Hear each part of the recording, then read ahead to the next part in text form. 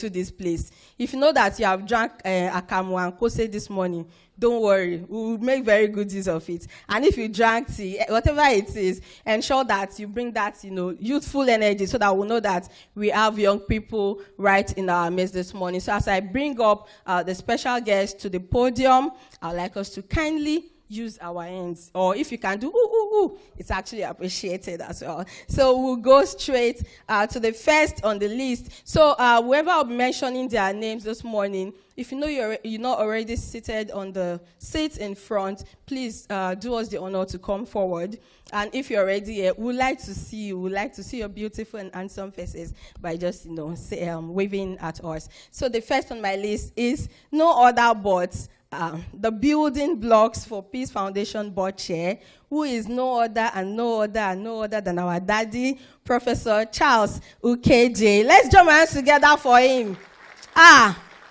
This clap is very low.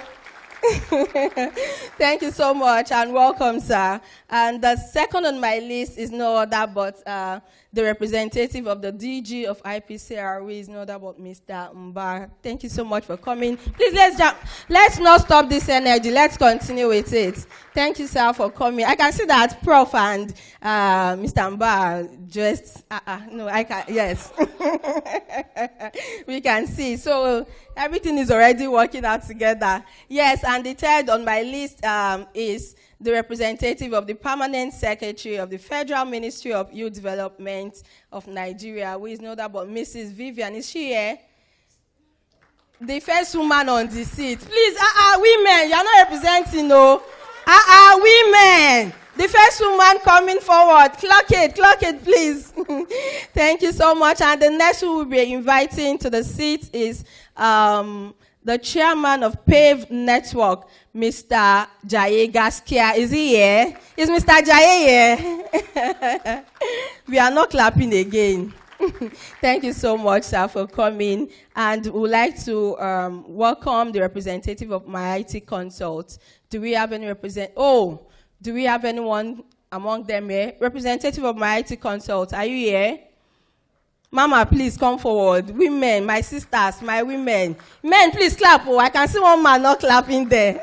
Please, let's clap as we welcome her. So, apart from the national conference which we'll be having today, we'll also be launching something very, very dear to be before peace. Don't worry. Don't let me give you that. When we get there, you hear from the horse's mouth.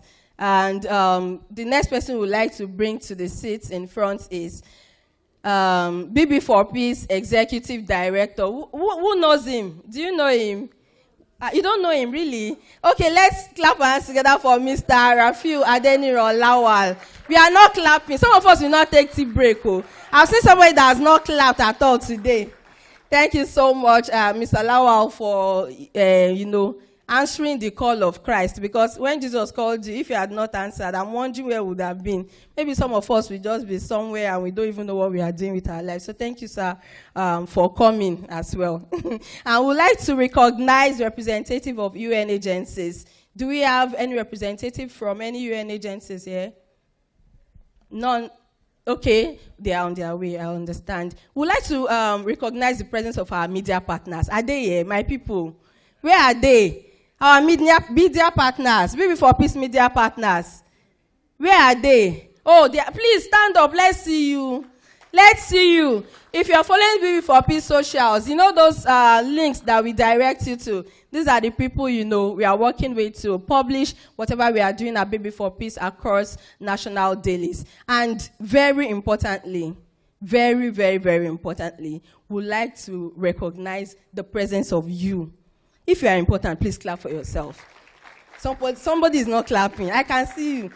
Before the end of today, we'll take pictures together so that we always remember you and you remember me as well. So thank you so much, everyone, for coming to this gathering. Actually, I'm not a very formal person, but I'll try as much as possible to be formal. This is not supposed to be a gathering where we come to fight ourselves, even though we are here for a very, very important... I think I can have... I can see some names here. Please, we have representative from UNFPA. Is it Miss or Mr. Amina and Karim Olushola? Please, if you're here, please, let's see you. Oh, thank you so much, Mr. Karim. Yeah, thank you so much for coming. And we can see Colonel Ademola Lawal, Director of Research and Development, Savannah Center for Diplomacy. Oh, thank you so much. Oh, my goodness. Thank God you brought the name. Oh, Daddy was just here waiting for me that I did not call him. And then we have, he's representing the Director General of the Center. Ambassador. Thank you so much, sir, for coming. Everybody, you're welcome. And we'll just be going straight to the business of the day. I will not be talking too much. We're actually here to look into what each and every one of us on seats. For those of us that have started the work already, to see what we can do to make Nigeria better. You know, Nigeria's National Action Plan was launched when? Let me know if we know why we are here. Who knows it? Because this is going to be an engaging room. It's not just going to be the people standing here that will speak. Is anybody using ChatGPT? Don't worry, we are in AI era. It's welcomed. Who wants to tell us? When was Nigeria's first National Action Plan launched? On which date? Okay, Mr. Karim wants to tell us because he's from the UN agency. He doesn't want to tell us. He knows already. Bukola wants to tell us.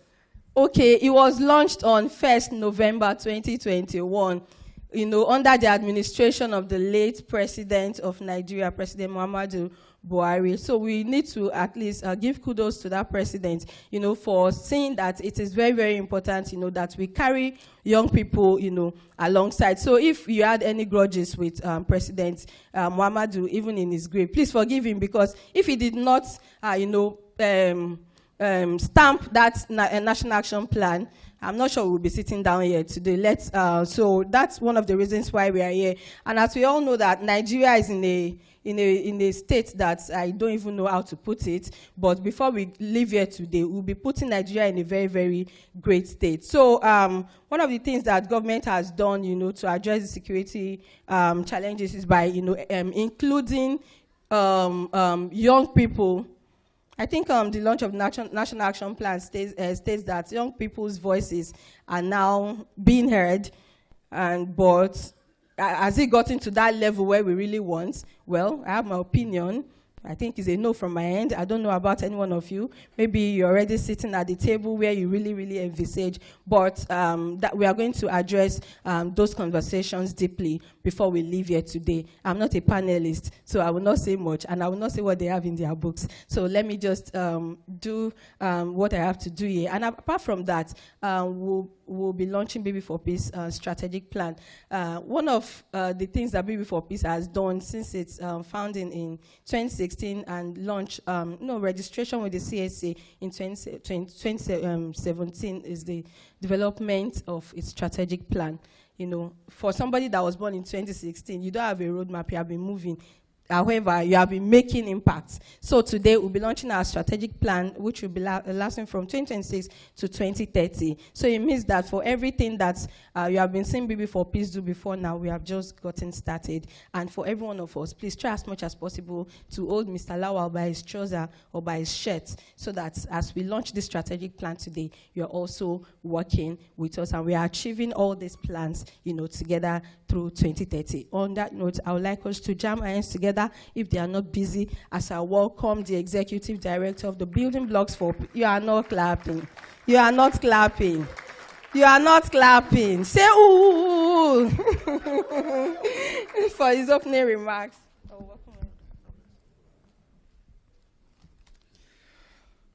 Good morning, everyone.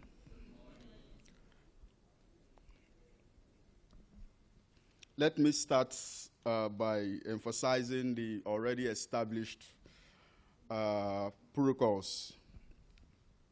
And the first on the list, and there's a reason for that, I want to appreciate the presence of the board chairman of the Building Blocks for Peace Foundation, who is seated right here with us, Professor Charles Ukeji. Please put your hands together for him. The board actually owns the organization, so if you don't clap. Thank you so much for coming, sir. We appreciate your presence. I want to appreciate the presence of the representative of the Director General of the Institute for Peace and Conflict Resolution, a very critical partner in the work that Building Blocks for Peace Foundation is doing in Nigeria, Mr. Umba. Thank you so much for coming, sir. I also want to appreciate the presence of the delegation from the Federal Ministry of Youth Development, another critical partner for the work that Building Blocks for Peace Foundation is doing. Mrs. Vivian, Mr. Augustine, I recognize you. I want to recognize the chairman of the PAVE network, Mr. Jaye Gaskia, who is also seated right here with us. You are welcome, sir. I welcome representatives of the various UN agencies that are here. Madam Ajua, thank you so much for coming. Mr. Karim, thank you so much for coming. Our media partners, thank you so much for coming. And most importantly, our youth delegates. I want to thank you specially from the depth of my heart. Many of them came from, different places without being supported. They supported themselves to be here, taking care of their transport, their accommodation. And you know the season that we are in Nigeria now.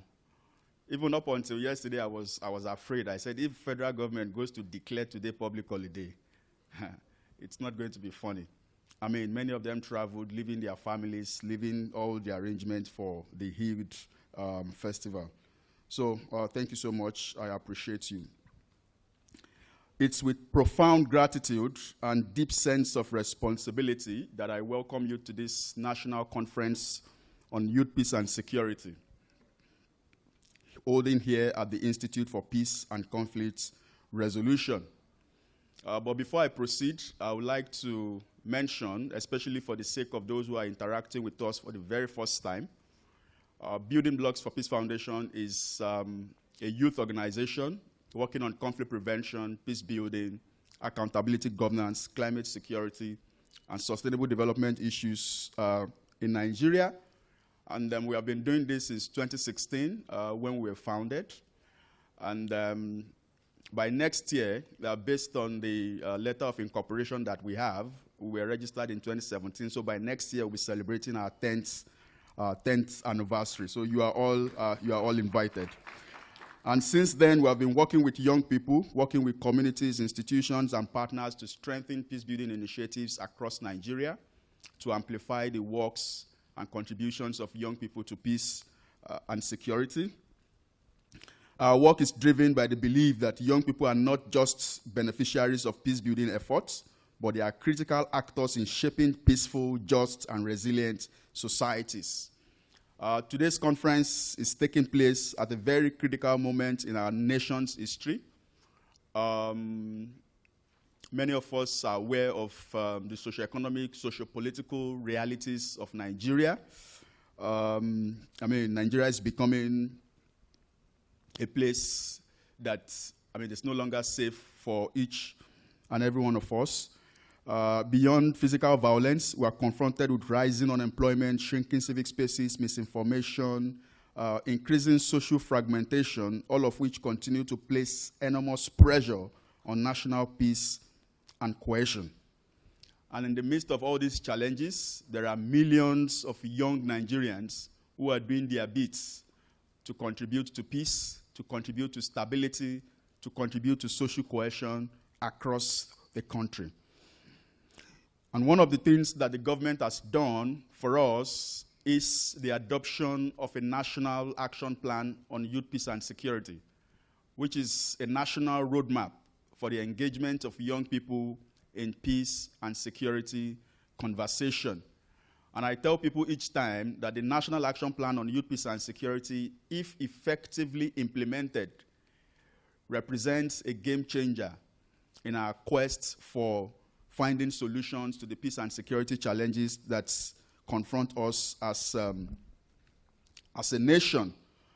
So the essence of this meeting today, beyond raising awareness on the existence of the National Action Plan on Youth, Peace, and Security, we are currently in the process of developing the second NAP. The first one expired in 2024. We're in the process of developing the second NAP, so that's why this meeting is very important. So beyond awareness raising, is for us to come together as people who are passionate about this country, as people who are passionate about peace, as people who are passionate about youth engagement, to identify our roles in the effective implementation of the National Action Plan on Youth, Peace and Security. The government cannot do it alone.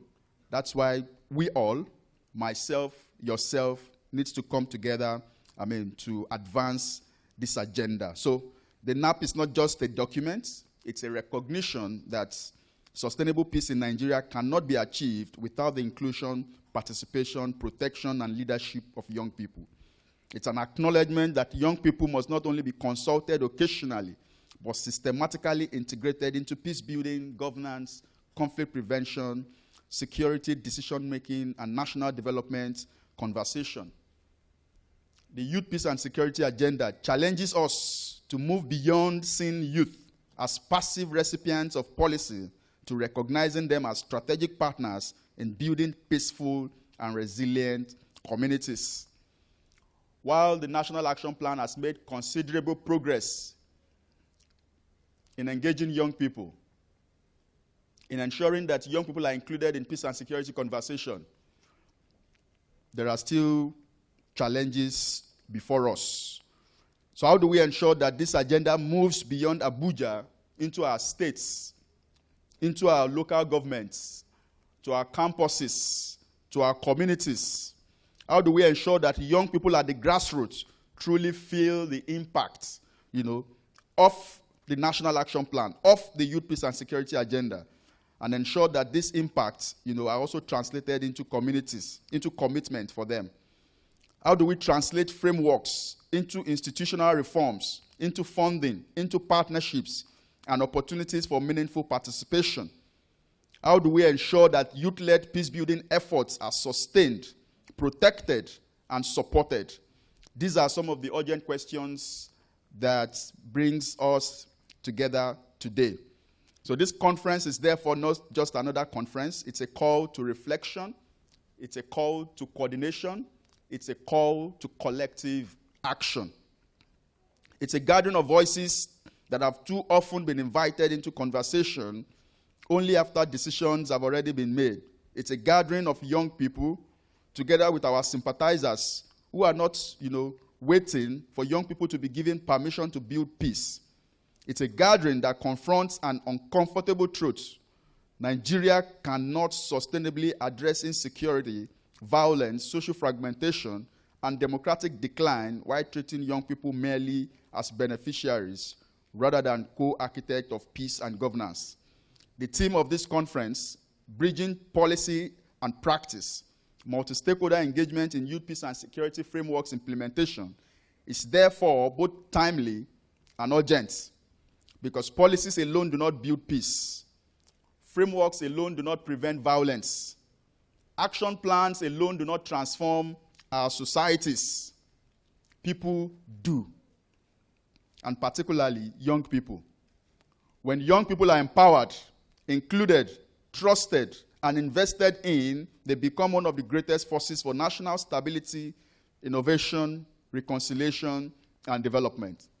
As we begin today's conversation, there are critical questions that we must collectively confront. What does meaningful youth inclusion look like in peace and security governance? How do we move from symbolic participation to shared leadership? What is the current state of implementation of the Youth, Peace and Security Agenda across states in Nigeria?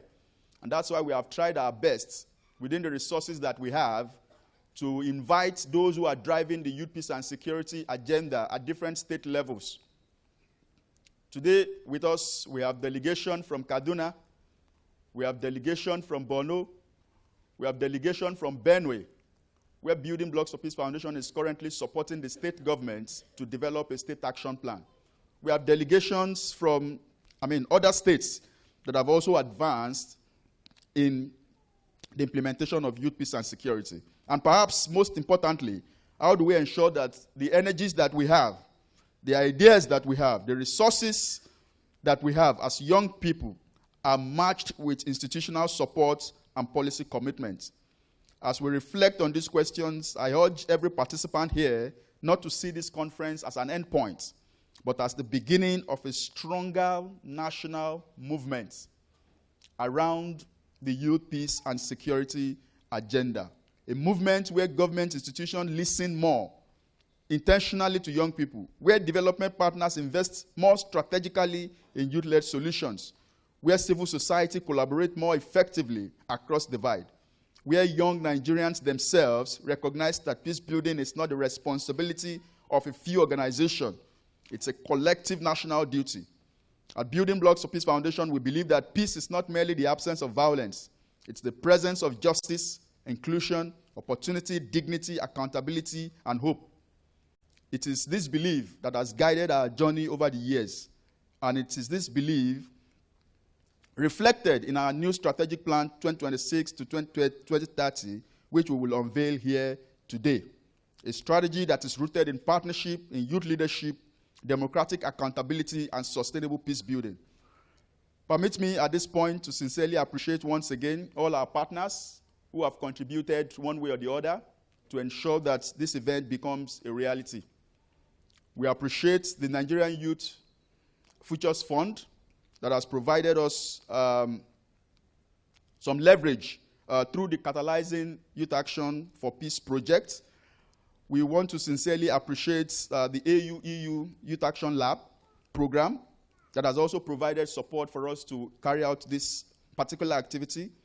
We also want to appreciate the Global Network for Women Peace Builders that is also supporting the work of Building Blocks of Peace Foundation across communities in Nigeria. We thank all our institutional partners, the Ministry of Youth Development, the Institute for Peace and Conflict Resolution, the National Orientation Agency, the OSPRI, and a whole lot more. Your presence here sends a powerful message that despite the challenges confronting our nation, we still believe in dialogue over division, collaboration over isolation, and hope over despair.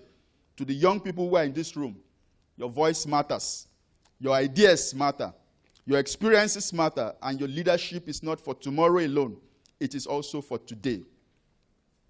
And like I've always said, each time I have the opportunity to speak to a gathering like this, enough of tagging young people, of securitizing young people as perpetrators of violence. We are not perpetrators of violence. That's not who we are. For some young people who have gone into violence, they've done so because of the circumstances around them. They cannot take responsibility for that. The responsibility should be taken by the government. As I conclude, may this conference inspire bold conversations. May it produce practical commitments. May it strengthen partnership. Move us from rhetoric to action. And I pray that we will all live here with a renewed hope of Nigeria being a better place. Thank you so much for listening.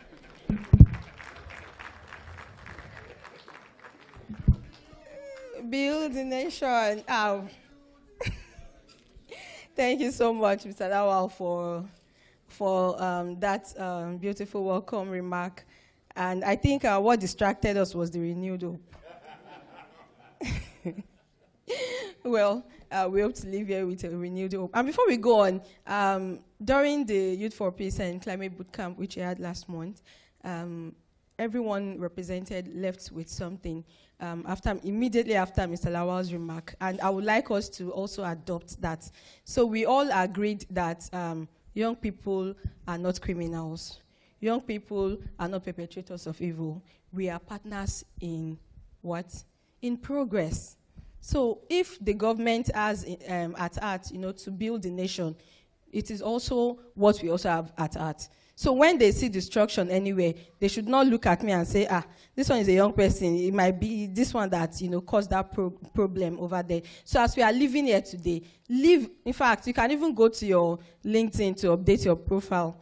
Just write partner in progress so that when any government agency or anybody comes across your profile, they will know that, this person is not a victim or a perpetrator of any evil, but a partner in progress to make the world a better place. So when I say partners in progress, I don't know what you will respond with, but just make sure that you know that I'm referring to you. Thank you so much for that beautiful welcome remark. And some people also walked in whom we would like to, acknowledge. We have...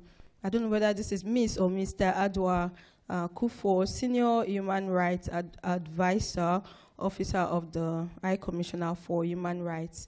Do we have the person here? Can you please wave so that we can see you? Oh, Mama. Oh, she's the one. Welcome, ma'am. And the National Health Fellows across all the government, local governments in Nigeria are young health leaders under the Federal Ministry of Health and Social Welfare. So we have some of the representatives here from Edo State. If you are from Edo State, just shout so that we can see you. Thank you so much for coming. From Cross River, do we have anyone from Cross River? Thank you for coming. We acknowledge your presence. Ondo, Delta, and wherever. Oh, thank you so much. Thank you very much for coming to Abuja. And we have the representative of the SSA to the President on Community Engagement from South, represented by Comrade Ernest Iyagi. I believe that since you are Comrade, you should shout and this place will shake. We cannot see you, Comrade. Please, let's see you. Thank you so much, everyone, for coming. We'll be moving straight to the next item on the agenda, which is goodwill messages. So we'll be inviting some people, very important as you and I, to this podium. And the first on our list is the representative of the Director General of IPCR, who is no other but Mr. Mba. Please, let's clap our hands as he comes to give goodwill message. Let's keep clapping until he gets here.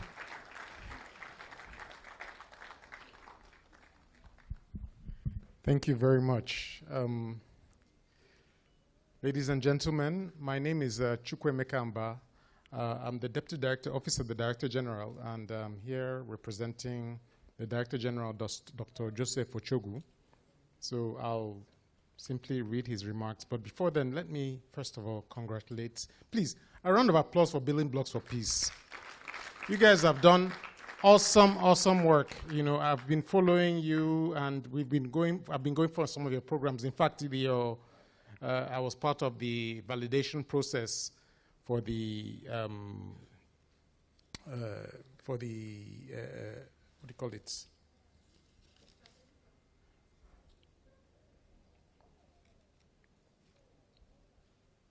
Yes, I was part of the validation process.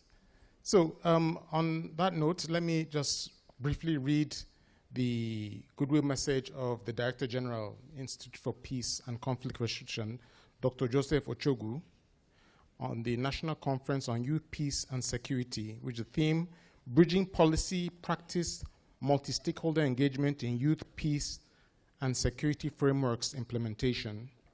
And I'm standing on the existing protocol, as we say in the Ministry of Foreign Affairs. Distinguished participants, partners, and friends, it is a distinct privilege to bring to you warm felicitations on behalf of the Director General of the Institute for Peace and Conflict Resolution. I'm honored to join the Building Blocks for Peace Foundation in welcoming you to this important national conference on youth, peace, and security.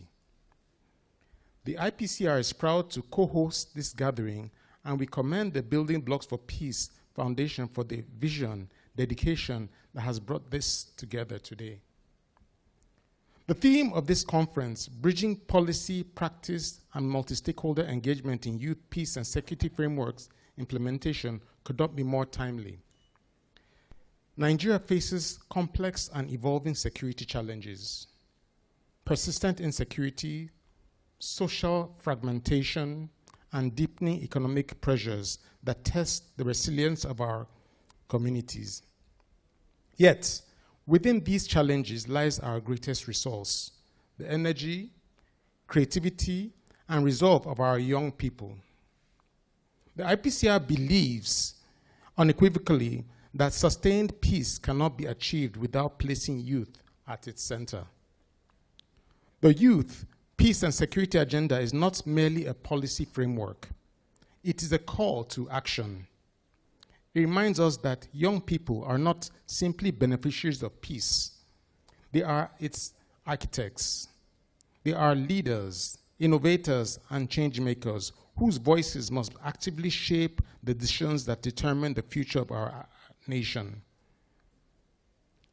As an institution mandated to drive Nigeria's peace-building agenda, IPCR is committed to ensuring that this vision moves from rhetoric to reality, that YPS frameworks are not just documents that gather dust on shelves, but living instruments that translate into programs, opportunities, and governance at the national, state, and community levels.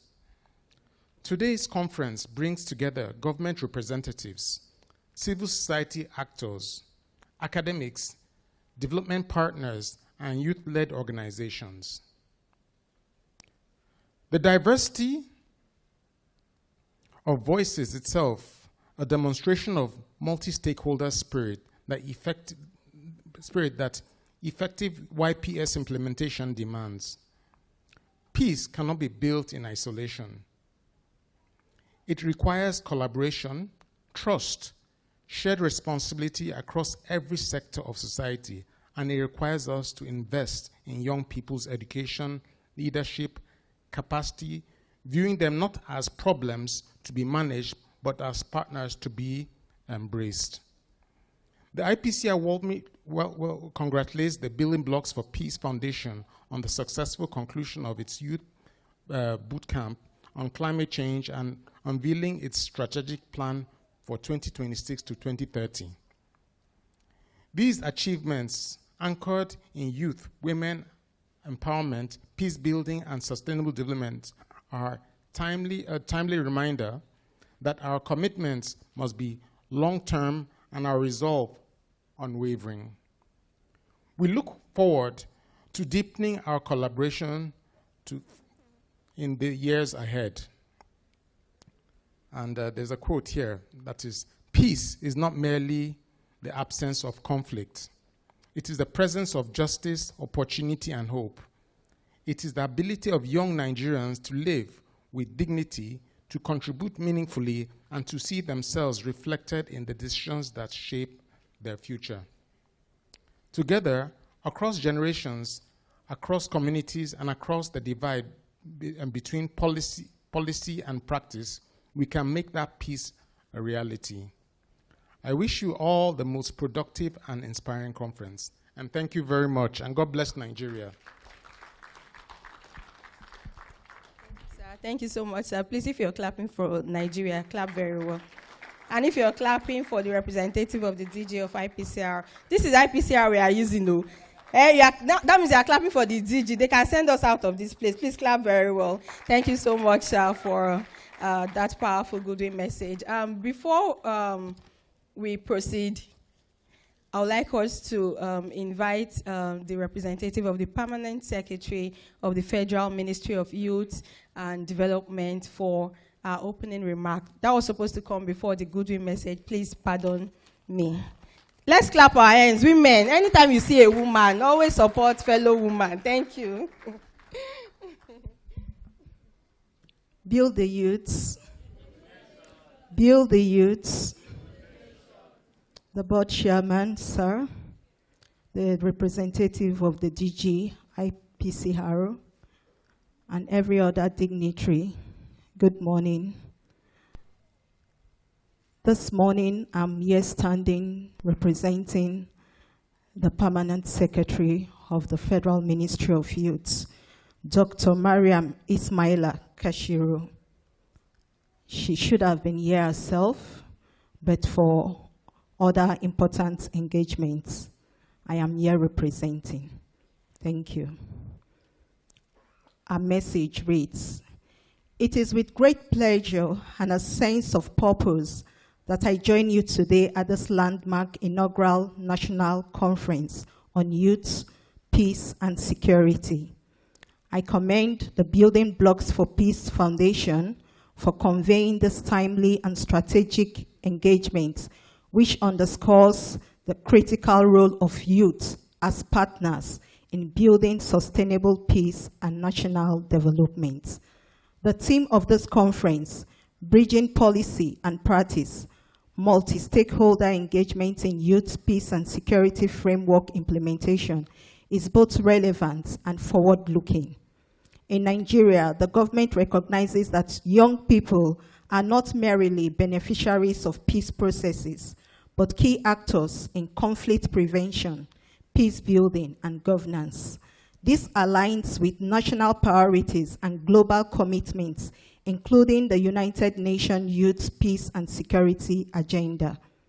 The ministry remains committed to promoting youth inclusion in governance and decision-making, strengthening institutional framework for youth engagement, supporting initiatives that enhance social cohesion, resilience, and national unity. Achieving meaningful progress in youth peace and security requires strong collaboration among government institutions, civil society organizations, development partners, and youth-led initiatives. Platforms such as this conference are essential for translating policy framework into actionable outcomes, sharing best practices and innovative approaches, and building sustainable partners for impact. Significant milestone strategic frameworks such as this provide direction, coherence, and measurable pathways for achieving long-term objectives. I encourage all stakeholders to actively engage and support the implementation of this plan. As we deliberate over the course of this conference, I urge all participants to focus on practical solutions, inclusive dialogue, and sustained commitment to advancing the youth peace and security agenda in Nigeria. The Federal Ministry remains open to continued collaboration with credible partners such as the BB for Peace in advancing shared national goals. I wish you all a productive deliberation and a successful conference. Thank you.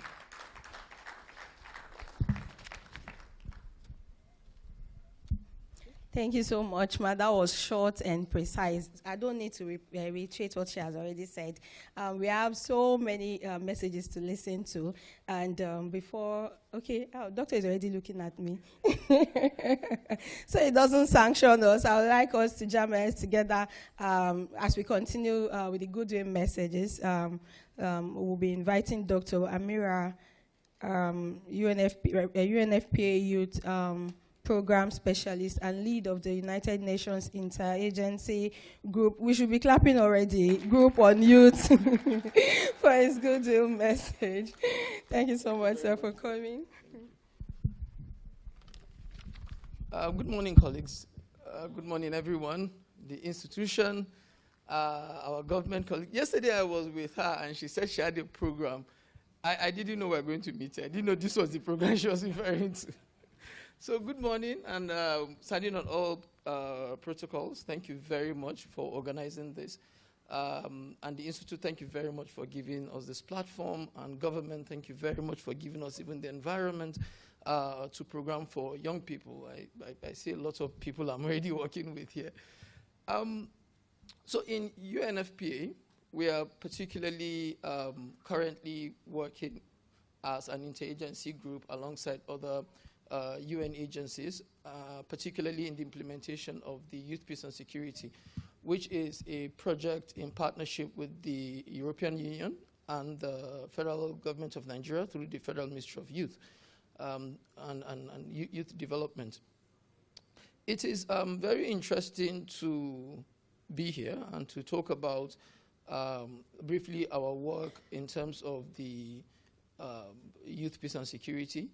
And let me start by saying I'm pretty new in youth peace and security. For those who have been working on this for a very long time, you probably will be seeing my face for the first time. I'm pretty new on this, and because of that, when I first was asked to manage this portfolio, and unfortunately you pick a new person and you give him the highest portfolio to manage, I said, let me learn about this. And I went online, which is usually the first thing you do. If you don't know anything about anything you want to start learning, go to Google first and go and see what is ongoing, so that you don't think that you're the miracle changer. People have been doing this work way before you were born. And when I went online, the first thing I saw was Building Block for Peace Foundation. That was the first set of work I saw done. And before I go anywhere, please round of applause, which means you've put your mark on the ground for this particular project. So, of course, I read a lot of your documents and sort of gave me, some direction. Now, this is my first time, like I said, working on this particular project. But personally, I've worked with youth peace and security in actual conflict zones where you get kidnapped. Real conflict zones. I cannot tell you my stories here, but I'm talking about, the issue of the youth peace and security where bullets are flying is different from the issues of youth peace and security when you're in Abuja. But the ultimate aim is to bring about this project to fruition in a way that the young person in Nigeria actually gets touched. Now, we held a lot of symposium, open doors with young people. And one of the first things I'll tell you is, during our conversation with a group of young people, the first thing that came out is young people saying they are tired of conversations. They are tired of these meetings we're always holding and inviting them, which is why, just to mark the importance of the theme, bridging between policy, it's like saying cho-cho-cho is enough. Do you understand? Where are we going to next? That's basically what the young people are telling us. Now, the youth peace and security, like I mentioned earlier, is very key. And if you look at the global framework, it has a couple of pillars, right? How do we adopt it in practical sense in what we are doing? How do we bring it home? I'm usually one of the first persons that will tell you that when you give me a global document, I will tell you, this is good, this looks beautiful. Now let's see that. How does this affect us? Do you understand? How does it interpret to our tables, to our own? And I'm a very practical, I try to be as practical as possible. I try. I'm not always, but I try. And I think this is where the theme for this particular conference holds water. Now, might I say one or two things? And I'm going to give us a simple experience. When I was still a student outside the country, I was still in the school. There, students that used to go on strike. Universities don't go on strike. When the students are angry, they decide that they are going on strike. And it's actually a surprise to me, having started school in Nigeria before going. And when I went there, students were on strike. And one time, of course, it does not affect international students. So lectures still happen. Students decide not to attend lectures. It was a culture shock. But when I was walking to lectures and the students were trying to convince international students to join the strike, I was one of those that they pulled to the side to convince not to go to class. And the impressive thing about this story was I was actually pulled by an 18-year-old who described why they were on strike. It was about a policy that the government passed in Sydney. And the policy was going to affect education in 4 years. And he spoke for about 30 minutes without breaking, explaining the policy, how it will affect students, how a certain percentage of students in 4 years will not be able to afford school or education. Now, the thing about this story I'm giving is an 18-year-old understood the policy so deeply, understood the impact of that policy, and is trying to convince me of the importance of why they have to go on strike, to twist the arm of government to review the policy. In our own case, you can hardly find an 18-year-old that even understands or knows what's going on in the National Assembly, let alone contribute to it. And whenever we come and we talk about youth peace and security, and you all here will agree with me that youth peace and security holds, it's a bit deeper than the words that come out of our mouths. It's talking about decent work. It's talking about civic participation. There are lots of things that make up youth peace and security. And when we're having those conversations and the young person cannot see the pathway, government has numerous opportunities that the young person has no idea they exist. No idea. And these are areas where I'm happy that it's beginning to come to the limelight as a target conversation that we should still have. Please mark this. I use the word target conversation, the same conversation young people say they are tired of having. Are we clear? It means that any single time we sit down, we must co-create with the young people. And co-creation has become another buzzword, right? Let us fully understand what it means. Because if the young person does not even understand the civic process, how will he participate? I was having a conversation in the Parliament, National Assembly, and there is this organization called, I think, Future Is Now, that works with the Parliament, and they took a study on civic participation among university students. And I'm telling you, part of the results of that study is that young people are not interested in civic participation. They made it very clear, they are not interested. So why will a young person not even be interested about civic participation? I mean, these are the real life questions we need to ask, because whatever you bring on the table, he's not even going to know it, or she's not going to read about it. He doesn't care. So I think these are particular areas that we need to bridge. The mechanism of reaching the young person. Let me be clear. When you're distributing anything in this world, anything, be it money, services, anything, the last mile distribution is always the hardest. The last mile distribution, the one that actually reaches that young person on the street, is actually the hardest. And I think that is where this comes in very handy. First of all, this is an organization that partners with young people, works with young people, lives with young people. And I'm glad to hear that young people are coming from all over the country, which means, I mean, I will not buy my own bus ticket if I didn't see the advantage of coming from Benue or Maiduguri. But it's actually a testimony of the work that you've been doing. And I think it's some of the things that we have to continue to applaud and then seek partnerships. So really, let me not bore you too much. I think it is a huge kudos to the organization. It's a real kudos to the platform. And I do hope, one advice before I conclude, please let us try, in a sense of practical conversations, let us not try to solve all the problems at once. Please, let us look at specific indicators that can cascade into other things. Because the idea of trying to solve everything, when you ask everybody for his problem in this room, everybody has every single problem that holds on to every pillar, holds on to every, and it's important to them. Let's not try to do that. It's not practical. It's not going to work. Let's look for specific indicators that in themselves can cascade into supporting other indicators that we have on ground. And it is with this, I really appreciate you all, and I hope that personally as UNFPA, we have this conversation beyond this room.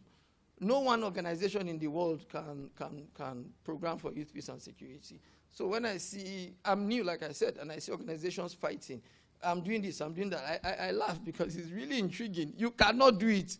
So calm down, you can't do it. Let's partner, let's talk beyond the room, and I really appreciate this. So thank you very much.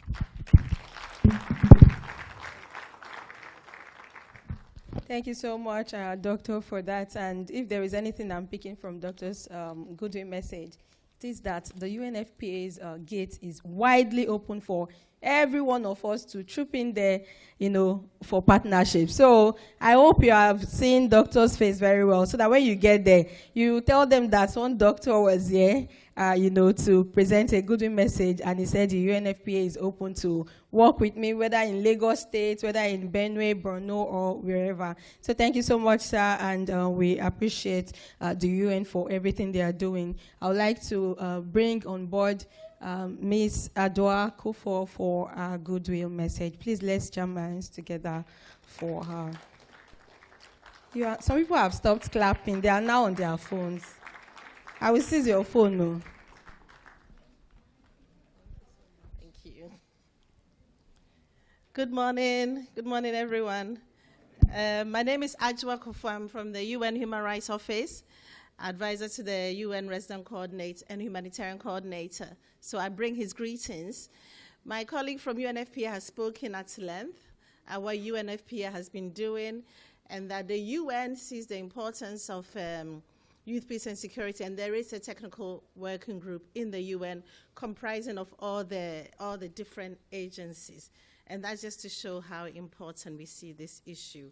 Let me start, of course, by thanking Building Blocks for convening this meeting. I also want to thank IPCR for hosting it. And thank you all for all the youth who've come from across the nation to be here with us today, especially as we heard at the beginning, this is only the day before the big Eid. So this is truly a sign of your dedication, so thank you. And I'll land by also saying thank you from the UN for always bringing us along into such discussions. So I'll just say a few words. Of course, it's really lovely and encouraging to see so many young people today. As young people, you know already, that's why you're here, the heartbeat of this country. And this gathering under the theme, Bridging Policy and Practice, is super, of course, important.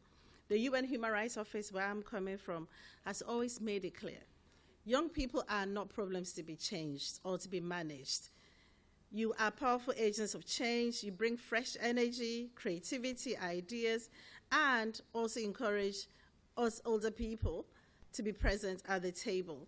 I was described as the mama, so I assume I'm, compared to everybody in the room now, I'm officially old. But I'm happy to see you, and also talk about justice and human rights. And here we know many of you are organizing these things in your communities, speaking up online and pushing up for better policies. So we know how important your voices matter. The UN Human Rights Office and the broader UN has repeatedly said peace cannot work if young people are not properly included or protected. We've always asked for you to be part of at the table, representing yourself and leading without harassment or intimidation. I heard the previous speaker from UNFPA talk about civic space. Here we see civic space as key because young people thrive when societies become more stronger and peaceful. In Nigeria, among the technical working group I mentioned at the beginning, we are working with youth through various initiatives. This includes, of course, back in the implementation of the Nigeria Action Plan on Youth, Peace and Security. In fact, last month we had the Secretary General Representative on Youth with us here in Nigeria. And he spent 4 days here meeting with people such as yourselves, and also meeting with foundations and looking at the work we are doing here. One of them was this Goals for Goals, meaning the SDGs. So we're using football to encourage peace, to really move young people away from violent extremism, but not only as actors, but also as supporters of peace in that context. And the Secretary General Representative for Youth on the Youth Envoy remains particularly interested in Nigeria, looking at the large population of youth here.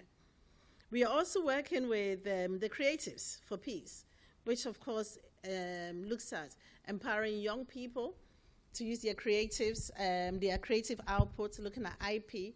How do you use your intellectual property as young people to support you in your work? We know many young creatives are not able to able to even provide for transport. So we are working on this, working with artists, musicians, to use their talents for peace building and for social change, but also to be able to earn income from that. And these actions are really turning ideas into action on the ground. We will continue to encourage you to push for your seats at the decision-making table, demand real investment in education, jobs and skills, challenge negative stereotypes about young people, build strong partnerships, and most importantly, support and protect each other as you talk about peace. We know peace in many contexts is not easy to work on. This is, I've already said, this is your moment. Nigeria has one of the youngest, in fact, the continent has the youngest population globally.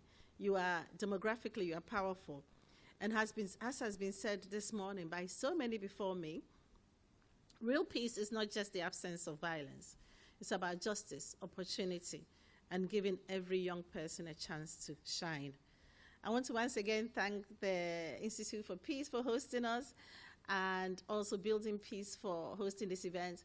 And thank you for inviting UN to be part of this very, very important conversation. I wish you all the best. Thank you. Thank you so much, ma'am, for, oh, sorry. That was actually powerful. And if there is anything or if there was anything I picked from what she said, young people are not the problem. We are not problems to be solved. I mentioned this when we started. Instead, we are partners in what? Thank you so much for bearing that in mind. Ensure you don't forget it. So we are supposed to continue with our goodwill messages, but I think for this moment, we'll be pausing it so that we'll bring someone to... He calls his name Gentle Mike, but I would like you to judge whether it's indeed Gentle Mike or not. So let's jam hands together for Gentle Mike for his poem rendition. Please bear in mind that we'll be bringing on board some people to continue the goodwill message after now. Please let's jam hands together for him. Thank you very much, Ma. Good morning, everyone. PIP, Partners in Progress. Okay, we all just learned that now. I really want to appreciate the Building Blocks for Peace Foundation for another opportunity to be part of such a wonderful conversation, and to IPCR for hosting this wonderful event. My name is Michael Onoja, aka Gentle Mike. I'm a spoken word poet, and today I'm going to be doing a piece titled, Your Difference is Not My Battlefield. I've seen people fight over the same God who told them to love, turn devotions into divisions, and make culture a reason to torture.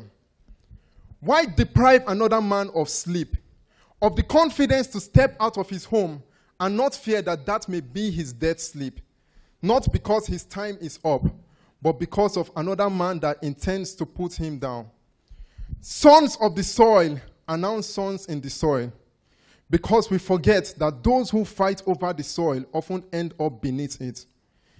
Peace is not being weak, it's being wise. It's standing for the truth rather than taking sides. It's refusing to pull the trigger when you hold the pistol. It's knowing that you can kill and make alive by your words and epistles. With over 500 indigenous languages, you make no mistake to call us the giants of Africa. But without cooperation, these giants can be another sinking Titanic. Your language may be different, but laughter has no accent. Your culture may put on jalabiya or agbada, but peace can fit any design or body size. Your beliefs may be far from mine, but we can settle the beefs rather than turn ourselves to suya. The pen is mightier than the sword, and we have read enough chapters written in blood. This generation doesn't need another body in the ground in order to prove a point. They say one man's food is another man's poison. But we should rather share the same table than put ourselves in coffins. Your opinions are valid, but that of another shouldn't be a threat. Because even identical twins don't have identical interests. Faith should be a compass and not a cutlass. Tribes shouldn't determine who wins and who comes last. Your belief is not my disturbance, and your difference is not my battlefield. Peace is not pretending that we are the same. It's understanding that being different is not being insane. Thank you.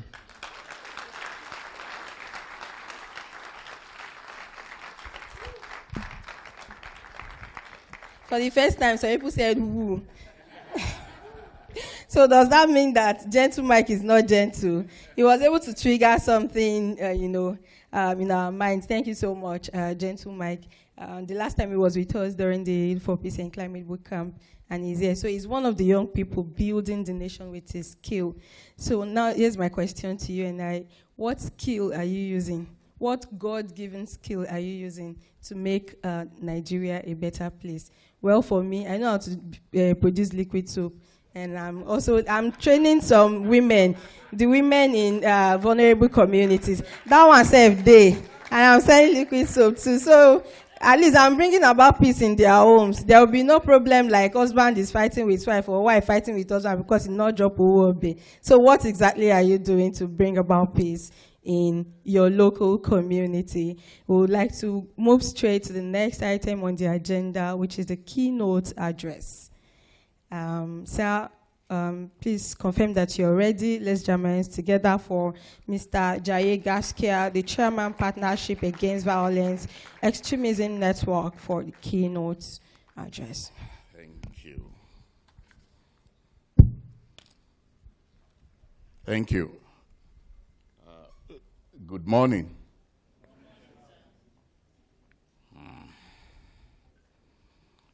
It's at times like this that I remember that I'm actually very old.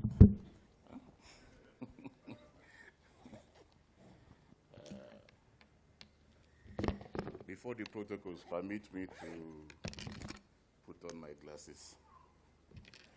And then let me adopt the established protocols. Those who are familiar with me know that I don't like standing on protocols. There are a number of things that I would try to lead us through today. I think we can just consider what I want to say now and attempt to remind, refocus, and then charge us with respect to where we do go from here.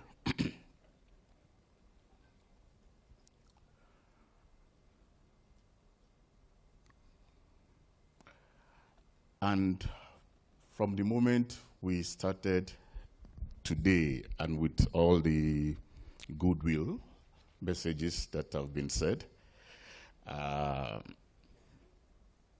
some recurring themes are coming up.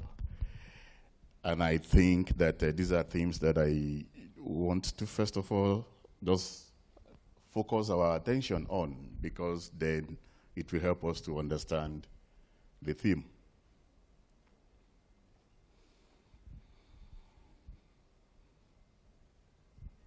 What is a national policy? What exactly is a national policy? What is a national action plan? What is a global framework? So a global framework essentially is supposed to be a framework for the globe, Abi? I mean, it sounds very simplistic, Abi? But it is supposed to be like a guidance for all the nations of the world. One would expect that the very process of developing the global framework has included the participation, Abi, of the components of the global entity. Does that make sense? That if you say you have a household policy, that it is actually not the policy of the father. Abi? Does that not make sense? That a household policy is actually the policy of the house. May be led in its development by the father. But just look at the experiences from the home to try to understand what I'm saying. But because often household policies come as instructions, Abi? And so sometimes you have rebellion, Abi? Sometimes you have the inability to actually accept the policy. Because I asked that question because I'm also asking this question. Why is it that an entire process, you go through an entire process to develop a global convention, and then you say that it requires 100 countries to assent to it for it to become functional. And then it takes another 20 years to get the 100 assent. And the question is, to what extent, therefore, was it a global convention and a global framework?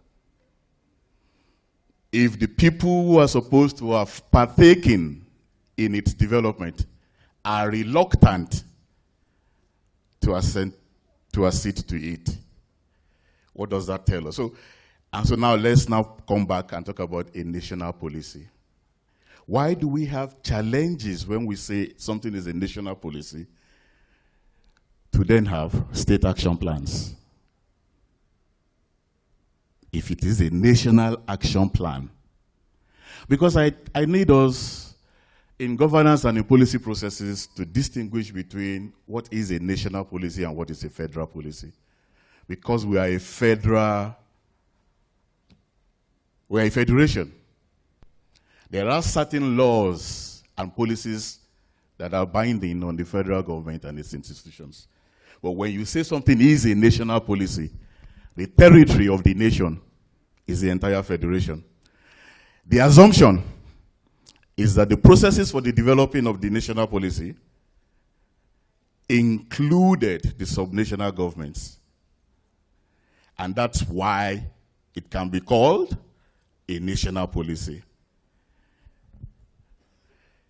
Because this is important so that we can also begin to know who to hold to account and who to hold accountable when we then have policy failures. Is it the federal government? And when we don't have the uptake, is it the subnational governments that we need to hold accountable?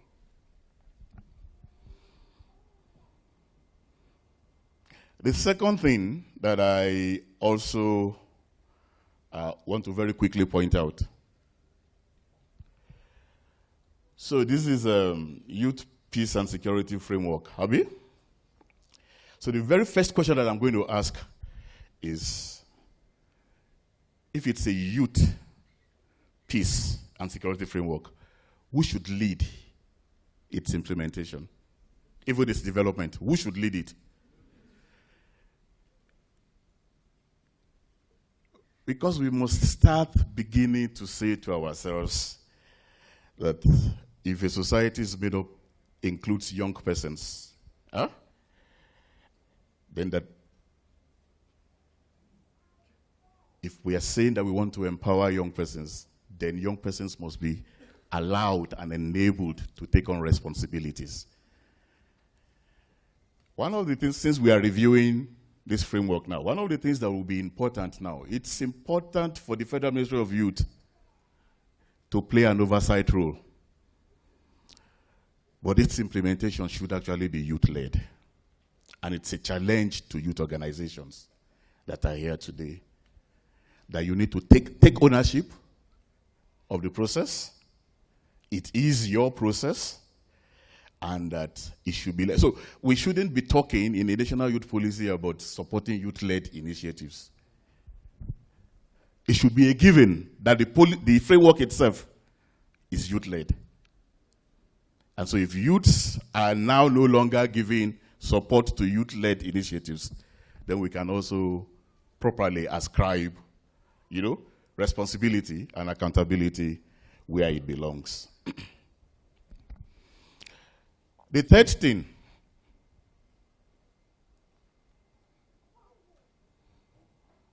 say build the youth. What's our response? What do we say when we say? You say build the youth?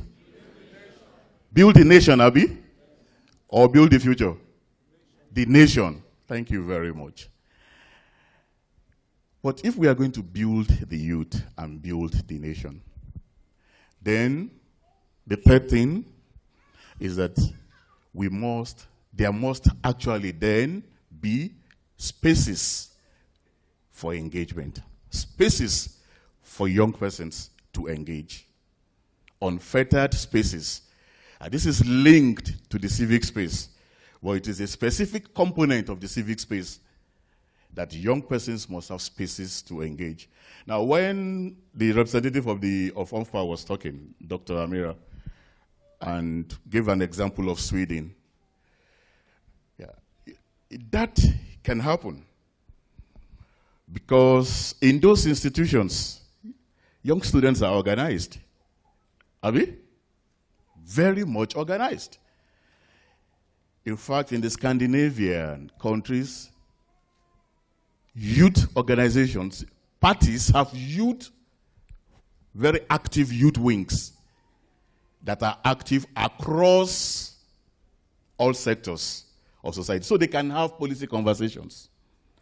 Now, the importance of having spaces for engagement is that young persons are not going to understand policies if there are no spaces for them to engage. So it's important that part of the things that we begin to look at is how do we enable spaces for engagement.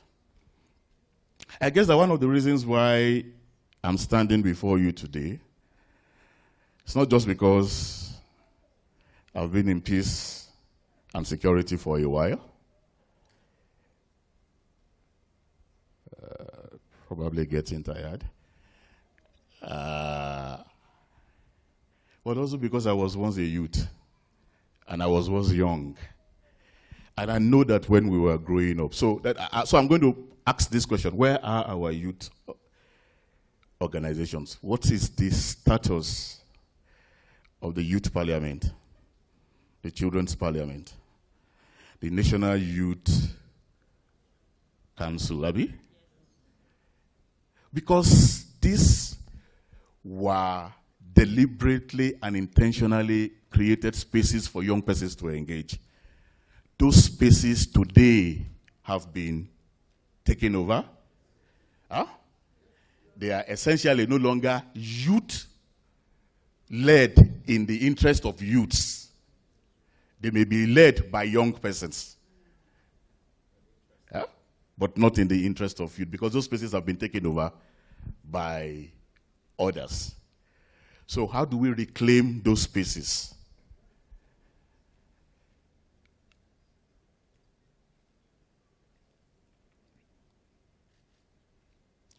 If we are developing or reviewing a youth policy, youth peace and security policy, what should be the role of the Children's Parliament, of the Youth Parliament, and the federations of youth organizations in having conversations around that? So that these are led by youth peace organizations who are mobilizing other youth organizations and then engaging with other young persons in those different spaces. So for me, the significance of spaces, of creating and enabling spaces for engagement.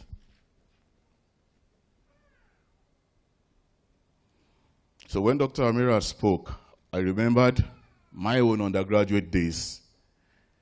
I do not think that there were any policies, national policies, even Pan-African policies, that were not debated on campus, on the campuses, amongst young persons. To the extent to which it affected us, students who would talk. But those spaces have now been constricted.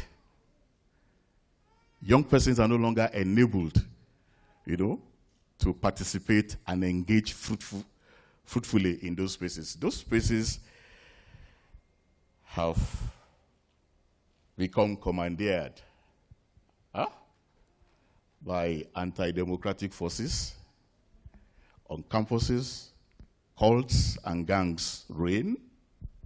You can't have any serious conversation when the means for debate is the shooting of guns, or to chase someone with that. If we disagree, we settle it with cutlasses and machetes. You can't have any useful conversation or debate. So how do we retake, those spaces? And then the fourth thing,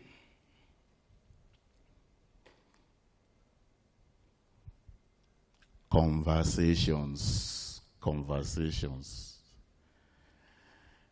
We should never be tired of having conversations.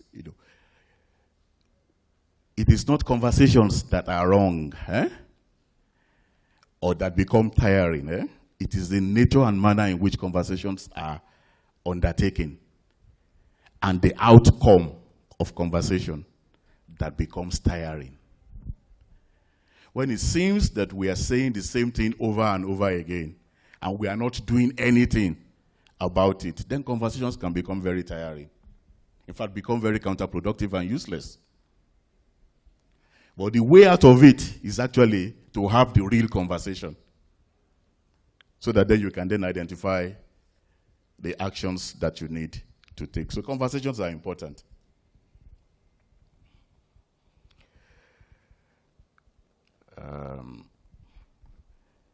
Let me quickly sneak in my conclusion before I talk about the body of my... So I'm not sure whether what I've been talking about now, whether they are the keys or the notes in the keynote, but I've spoken about a part. But before I do that, let me also say very quickly that I think that it's important for us to have this at the back of our mind constantly, the way Antonia would say about some other things. Constantly have this at the back of our mind that peace is both a process and an outcome. Peace is both a process and an outcome. So it's a process of ensuring that there is justice, Abi, there is equity, there is fairness, that there are opportunities, Abi, that development is even, and then it is also an outcome of those processes actually happening. So essentially, peace is an outcome of governance. Do you understand what I'm saying? Essentially, you cannot divorce peace from governance, or the absence of it, or the lack of it, or the inadequacy of it.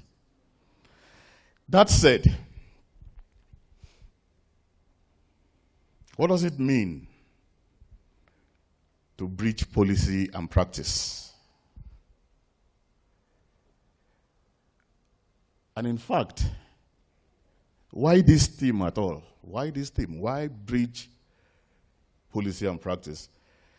The first thing in that for me is that when you start talking about the necessity, when you have identified the necessity to breach policy and practice, what does that tell you? It tells you that there are gaps, Abi? It tells you that there are gaps, and that therefore, it is in overcoming those gaps, that's when you then breach policy and practice. Now, if we go back to the small conversation that we had at the beginning about policies and policy processes. So if a policy process was truly all-encompassing, all-involving, and all-embracing, you would expect that the foundations for a synergy between policy and practice ought to have been laid, Abi, in the process of developing that policy itself. So if the policy process is multi-stakeholder, is all-embracing, it is inclusive, then you would expect that the foundation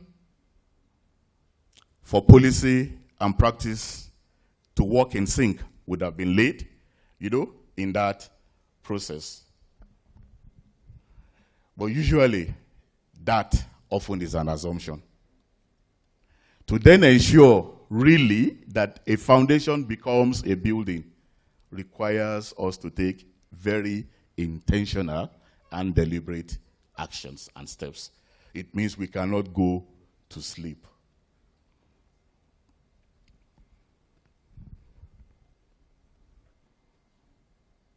So it means that we must be very deliberate, first, about identifying what the gaps are between policy and practice. So what are the gaps between policy and practice? I mean, the biggest gap that I have noticed is, did I say, okay, I will not say the absent, I will say the constraining of youth leadership of the implementation of that policy. Youth ownership and youth leadership of the implementation of that policy. So as a nation, what measures can we then put in place to ensure that youth organizations and young persons and their representatives are enabled to actually lead that process? All the other institutions of society will provide that oversight, the way we provide for other things. But how do we ensure that that happens?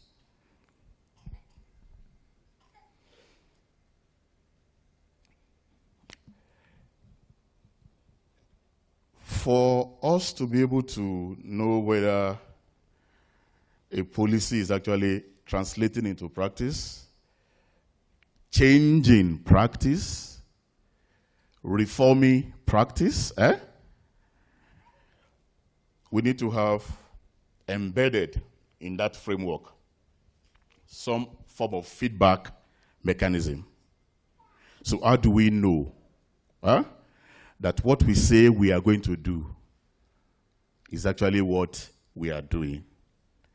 How do we know that our expected outcomes are actually the outcomes that we are seeing? And if there are unintended outcomes, how do we deal with that? So feedback mechanisms.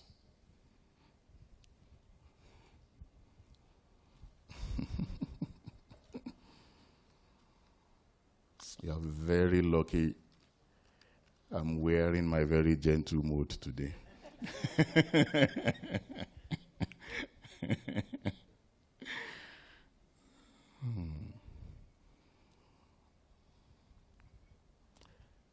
Then, yeah, I know you. I know. So 5 more minutes. Actually, I did not even know I was going to speak for 15 minutes, that I would exhaust the 15 minutes when I started. I wanted to be very brief. But I'm not able to be brief. So I'm going to add another 5 to the 5 that you give me.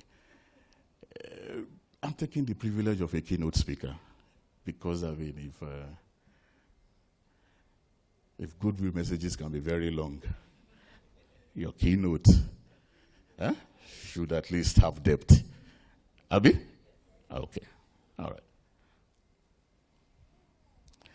So I've talked about feedback mechanism. We need to very clearly, so as you are designing and reviewing this, is asking ourselves, what are the feedback mechanisms between policy, the target, and then the intended outcomes?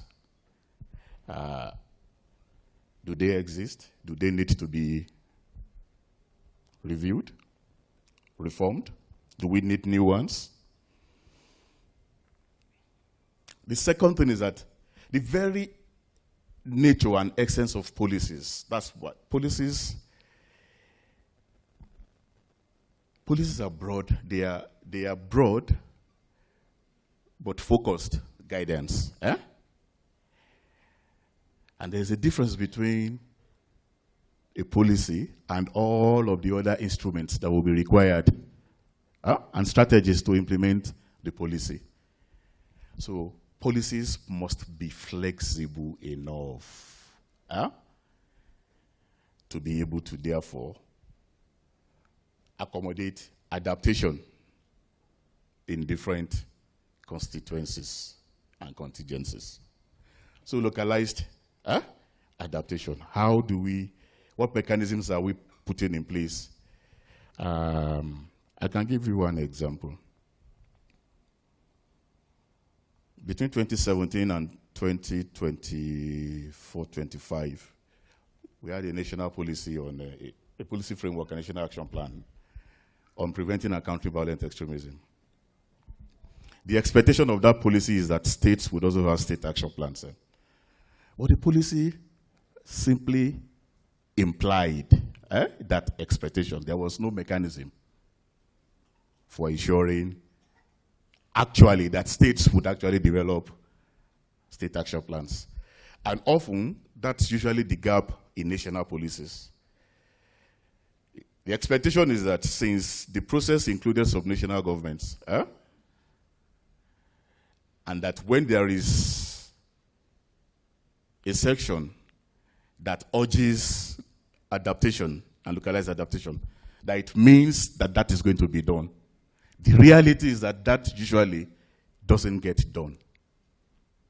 So do we need to actually also develop specific mechanisms to ensure and guide the localization and adaptation processes? The other thing about policies is that policies are, don't worry. You know, the other thing that I can do is that I can actually not look in that direction again. But I will look, don't worry. So, the other thing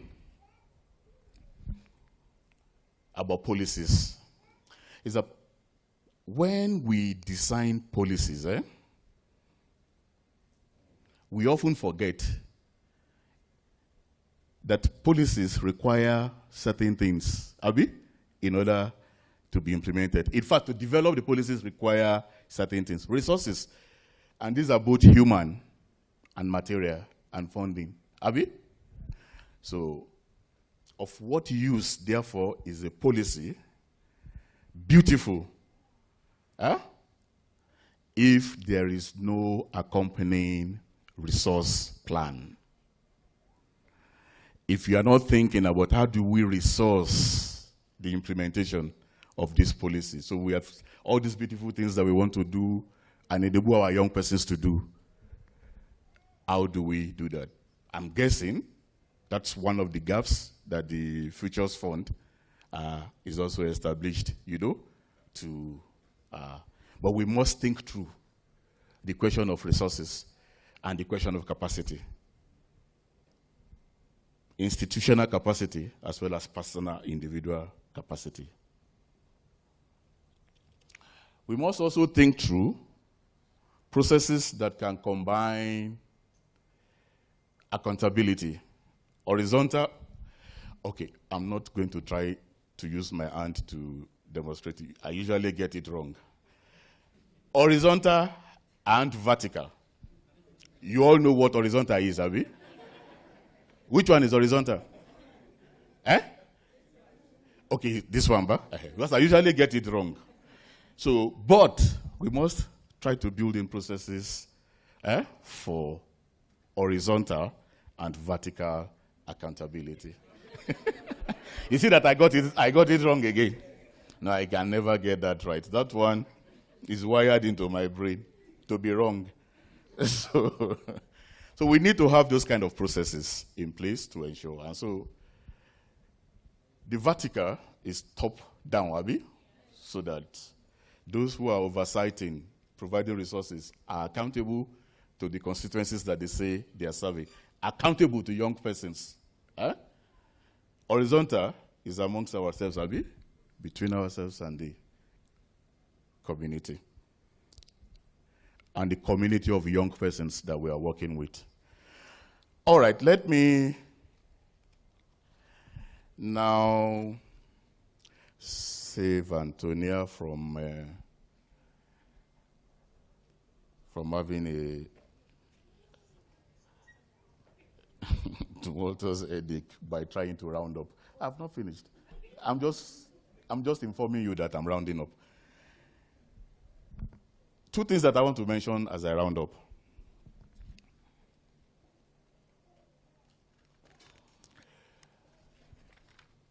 Usually, and our government in Nigeria has become very adept at using this. I mean, it's a global thing, but it's also something that our government uses a lot. So the most strategic approach that government uses is, government says it's a whole of government, Abi, and whole of society approach. Whole of government, whole of society approach. Let's quickly unpack that, and then I will go and sit down because I'm actually also sweating. So what is whole of government? What does whole of government mean? You have how many arms of government and how many levels of administration in Nigeria? 3, ba? So what are the arms of government or branches of government? Executive, legislature, and judiciary. Actually, if this was a quiz and we were going to get marks for the order in which we have listed them, we would all have failed. Huh? It is the legislature, the executive, and the judiciary. Huh? If you look at your constitution, the legislature comes before the executive. But usually where we also get it wrong is in our engagement with the judiciary. Most of the time when we say we are engaging with the judiciary, we are engaging with the Ministry of Justice.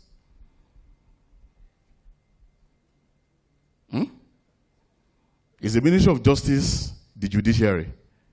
It is an executive arm. The judiciary are the judicial institutions. The National Judicial Council, the Judicial Institute, and the rest of that. And then, of course, engagement with the federal, the state, and local governments. And this is where we all tell a lie in this country. All of us, we live a lie when we talk about that. Because in reality, where are the local governments?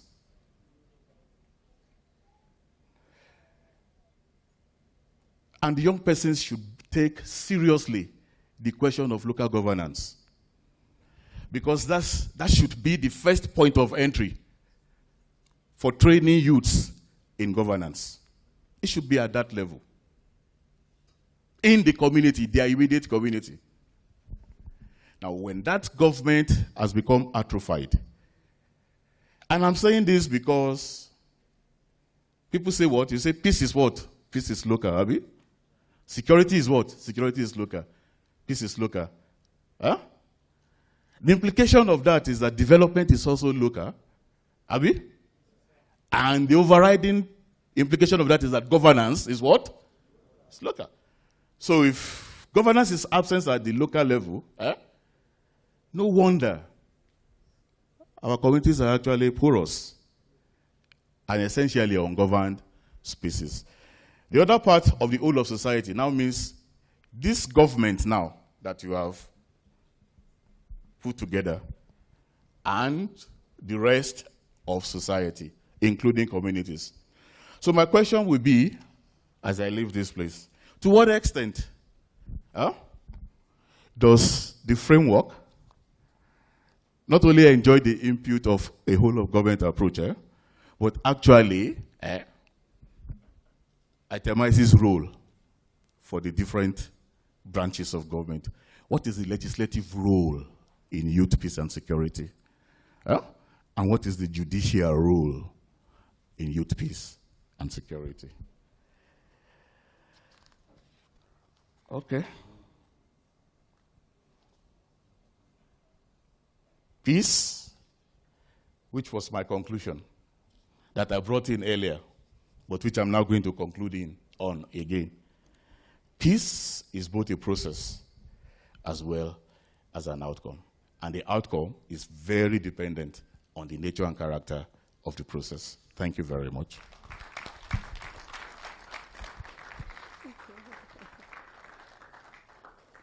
Thank you very much, sir. I hope we have been following, because I already have some people that will be bringing out to ask some questions before we leave here, and I hope you don't say no. So we'll be moving to the next item on the agenda, which is the overview and presentation of BB4Peace strategic plan. Who is no other but the representative of my IT Consult, Ms. Vanessa. Please, let's jam our hands together as Ms. Vanessa comes to the podium. And after Ms. Vanessa, we'll be bringing on board Prof. Charles. I hope Prof is still with us. Yeah, so please, let's keep clapping till she gets here.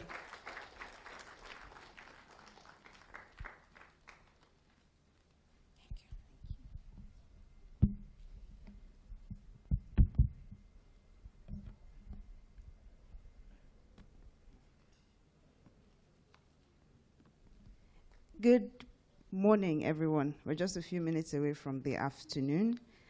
Permit me to stand on the already existing protocols that we have today. My name is Vanessa. I'm representing my IT Consult Limited, which has been working with the Building Blocks for Peace Foundation to develop the strategic plan that I'll be talking about this morning. So I actually have a very Herculean task before me. If you have seen the strategic plan, it's a very bulky document. So I'm going to be spending the next couple of minutes trying to share with you the key parts and the most important parts that you need to know about this strategic plan and how we can bridge policy to practice. Sorry, just to check very quickly if the team has the slides ready to go.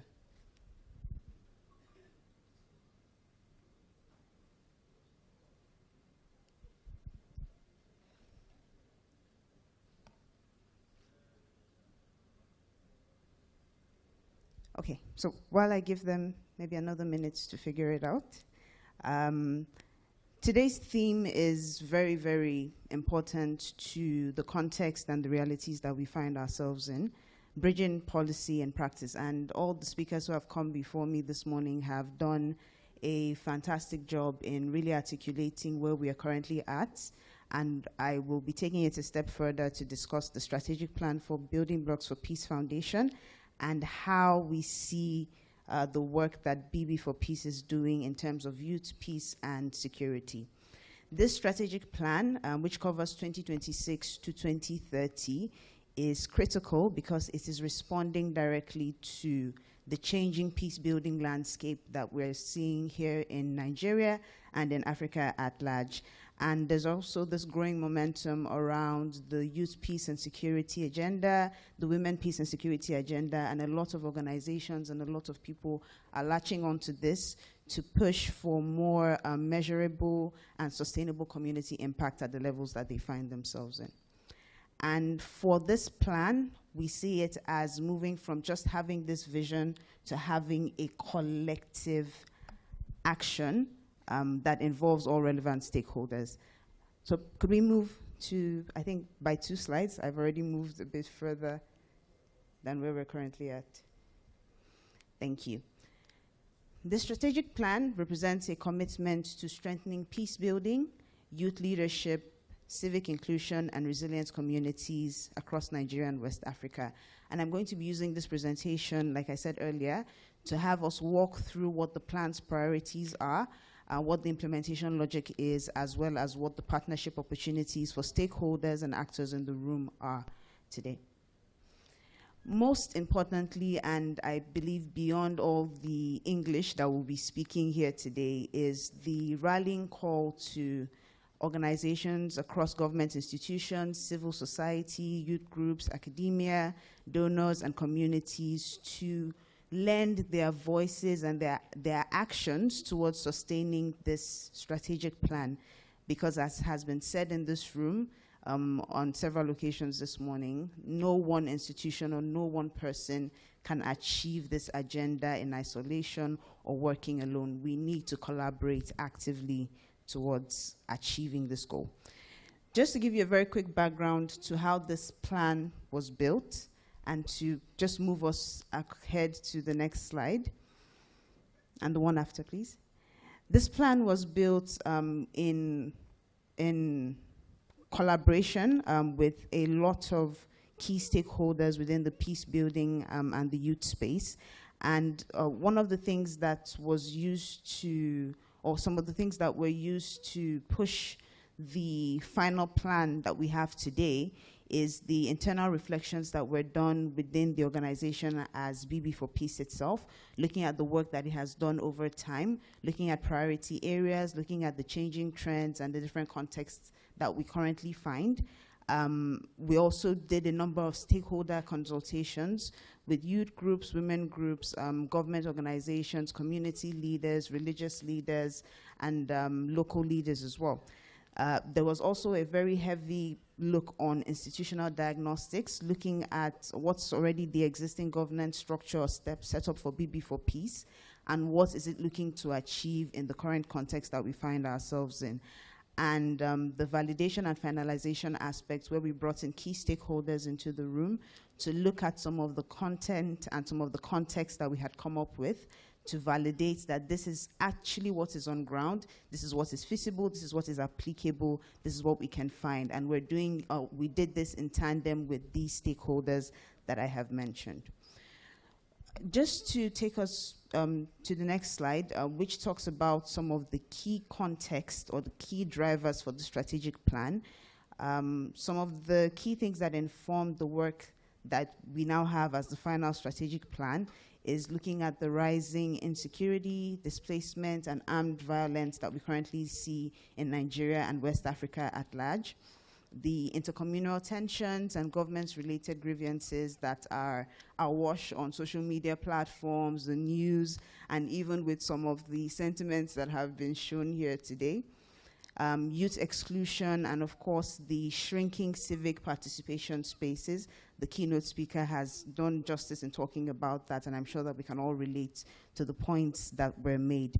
Also, on climate and environmental stress that is affecting livelihoods and social cohesion across board, as well as the increased demand for locally led and evidence-driven peace building. So the strategic plan is built on these existing contexts and these drivers of what we're seeing in the space. We see the strategic plan as a very distinctive and strategic document as well, because it shows that Building Blocks for Peace Foundation is strategically positioned within the ecosystem to combine what we believe is its youth-led capacity, its women-centered messaging, its community-rooted approach, as well as its engagement with policy across national, state, and even regional levels to be able to achieve its goal by 2030. When we look at the strategic value chain of what we've been able to put together in this strategic document, we'd see that BB for Peace intends to continue engaging at community level through peace education, dialogue, and even trainings at different levels. We're talking about primary schools, secondary schools, and any spaces where there is learning to be had. We also see, or we also intend to see BB for Peace continue to engage at also the local and state level, which is critical at this point, convening locally or policy localization. At the national level, advocating for several action plans as well, and at the regional level, supporting or facilitating peer learning, as well as bringing other actors within West Africa to the table. I'm just going to summarize the next. All right, could we move on to the next one? I'm just rushing ahead. I know I have just 15 minutes. Next, please. When we talk about the future that BB for Peace is intending to build, particularly through the strategic plan, next slide, please.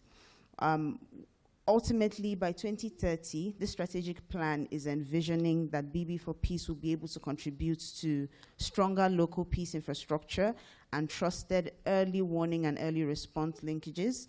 We're also hoping that it will be able to push for peace education to be embedded in schools and communities and within spaces where this learning needs to happen. We're also hoping that youths, women, and men would be meaningfully engaged in the prevention and civic leadership spaces. So it's not just enough for us to be talking about what do we do after. What are the proactive measures that we're taking towards peace within the context that we find ourselves in? And finally, BB for Peace intends to be more visible, evidence-driven, and institutionally mature at the time when this strategic plan will be coming to an end in 2030. We have organized the many areas of impact to 4 strategic pillars. And if you might not remember so many of the things that have been shared today, I think this is one of the most important ones. BB for Peace is intending to push for impact through these 4 strategic pillars around youth and women as peace builders, having them actively involved in the spaces, working through conflict prevention, governance, and accountability at all the different levels, climate change and environmental security, which is honestly one of the hottest spaces that currently exists. We need to protect the environment. If not, what are we doing in the long run? So this is very critical to even having peace and security sustained. And finally, around organizational sustainability and partnerships. BB for Peace cannot do it alone.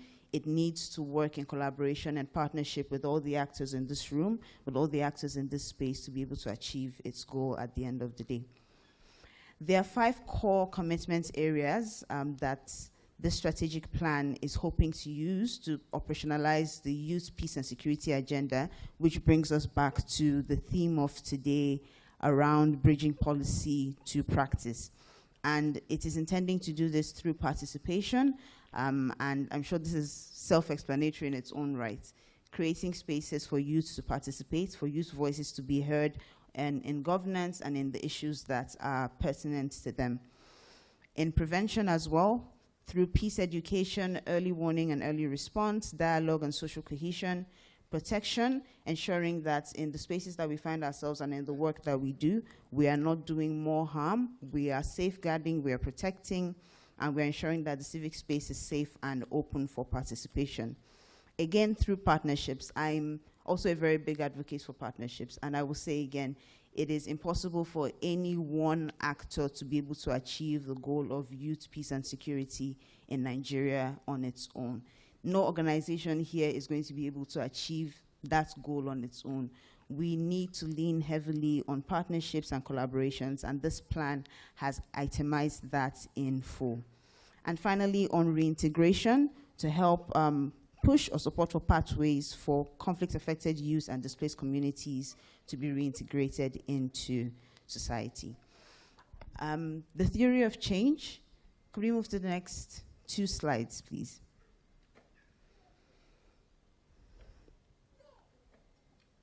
Next, please.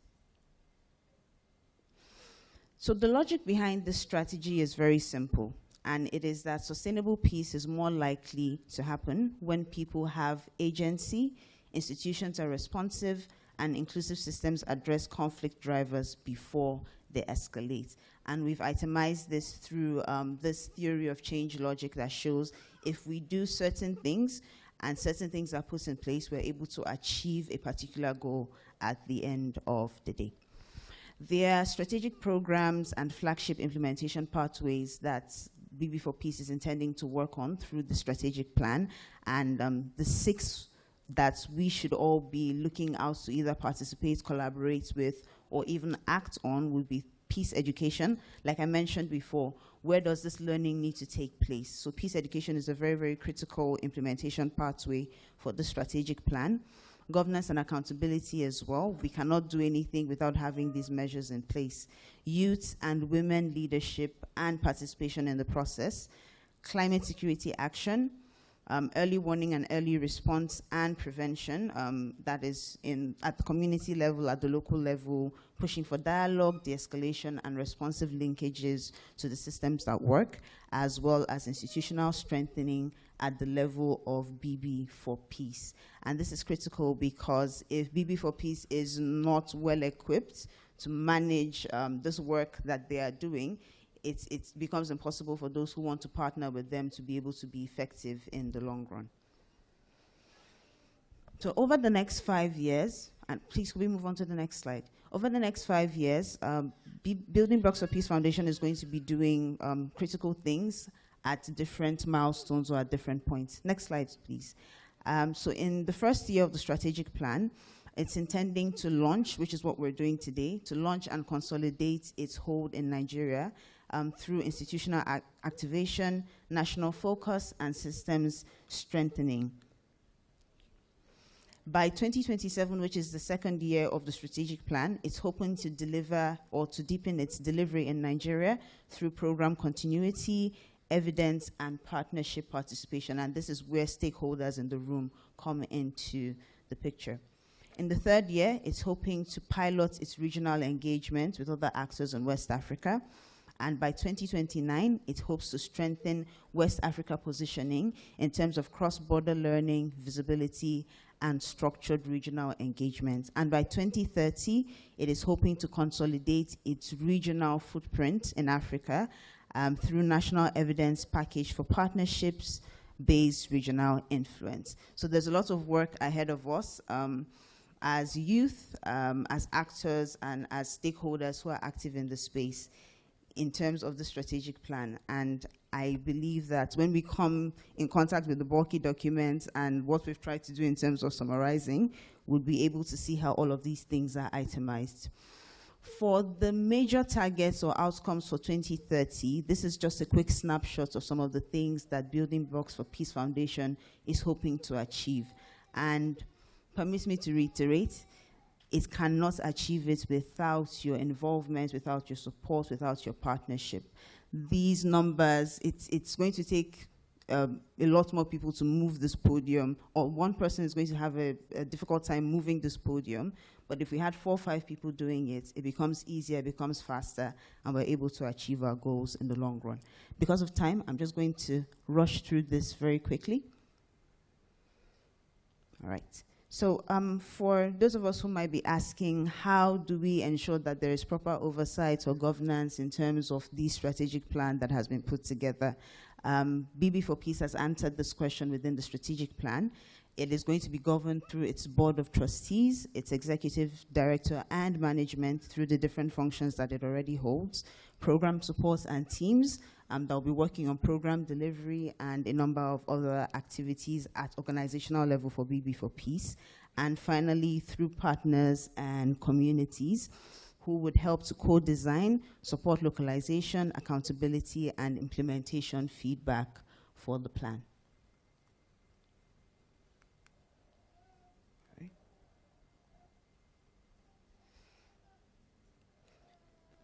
Okay, so I think this is the most important slide. When we were putting this together, this was the most important thing, and we spent a bit of time trying to itemize what we believe everybody should be looking at in terms of action to bridge policy to practice. And we're calling on government, and that is the Institute for Peace, Conflict, and Resolution in Nigeria, who has been gracious enough to support this program, MDAs and other relevant stakeholders to work through policy localization, coordination, and access to institutional linkages. The work needs all of these things to be in place. We're also calling on the relevant development partners. It's great that UNFPA and the UN are in the room this morning, and they're excited to keep collaborating with young people. Flexible investments, beyond the traditional funding space that we currently have. How do we redefine what is currently ongoing in terms of funding to make sure that we're able to fund the work that matters in terms of youth, peace, and security? Academia and researchers are not left behind because the work that they do is also very important. They are the ones who provide the evidence for the work that we do or for the results that we see. For security institutions, we cannot do the work of security or peace without security actors or security institutions. And we need them to work with us in terms of community-sensitive prevention, early response, and trust building. For the CSOs and youth-led groups, which I believe are the majority in this room this morning, the work is in joint delivery, joint mobilization, feedback, and coalition building. And I think we're already doing that beautifully by being participants in this program as well.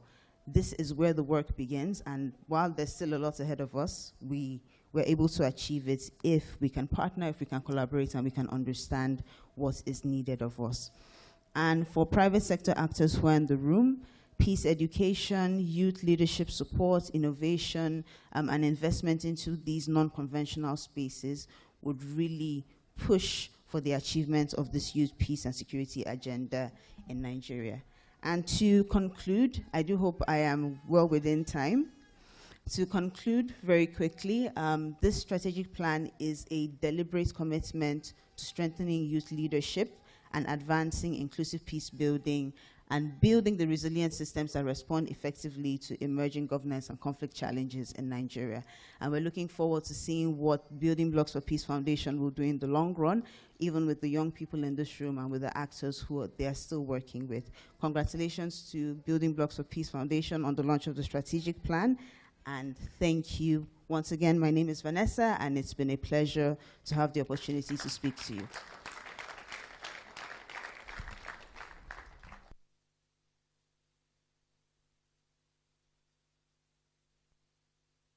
Thank you so much. We're really on time. And for reflections on the strategic plan and remarks, I would like to invite the Building Blocks for Peace Foundation board chair, who is no other but Professor Charles Ukeje. Please, let's jam our hands together as he comes forward. The energy is already getting low. Is it because my voice is low? Let's continue. Thank you, Prof. Thank you. Please, a round of applause for our MC. I'm most delighted to be here. It's a long journey for me. I almost cancelled. And as fate would have it, this early morning, my ticket says 6:30, 6:45 to 8 o'clock to arrive Abuja 8 o'clock. But I was thinking of leaving Lagos 8 o'clock. It was just by a stroke of luck. And I think it's my fortune that I'm here.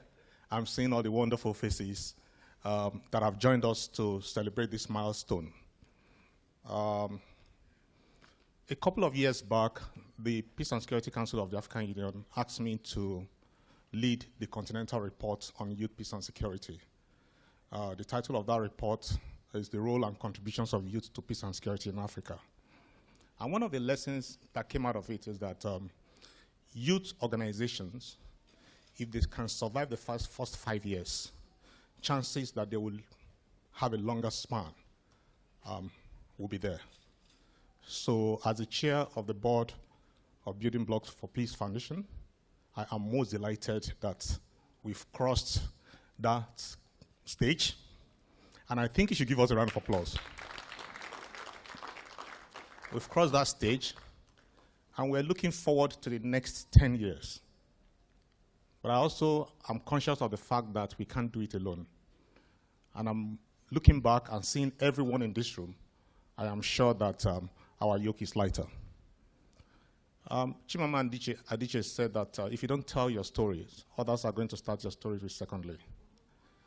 I think that the opportunity of the launch of this strategic plan offers Building Blocks an opportunity to tell the story of where we started from and where we are going in the next couple of years. The strategic plan therefore presents a major milestone in the growth of the foundation as we transition into a stronger, much more structured, and more influential peace-building institution. And I'm most delighted to hear our colleague from UNFPA when he said that his ABC to youth, peace, and security when he went on the internet was actually, he saw the foundation and a lot he learned from that. And I think this is the story of many people in this room.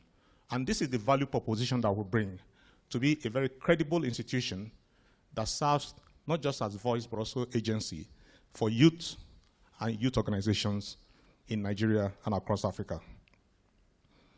We would like to, in the next 10 years, remain a youth-led, community-rooted, and women-centered organization, committed to promoting peaceful, just, and inclusive society.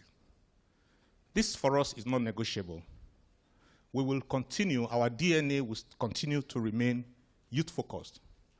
We will continue to give priority to women, especially young women, and we will continue to put all our effort into building an inclusive society. And we don't take it for granted at all, because these are difficult things. They are not, you can read them on paper and it looks nice, but it's a whole lot of responsibility that it puts on us. Our vision is to see resilient communities and accountable governance systems where young people women, and men play active role in sustaining peace and development. For us, therefore, the agency of young people, the agency of women in peace and security is non-negotiable. This plan, the plan that will be unveiling very shortly, is therefore rooted in our realities, in the realities that face us as a nation. And I believe that, Dr. Garcia, you've really articulated them very, very well. I don't intend to repeat them. Today, we face enormous challenges around insecurity, poverty, unemployment, displacement, gender inequalities, weak governance, exclusion, and climate-related pressures. And I'm sure that if I ask everyone in this room to identify one pathology, one challenge that we face as a nation today, you would give me different answers. But we must not relent. You rightly said that we need to constantly repeat it. We need to constantly say it. We need to constantly challenge the status quo. We need to constantly amplify our voices. We need to constantly be at the forefront as agents for change in our society. Our work, therefore, recognizes that peace building is not only about responding to violence, but also addressing the root causes of conflict and building resilient, inclusive, and accountable communities. A central pillar of the strategic plan that you would see shortly is our commitment to young people and women as leaders and drivers of peace building, not merely beneficiaries of intervention. More often than not, engagement with young people take place, downstream, when decisions, everything had been done already. But the reality is that you need to put us, and I'm saying us now, don't mind my gray, you need to put young people upstream, even when you are planning, conceiving ideas, because that is the only way you can better reflect their yearnings and aspirations. The strategic plan therefore strongly prioritizes prevention and early action through peace education, civic engagement, dialogue platforms, community mediation, and early warning systems. And you would see from the strategic plan that it aligns beautifully with the 5 priorities, 5 pillars of the youth peace and security around participation, protection, prevention, partnerships, as well as disengagement and reintegration. It is important to emphasize the need to strengthen local peace infrastructures so that communities are better equipped to prevent and resolve tensions peacefully. Today, one of the biggest challenges that we face is that our communities are the fabric that previously enabled our communities to build peace from below is crumbling. Communities are no longer able to hold things together. We have a responsibility at Building Blocks for Peace Foundation to do this. We have a responsibility to put ourselves in that position where we support local action by local communities. Another major focus of the strategic plan is the connection between governance and peace building. We believe that sustainable peace cannot exist without accountability, without inclusion, and without active civic participation. These are very important priorities that we are committed to over the next 5 years. Building Block for Peace is therefore positioning itself not only as a program implementation organization, but also as a platform for all of you, for everyone in this room, and those who are not here, for advocacy, for partnerships, for policy engagement, and knowledge generation. The plan also reflects institutional maturity by prioritizing stronger systems, financial sustainability, safeguarding staff development, monitoring and evaluation, and organizational visibility.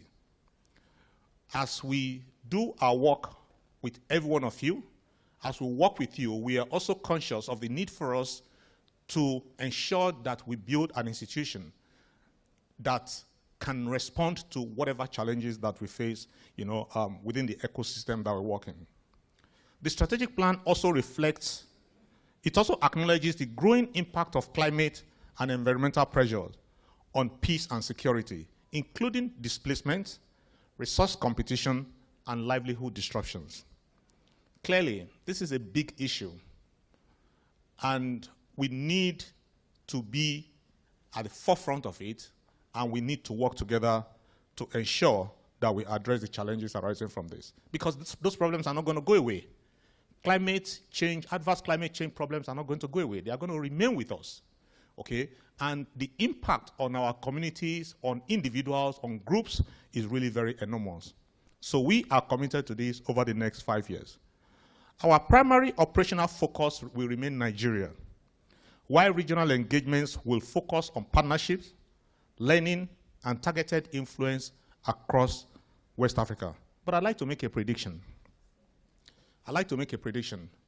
Over the next 5 years, building blocks will also be a major thought leader on the continent, where when conversations about youth, women, peace and security start, we will become a formidable force to reckon with. This is my prediction. It's already happening, but I believe that over the next 5 years, there cannot be any serious conversation about those issues without building blocks or representatives of building blocks being in the room. So this is my wish for you. This is my aspiration. And as chair of the board, and I believe that I speak the minds of members of the board in this regard. Overall, therefore, this strategic plan demonstrates our commitment to building an institution that is credible. Not just credible for us, but every one of you must see and treat us as a very credible organization. Okay? Our commitment to building an institution that is credible, community-rooted, evidence-driven. Whatever we put out, wherever you see our name, our logo, whatever you read, you can go to the bank with it. It might not bring you money, but you can go to the bank with it. Or you can put it in bank. Thank you very much. A decision that is credible, community-rooted, and evidence-driven, and capable of contributing meaningfully to peace, inclusion, and sustainable development. In the next 5 years, 2026 to 2030, I must say, it's pregnant. It is pregnant with opportunities.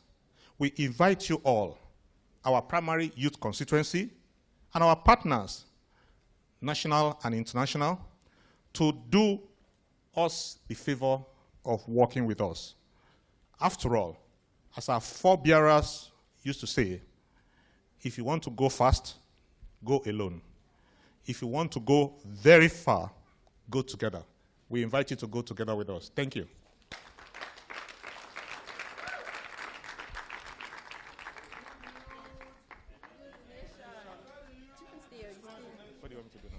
Thank you so much, Prof. Please, while you still remain here, we'll be unveiling our strategic plan, which is right over there.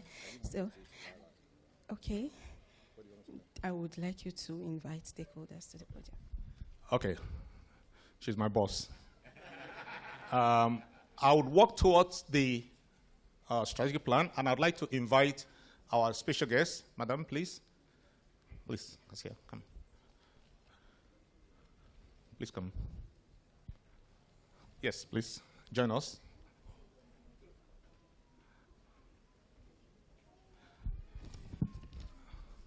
I really don't organize this kind of thing well, so I'm not very good at asking people to cut cake at weddings.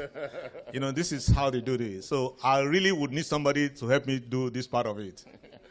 Yeah. So. Thank you so much, sir. So all our special guests should kindly find their ways to... We are all special here, of course, but we recognize some people at the beginning of this session.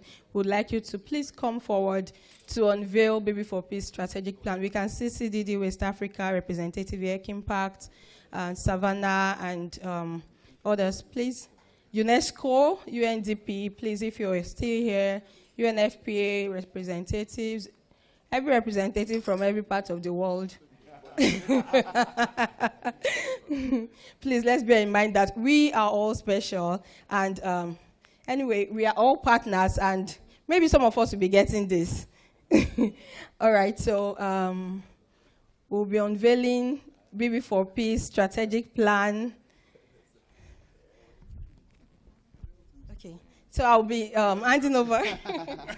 I'll be passing the mic to Prof. I was trying to dodge the thing. Now you're firing at close range. Okay, can I ask us to please move closer? How do we plan to open this? Okay. Okay, so can we just jointly unveil this? I like the batik material itself. Okay, that's part of it. Wow. It's good to finally see this. Can I give every one of us a copy to hold on, and then we'll take a group photo? Yes. In case, perhaps some people can come to the back here so that we can, because the camera might not be able to get a good angle. Yeah. So we have to. Yeah, some people can just stay there. Hi, how are you? Okay, should we? Can we? No, this one. It should remain for now. Take the pictures. Did you get a copy? Okay. Oh yeah. Don't worry, we'll share it later. We'll share it later. Okay, this will be shared later. This will be shared later. Yes. But I think it's only appropriate that we do a formal unveiling. And as the chair of the board, by the power vested in me, and on behalf of every member of the board, I present the strategic plan 2026-2030 of Building Block for Peace. Shall we raise it up to the glory of God?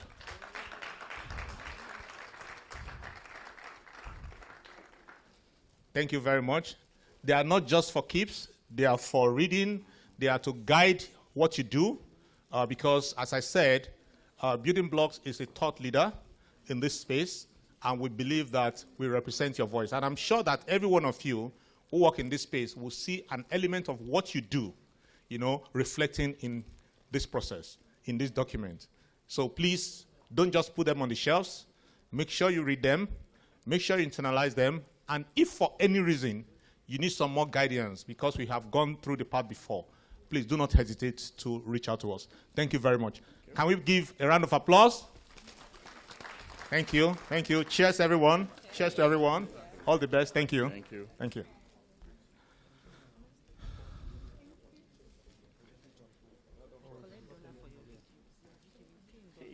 Good to see you. Yes, sir. Oh, you want to capture that? This one. Later, don't worry. This one is owing me. That's why she's doing that.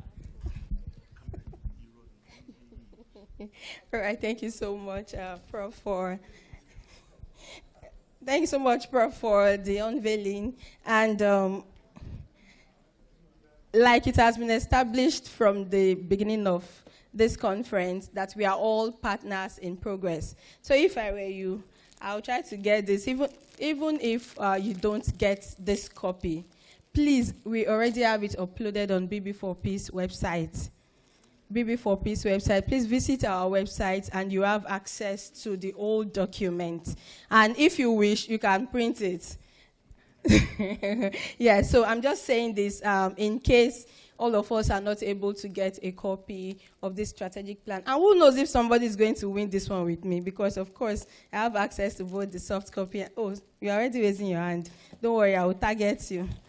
All right, thank you so much, everyone, for how patient we've been. And it's time for networking and photography. Our photographer, how do we go about that? Should we come on stage or?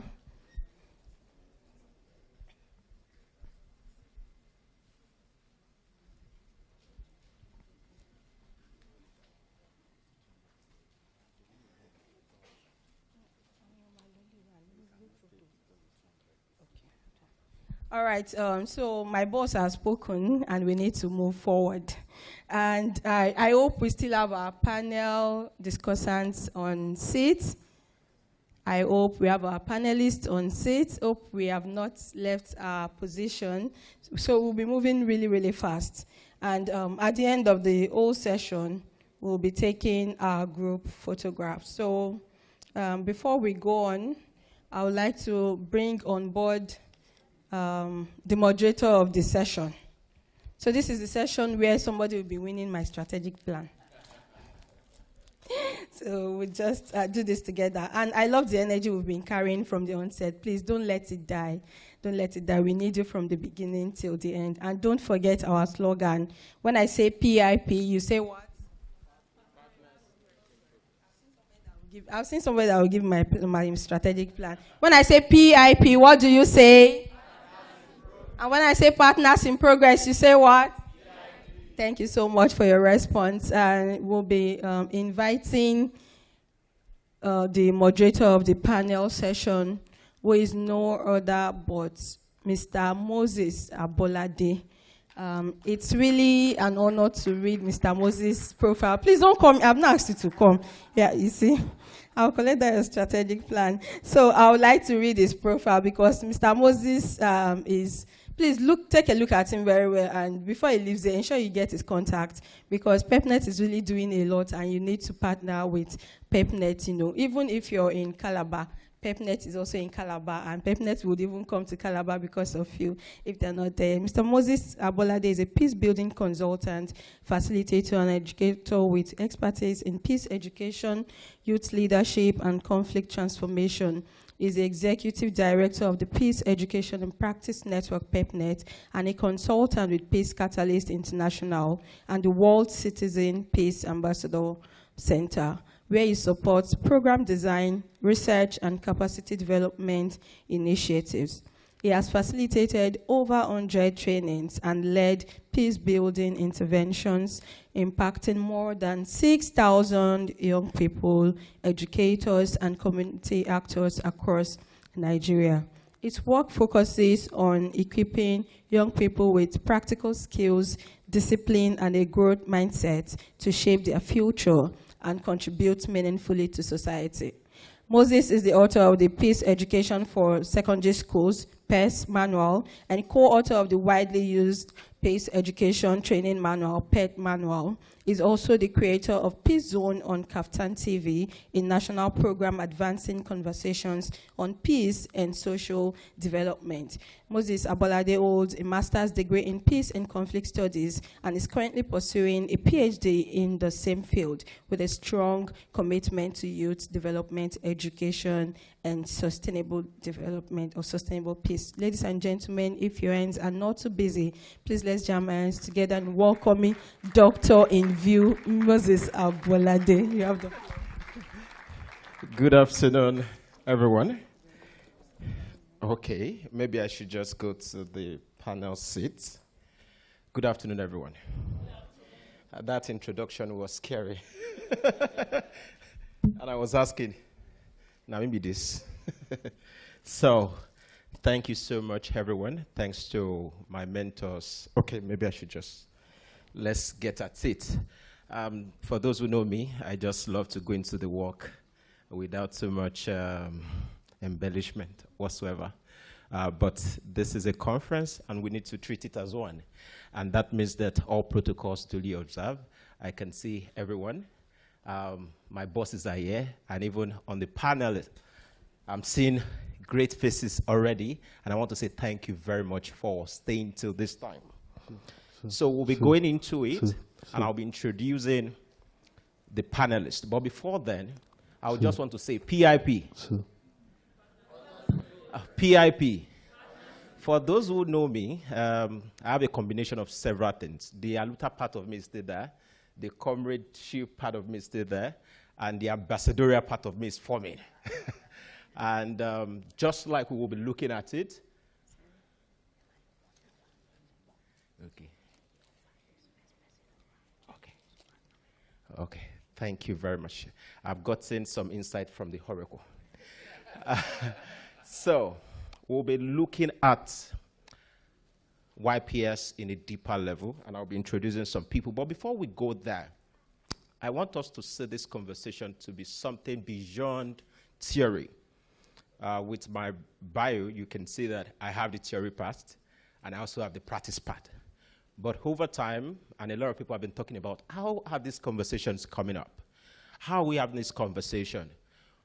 Why is it that it's not a bit interesting for young people to want to engage? And that has been my work for close to 8 years, because I used to be a teacher, and I discovered that when you are dealing with secondary school students, it's different from when you're dealing with primary school students. It's different from when you're dealing with people in higher institutions. So how do we make this thing work in real time? How many people will be like those people in other contests like Sweden, like the representative from UNFPA mentioned? How are we going to push this thing down to be more practical, to be more felt by these young people? And that is why we'll be discussing and talking about all this. I'll be introducing, I don't want to do the talking, I'm not the one talking today. So I'll be introducing to us some amazing panelists.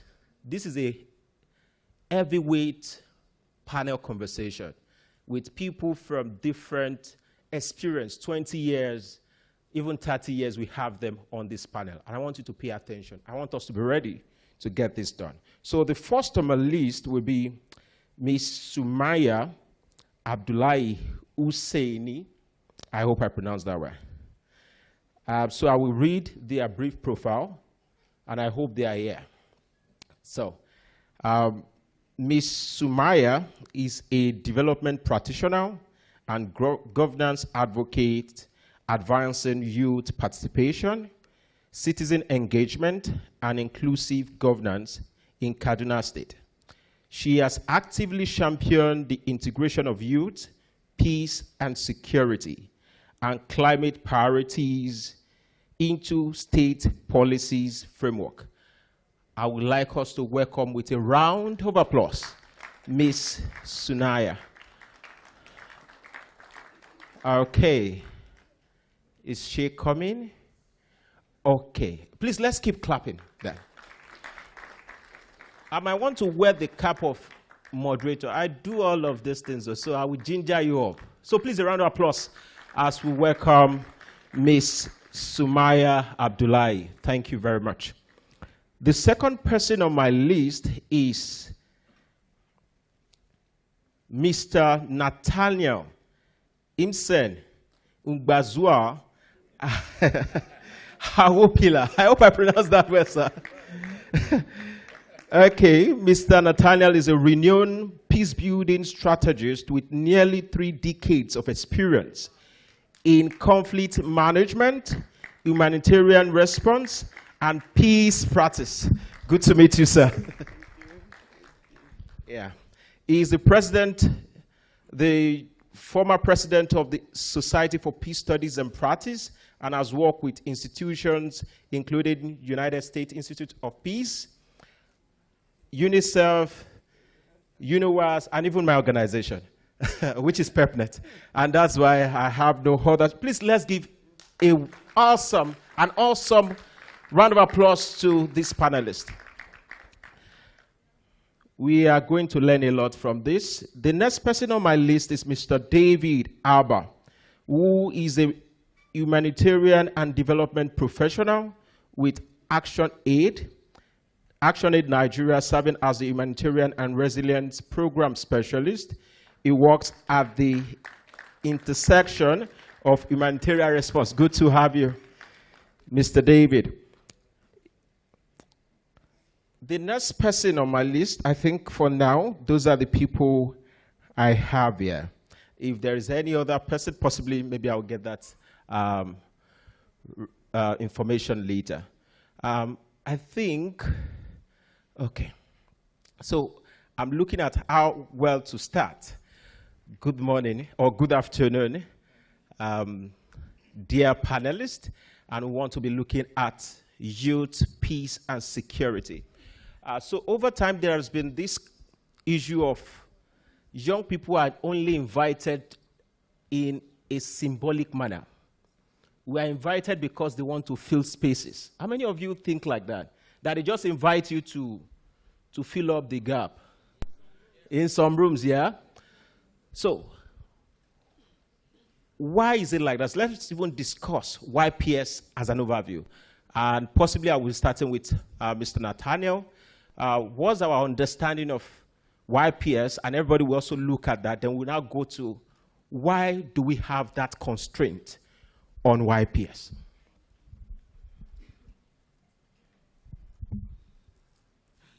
Good afternoon, everyone. I'm not sure this is working. Good afternoon, everyone. Because I know this is a hall where everybody knows all the details about YPS and where it all started, you kindly permit me to just say it as I think it makes sense to say. The Youth, Peace and Security agenda, of course, came from high places at the United Nations, where all the nations of the world gathered and thought that so many good things had been done. Men's issues had been prioritized. Hopefully women, hopefully children eventually. But that there was a gap. Young people were always seen as a problem. Somebody said that earlier today. Young people were always seen as needed in the decision-making halls, but that they were not always there. And that we also had a world that was experiencing protracted and sometimes intractable conflicts, and youths were perceived as foot soldiers. Youths were perceived as, seen everywhere there was a problem. Everywhere there was an issue, but their voice was not adequately heard. And the global community thought there needed to be a clear focus around issues of youth, peace, and security, with young people not seen as just part of the process, but as part of the drivers of the process. And so this happened. And eventually we had the UN Security Council on youth peace. You have the popular 2240. Is it 2240 now? Or 50, 2250. Sometimes you mix the numbers, when you're used to so many of these. And then various countries of the world. I think Nigeria was almost going to be the first country to come up with a national action plan, but was that Finland or which country? Overtook. Which country was that? Finland. Overtook Nigeria. But then we have it. So now so many countries across the world, including in Africa, have got their youth, peace, and security action plans and hoping to get it dovetail into state level and community level engagements, as Dr. Gaskia said. So I would just say, speaking of, I'll put it that way. Thank you. Thank you so much for that clarification and explanation. And before we go further, I would love to invite the last person that should be on this panel, in person of Mr. Justin from the Ministry of Youth. Please a round of applause for him as he joins this panel. So sorry for the mix-up. We're so sorry. Yeah. And there's a lot of things that the youth ministry should be involved in this. And just like we have all heard from previous speakers, though we know that you'll be doing a lot of oversight functions, but beyond oversight, you also be involved. So let me go to Ms. Sumaya.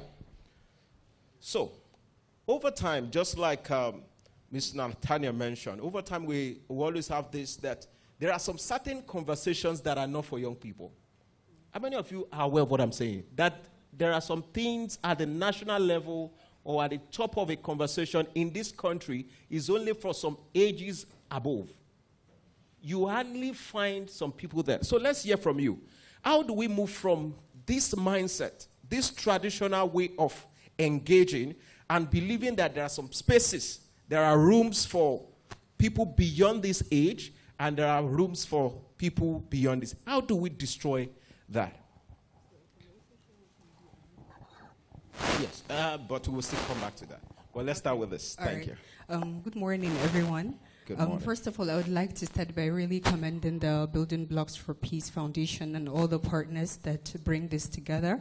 It's really commendable for the work they continue to do and ensuring that young people are being part of everything. So in ensuring that we move beyond inclusion of young people to institutionalization, first of all, we must understand that that ideology is not formal.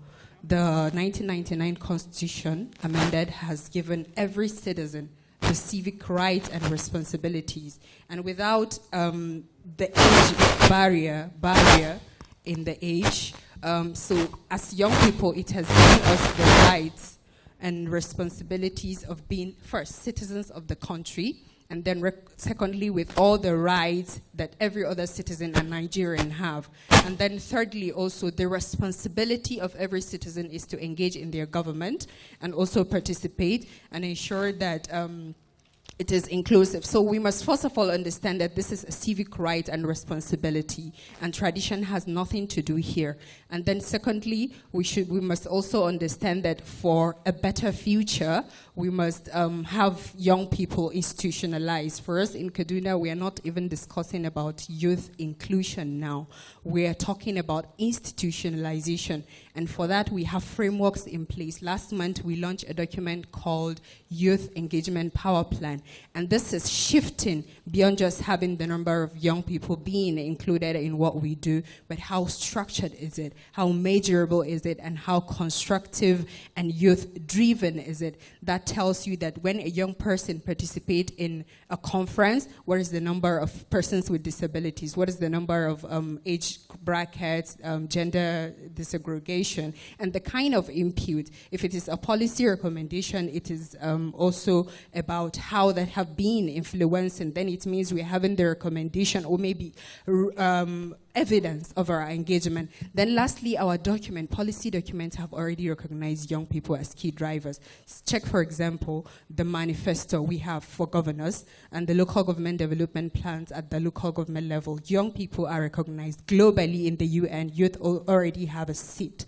And all the challenges we are talking about, the violent extremism, the peace-building processes and others, young people you would see are either the drivers or perpetrators, or the victims of this conflict. So for us to really have a better future, we must understand. In academics as well, it's been recognized and importantly, so we must really shift beyond that by recognizing that we already have this sport, and we must remove these traditional and cultural barriers and just engage them in the spells. It's not just for the cabals, yeah. Thank you so much. I believe, I know that with the caliber of people on this panel, we can go on and on, So let's just summarize as much as possible. But one thing from her is that they are even moving beyond just inclusion to institutionalization of their work. But we'll still come back to you to deal with just recognizing.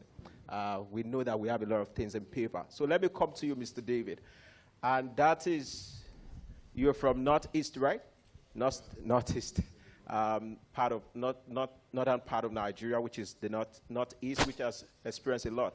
I think I was in that same region in 2023, and I have an idea of what is happening in Yobe, Borno, Kano, Katsina, interviewing different people, young people, on the impact of a particular donor engagement there. So I want us to know, what is the current situation of things there when it comes to youth resilience, when it comes to concerns around how youth are engaging to either change the situation in Northeast? What has been the involvement of young people over time? And that would be what I want you to explain to us, understanding the context of conflict situation and the role young people are playing in that context. Thank you very much. You've asked me a Northeast specific question, but I'd love to share a personal example. I moved to the Northeast, particularly Maiduguri, in 2016. And when I moved to the Northeast, I know friends of mine, I'm from Benue, who told me, "Oh boy, you're crazy, so which they go do for that place?" But as I speak to you, Benue is almost like Borno in terms of conflict. So it tells us that we are not, the situation is sooner or later, it becomes our reality in Nigeria. You're not going to have some place. So the sooner we look at it like this is a Nigerian problem, and not a Northeast problem, because I know people sort of interpret the challenges of the Northeast and, oh, in the North, why you kill all these things. It's a Nigerian problem. And to be honest, I must say that the young people of the Northeast, particularly the Bay States, have demonstrated a lot of resilience in the face of the challenges that they experience on a day-to-day basis. And we're talking about people who were probably 5 or 10 years old when the conflict started. So their reality is this fighting. And even me, who moved to the Northeast as an adult, I first saw a gun truck in the Northeast. So there are some people who their lived reality is guns, hearing that they have killed there. This is the kind of reality that they are faced with. And for me, one of the biggest challenges, and which has become one of my biggest frustration now, is that we are gradually building a culture of violence, whether we like it or not. Our tolerance level, I remember the first time I heard that a bomb went off in Nigeria, and when I hear it now, it is becoming a normal, and we must fight it with all our being. Particularly, what are young people doing? I can tell you that some of the most vibrant young people you can find in Nigeria today are in the Northeast. Not because, as a creation of the situation. So you look at, if there are successes recorded in pushing back the armed opposition group, it is because young people, either in formal groups, informal groups, in organizations like the CJTF, are taking action. If they are not there, the gains that we have made collectively as a country, forget that is as a country, the gains we have made, if they didn't take up the responsibility, we would not make those gains today. That's one. But we have young people in formal organizations, like many of us here, who have started organizations and are working. And I work with a group of many young people organizations. You're looking at me to try and wrap up, I will do that. That are at various levels in their existence. Some of them very skilled, they can engage at the UN level, but there are those also who are associations, they are not registered, but they are doing a lot. And I can tell you that if we will succeed, it will be on the basis of we supporting all of those spectrums of young people. Because remember, the youth is a face. It's not a fixed status that, oh, because I'm a young person today, I'll be a young person forever. We must recognize, and that's why when she said they're institutionalizing, we have to recognize that the youth is a face. I'm a youth today, I will not be tomorrow. Thank you so much, Mr. David. And I think we should give a round of applause to the panelists so far. To Mr. Justin from the Ministry. Oh, I got the name right. My name's Augustine. Oh, Augustine. So sorry. It's called transactional error in communication and language in peace studies. My lecturers, I'm sorry. So let's go to it. What exactly is the context of the responsibility of the ministry to young people right now? What exactly is the ministry doing, possibly, let's say, since this administration have started, until now, to empower people working, young people working on YPS? Briefly. Okay, first and foremost, since the UN Security Council Resolution 2050 was adopted by Nigeria, the ministry, in collaboration with the National Coalition on Youth, Peace and Security, as well as IPCR, actually did consultative workshops and validation workshops to actually develop and launch the NAP. And under the pillars, the 5 pillars of the NAP, the ministry doesn't just look at the National Action Plan as a singular document, but it recognizes it as a document working in relation with other policies, such as the National Policy, the Nigerian Youth Employment Action Plan. So there are various policies working that works in conjunction with the National Action Plan. And the way our programs are designed as a ministry is to inculcate every part of these pillars, from participation, prevention, all these pillars we design our programs to cut across all this in conjunction with other policies. And so far, we have mapped actors, both at the national and subnational levels. And the ministry has a program called Capacity Building for Youth Serving Organizations. Capacity building for youth. So we have a dedicated program for that. And in the past couple of years, we've had a budget line, and we are still pursuing, to actually scale up, being that we've carried our activities in about 7 states: Adamawa, Anambra, Oyo, Delta, FCT, I think Kaduna, about 7 pilot states. So a lot of activities. We've conducted an impact assessment to see about 2 impact assessments in collaboration with stakeholders to see this action plan itself. How far has it gone? What is the effect of this action plan? And who are really working, for this action plan? Thank you so much. So we will continue from you. And for many of you that know what's going on, there are several shows now that are very sarcastic, and people are so direct these days. And I want to also put it to you. We are not in the law court, but I want to put it to you. I and many other young people, have you heard about that thing he mentioned now? No. Where were you? What happened? So the question now for you, Mr. Augustine, is these people, myself, we are feeling excluded.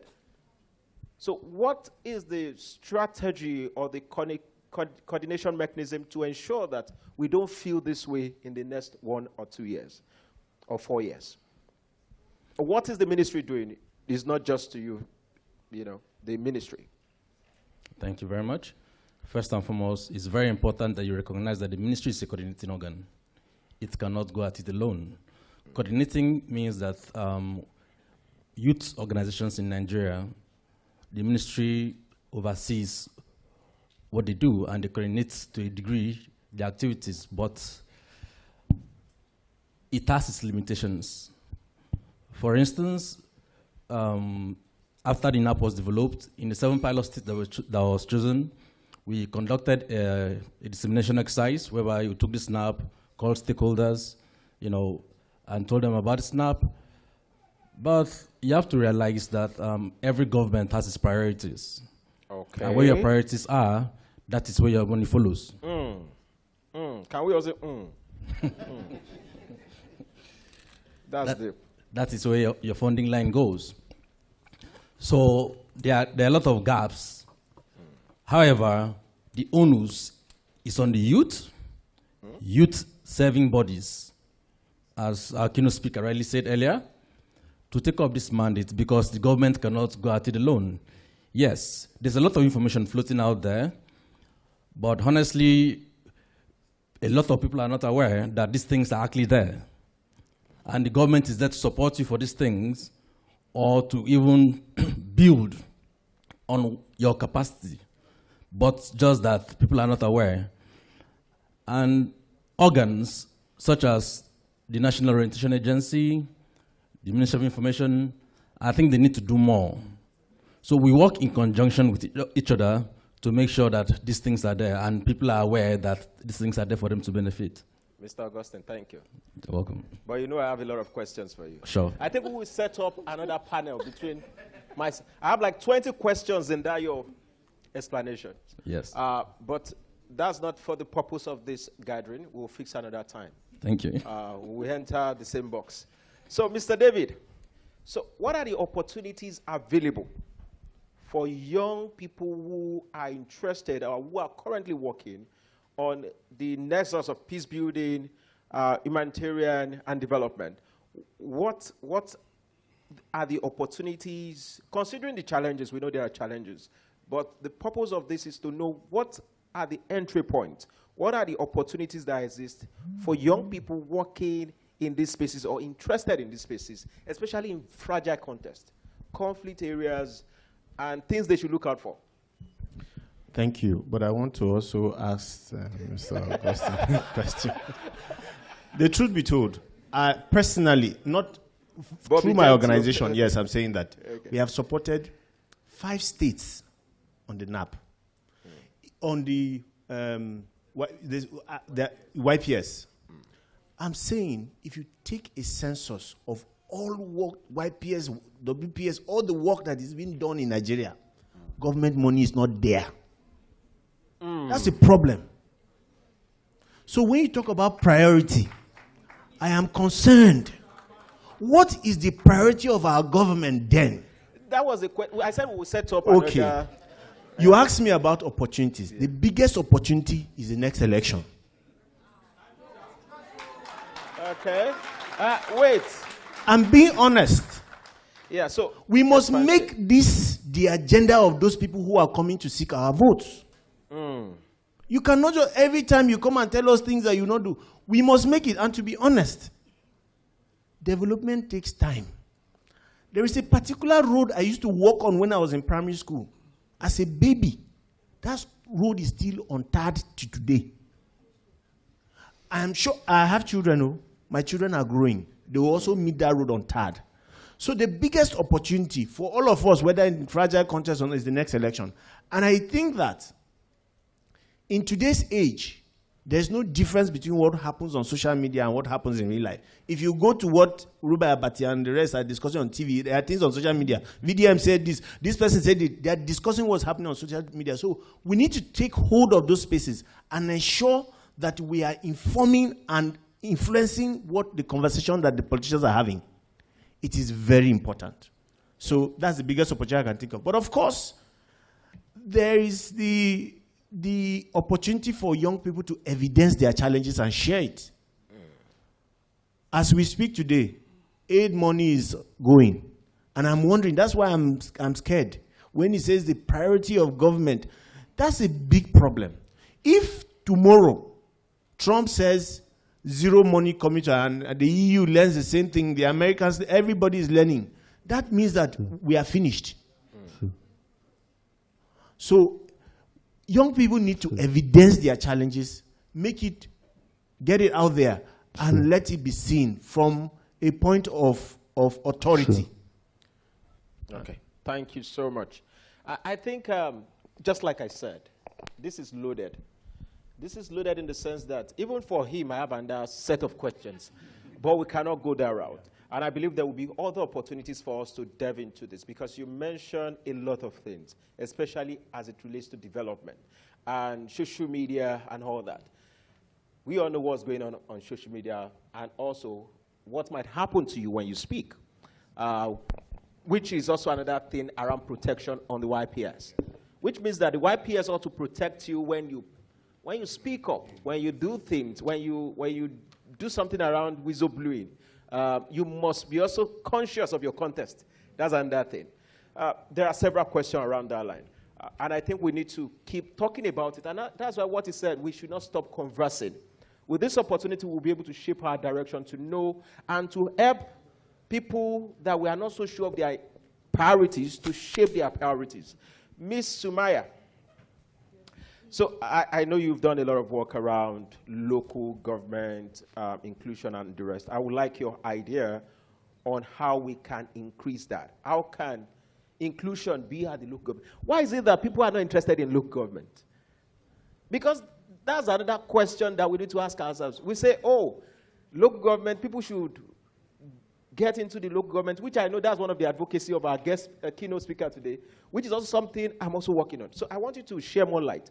How can it be so inclusive that people will find it interesting to say, I want to go and take form for the chairman of my local government? How can we do that? And beyond political engagement, how can we be inclusive in engaging people across all boards? Okay, I'm very glad to answer this question. As the head of community engagement for the... Technical, please. We need more. For the first pioneer model local government accountability mechanism in Kaduna. So we are the only states currently that have an accountability mechanism. Wow. What I'm telling you here is beyond having a particular coalition working as civil society, because sustainable development is about co-creation, coming together with government and citizens to work. And then with the support of partnership to engage, reform and learn, we establish an accountability mechanism with the Ministry of local government as the government co-chair while we drive the citizens part.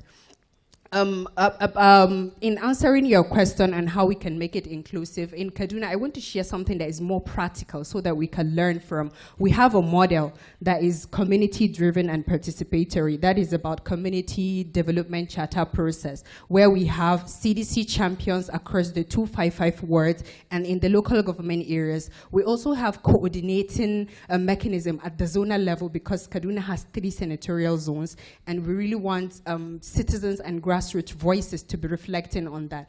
In those components, we have local government lifters, we have and other local government structures at the local government budget director, planning, and others, and in the CDC, we have the National Youth Council of Nigeria, for example, and all the recognized youth groups, women, persons with disabilities, and others, to make a technical working group. We did a restructuring last month, and we have an action plan. There is peace cohort, we have them, we have education and others. One of the beautiful success stories is about the security and welfare. We have been advocating for rural feederos for over 4 years. And one thing I can tell you is that through this structure, we have been able to influence a number of local government budgets where schools have now fencing with local government development funds, which is the lifters. This is what directly contributing to the YPS practically.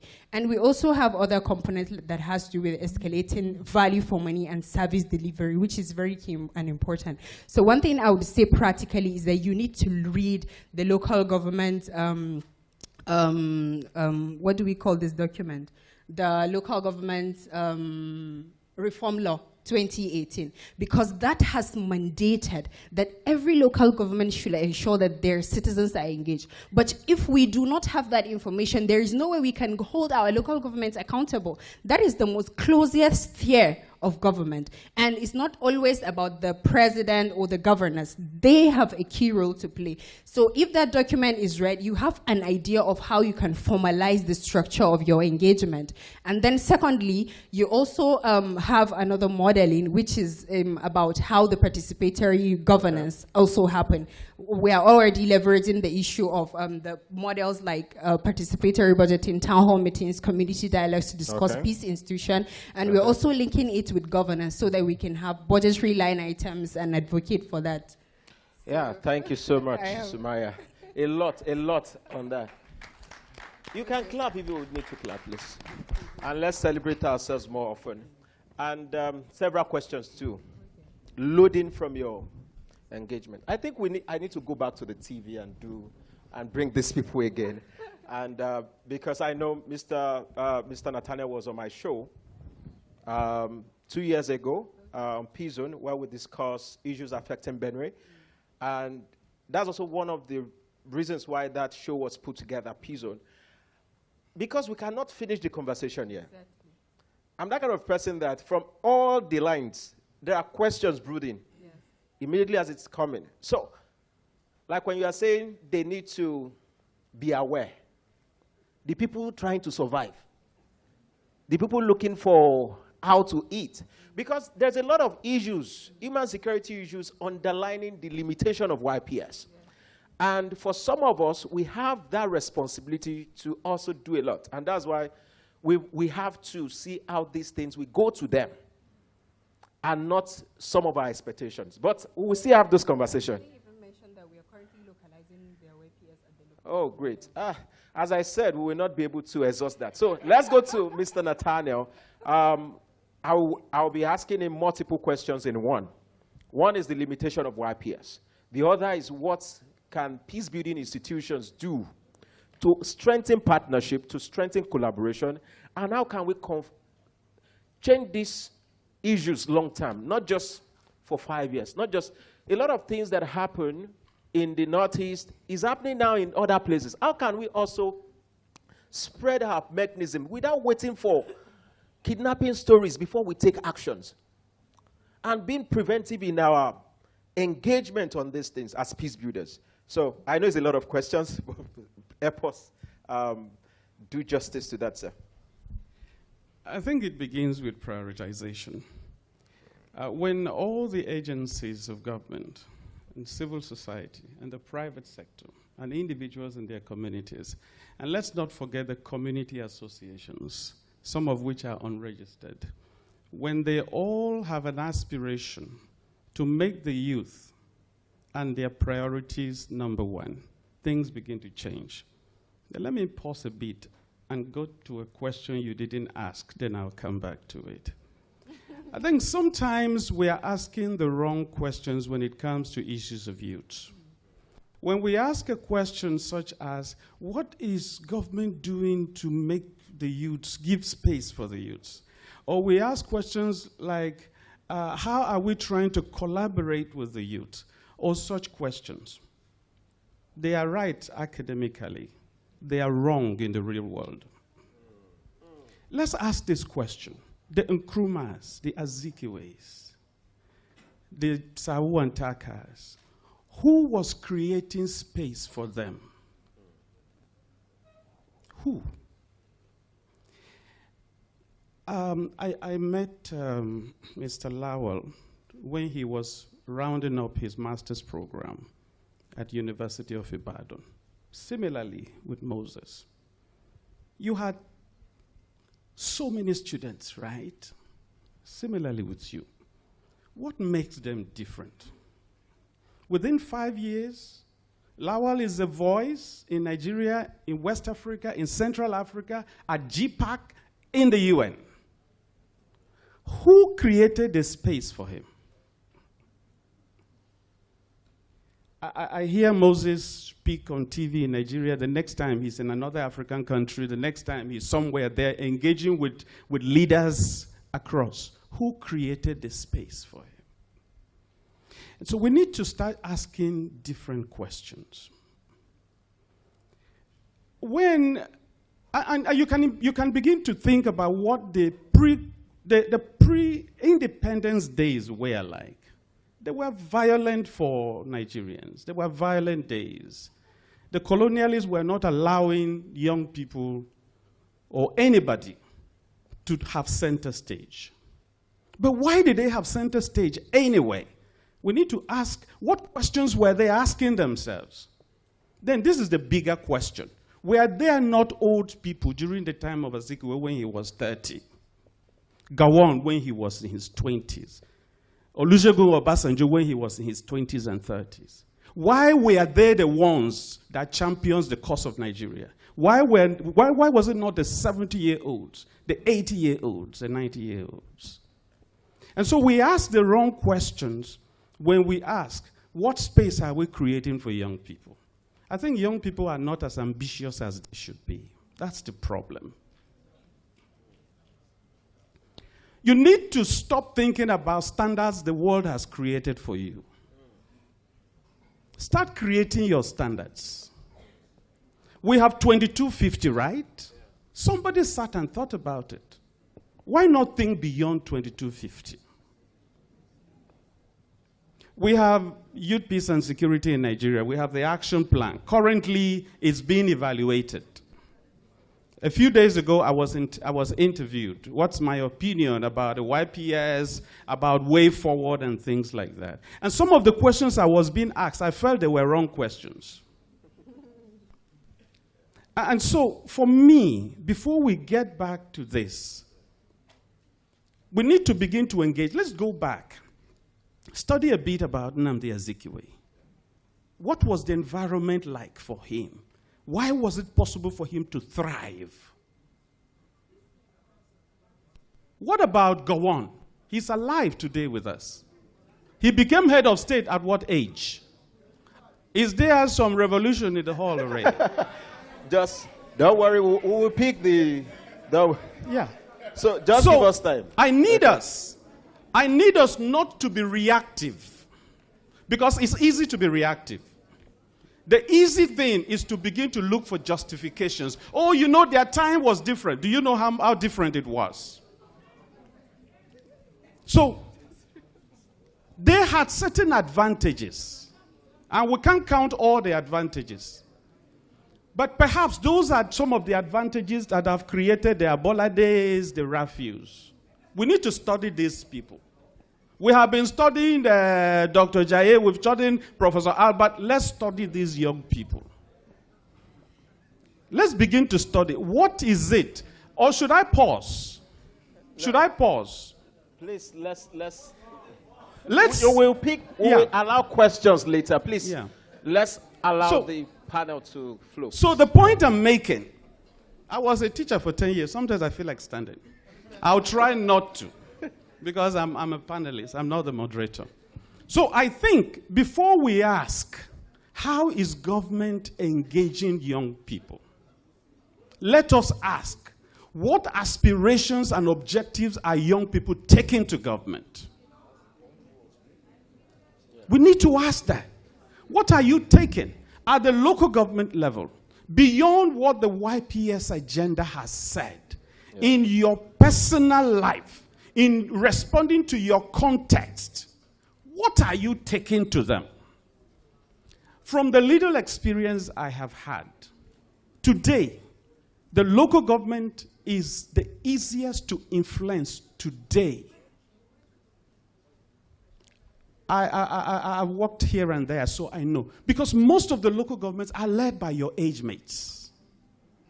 People in their 30s and early 40s. At the local government level, the chairman, the deputy chair, as a matter of fact, it's time to pause, right? Yes. Thank you. So, I will pause. But the point I'm trying to make is, now, I have reached out to a few chairmen in my state. And I discover, you tell them, look, how about having this conversation? And they say, when are you ready? So, let's turn the question around. But the question you ask is important. Yeah. But let's turn it around. What are stakeholders, how are stakeholders engaging young people is an important question. But the first should be, how prepared are young people for engagement? Okay. Yeah. Thank you. Thank you so much. A round of applause for all our panelists and for doing just, please, a round of applause for all our panelists. I will stand up. Let's give a round of applause for all our panelists. You want to speak, right? You have questions. This is a platform for it. But relax. A round of applause for the people you've listened to first. And this is important. Before we go, we'll just give some of them questions, opportunity to ask questions. And, but we'll be, because of time,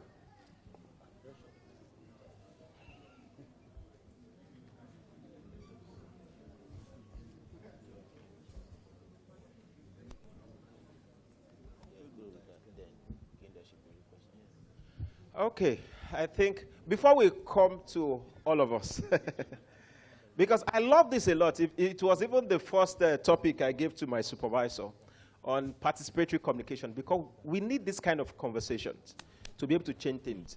And we allow you to, we will not gag your voice. But the thing is, we still want to ask one more question, which is the last one for them. But please, it will be 1 minute, less than 1 minute. Yeah. Okay, let's start with the woman in the house. So we are going straight into looking at the localization, which I believe that you are very interested in and already working on. And everybody will also discuss that. How do we not just spread it? Because there's a difference between you spreading a particular policy. There's a difference from that and implementing them successfully. With impact, it might not be successful like you might dream, but making the right impact and achieving the expected outcome. So all of us, we are going to discuss that in 1 minute. How can we do this to localize properly so that this work and the work of Building Blocks for Peace and every other organization and ministry and everybody can really go beyond a unitary framework to becoming something that states can adopt properly with success in view? Thank you. So, Ms. Let's go with you first. Yeah, Sumaya. Thank you. So first of all, for ensuring a localization, we need to ensure that it speaks directly to our policy document. In as much as what we do currently is to look at our demographic dividend roadmap for Kaduna, and also the state youth policy. So what we do is try to integrate the 5 pillars of YPS and the 5 pillars of the demographic dividend roadmap. We advocated for development of an implementation plan for the DDR document, and it has 5 pillars. Also, the YPS has 5 pillars. For each of the YPS pillar, it has direct linkages with the DDR document. It's about harnessing the demographic dividend of young people. And we try to align it. So for everything we're doing, it means that we're linking the DDR document that is for state and both local government usage and the YPS document. Then secondly, currently, we have already localized the YPS document to 8 or 9 pilot local government areas in Kaduna, with an important consideration of climate-related shocks, because this is exposing youth into poverty. And one beautiful thing that we're going to do as a subnational that Kaduna is always leading is trying to integrate it with the local government development plan, LGP. Why? Because we don't want to have many documents that we will struggle with implementation. But this local government, like the state has policy and SDP, these are the documents they use. And through our accountability mechanism, we have the influence of reviewing and advocating, being part of the review of this policy document. So we want to see how we bring the local government council and ensure that this is working together, and it's community driven, most importantly with youth who are being affected by shocks, economic empowerment, youth in school, others that have been affected. We brought people that have experienced or victims of kidnapping in communities and local government areas like Bernungwari to share their ideas. And this is what influenced the development of the action plan. We already have it in place. Thank you so much. Thank you so much. So much work going on locally. To all across all the 23 LGs. I know if I leave you to speak, this should be another TV show, and we will do something around that. And also, this is also another thing, ministry and other people, partners, we need to also do a lot of media work in a way that we can have this conversation, have more time, because it might be a little bit too long for this kind of event, but for a show, we will just deal with one of them per time. So, Mr. David, let's go to you. Now, she has discussed more on local and community. Let's look at state. Thank you. Yeah. So, just to share an experience not just from one state. Sorry, can I? Yeah. But states. Yeah. Just to share an experience, what we're doing in Borno. Borno doesn't have the plan in place, but we are now at a very advanced stage where we have held consultations, and of course, the plan is now a validation meeting as well. And now we are at the final stage of having taken it to the SEC for approval and use. Okay. But one thing I want to say when you want to apply it across is that we need to ensure that we're connecting with the local communities. And that's why I say that all of us in this room, we're young people, we are very privileged. And so we owe it to others, those who are not so privileged, to take the message to them. Right? We need to ensure that their voices are heard, that they understand what's happening. But many times, we talk about the frustration of government, many times the government themselves are frustrated. So we can also support them because we know the result or what we are looking for. We can also support government as well. And lastly, and this is one thing that I know that has worked, is about talking about what can happen. And so, for instance, we have a policy brief that talks about the cost of inaction, and we have put a dollar cost to it, to say that if you fail to do this, this is the cost which the states would face. Thank you. Thank you very much. There are a lot of questions coming to my mind, but because of time, I won't want us to delve deeper. Mr. Augustine, he mentioned a lot of things. He even straight bullet eat you. So let's just in 1 minute. What do you think your ministry and being also in a state or at the federal, how can we make this work at other levels? From your own eagle lens. Well, first, I think the issue of chronic underfunding and fiscal dependency has to be addressed. and by implementing a youth responsive and participatory budget. Currently, for the implementation of the YPS, a lot of actors are really dependent on donor funding, external donor funding. So this issue has to be addressed at the federal level and in state levels to actually get this policy localized. Also, you have to look at capacity building, because there are capacity gaps for state government, actors in the state government, and also state coalitions, even the national coalition. So these two things, I think, are quite, they should be prioritized. Thank you so much. I like the fact that you ended with prioritization. So, final word from Mr. Nathaniel Wopila before we go to the floor. I don't know how many people still remember the question. Okay, so the question is around how to localize YPS at either the state level and local level or the grassroots level in a way that people, aside from being institutionalized, people can actually feel it and work with it. Thank you. I'm going to make you a bit uncomfortable, but please don't be angry. Localization. We have the dictionary meaning, but the heart of localization is that it's about us, right? And we should be the drivers. We should be the ones driving what happens and all of that. Now, whether this is at the local government level, at the ward level, at the state level, or at the national level, the first thing is we should think less about donor funding that comes from outside the country. You know, funding is important, but donor funding that comes from outside is part of our problem. I'll tell you why.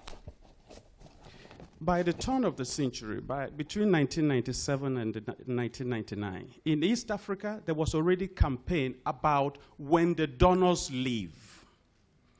I was a young man, I was there, and I saw that civil society was thinking about when the donors leave.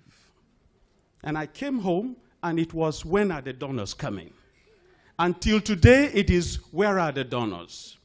And anytime they talk about Trump, people are shocked because he's about to say, we're cutting again. And we are afraid. Localization, for it to thrive, for me, I will say, let's begin to look at local funding sources. Let's begin to go to community groups for funding, local associations for funding, businesses for funding. Let the funding, and this is not going to be easy because the pathway has not been prepared for you. You prepare the pathway. And do you know where sustainability comes? When you have ABC Traditional Association or ABC Women's Group or Youth Group, and they begin to support you, it's not just about money. When they support you, they are going to own your goals along with you. And they are going to also drive support towards you. I'm not saying this because it's easy. I'm saying it because localization has a future only when the donors are not our priority. And permit me to just say two things. Back in, was it 2008, the first biennial conference Unilorin organized, I presented a paper, and it was published. And one of the concerns I raised in that paper is that there is too much of pilot projects in Nigeria. When donors come, and this is part of the problem, donors will give you money for pilot interventions that run between 3 months and 6 months and 2 years. They are not thinking about how long you need to solve the problem. They are thinking about how long they need you to report to them.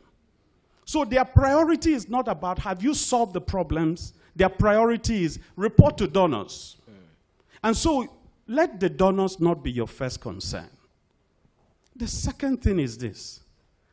In the sector you are working, youth, peace, and security, it's a sector, if we're going to use the language of project management or program management, is the sector that requires organic programming. not logical framework analysis. But what donors tell you is to submit a project with a logical framework analysis. What are you going to do within 6 months? What is the first activity, second activity, third activity, and last activity? When will the results come? When the project is over, I see many of you, you do this in your organization, you're scrambling how to look for the results to satisfy the donors. Because the results are not always there. Because logical framework analysis is the wrong framework for peace building and areas of engagement that involve behavioral change and social change. Yeah. Forgive me. Okay. Let me wrap up. Forgive me. Okay. Now, so I know of one organization, United States Institute for Peace, that explored organic programming. Yeah. I worked with them for about 8 years. We started in JOS, Justice and Security Dialogue Program. In JOS, the USIP believed from day one that violent extremism, and that is Doctor's Hub, could not be resolved in 1, 2, 3 years. From 2015, we started engagement at the local level. And they said, after every so and so period of time, report to us and tell us the next thing you want to do. That's how we did from 2015 to 2023. We generated results just north.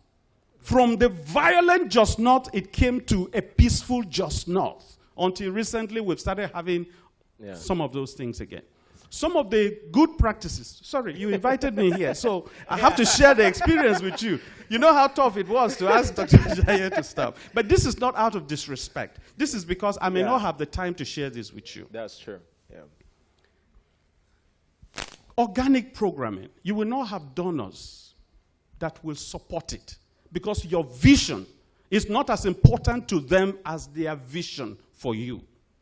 That is why for localization, we need to prioritize local funding. And there are strategies for it. Have you tried crowdfunding?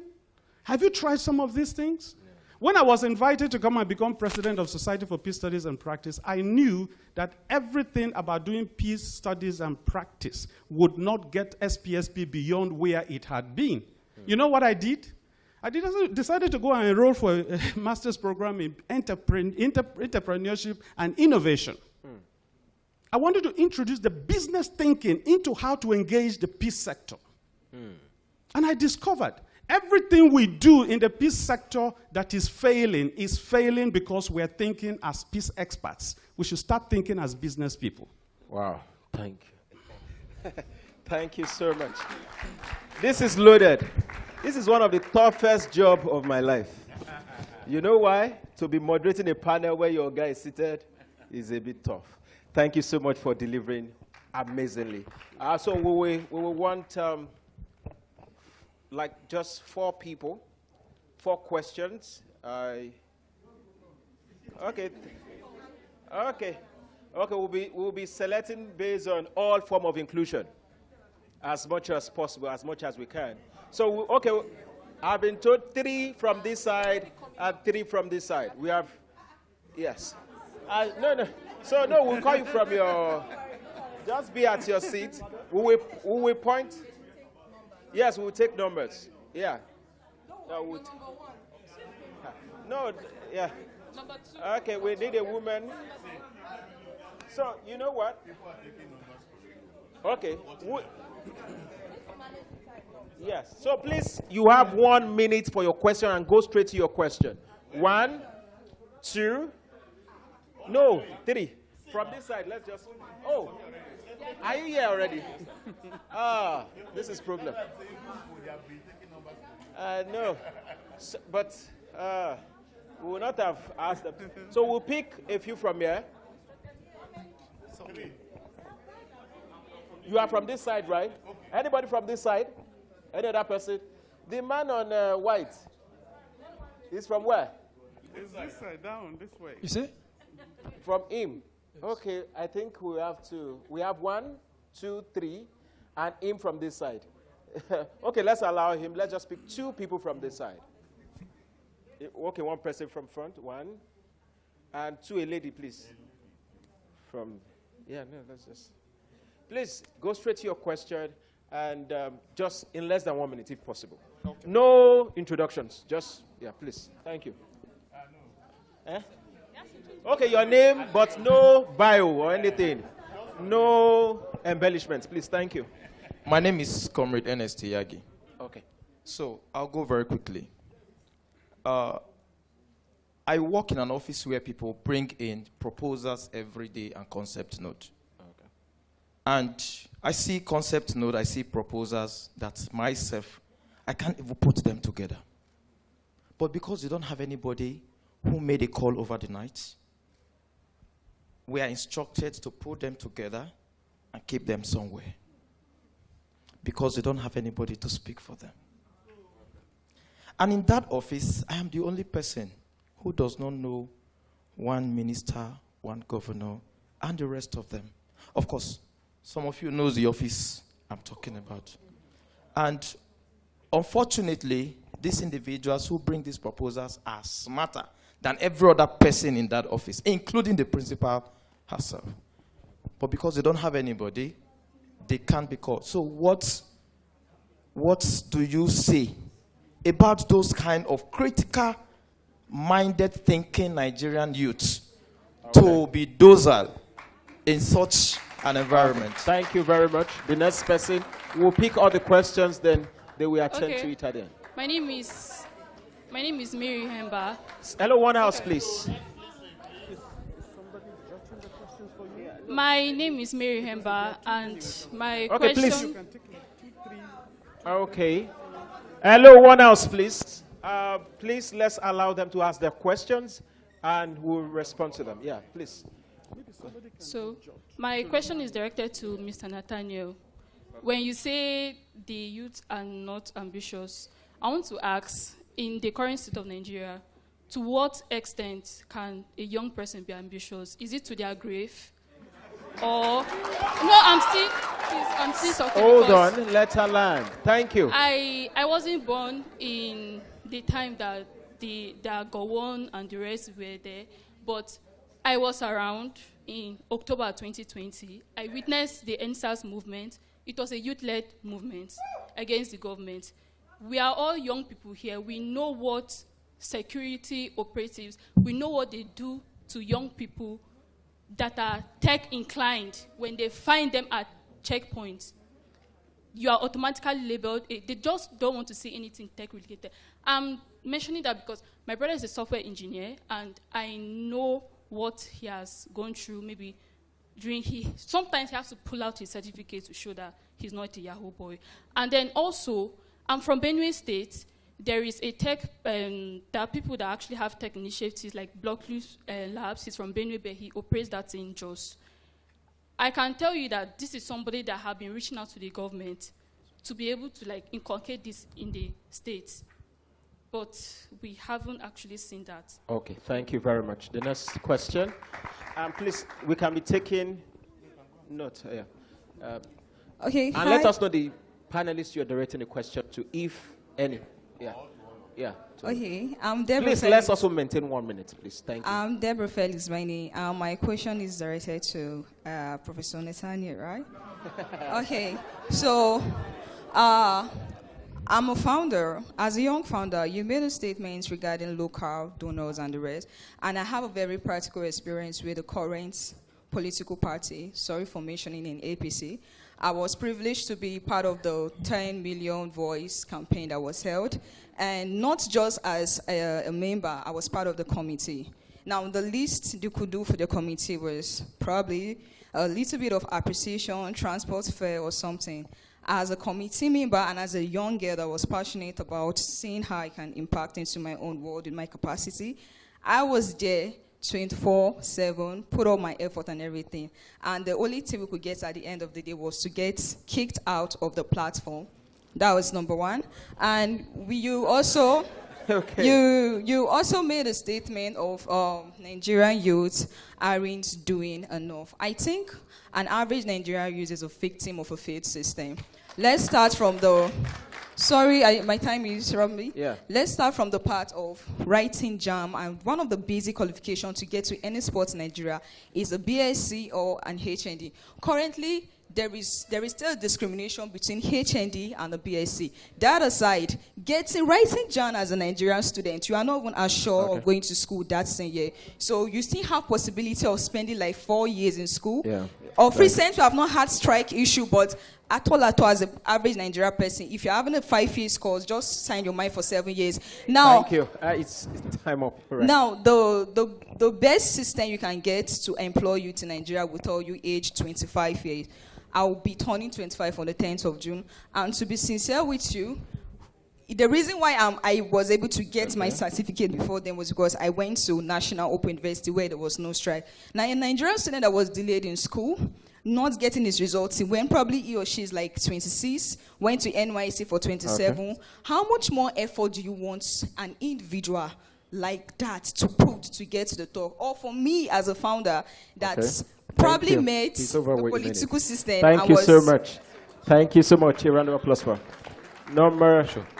My name is Austin, and please let's maintain the 1 minute. I'm from River State. Yeah, if possible. Okay, you asked the question to Professor Natane.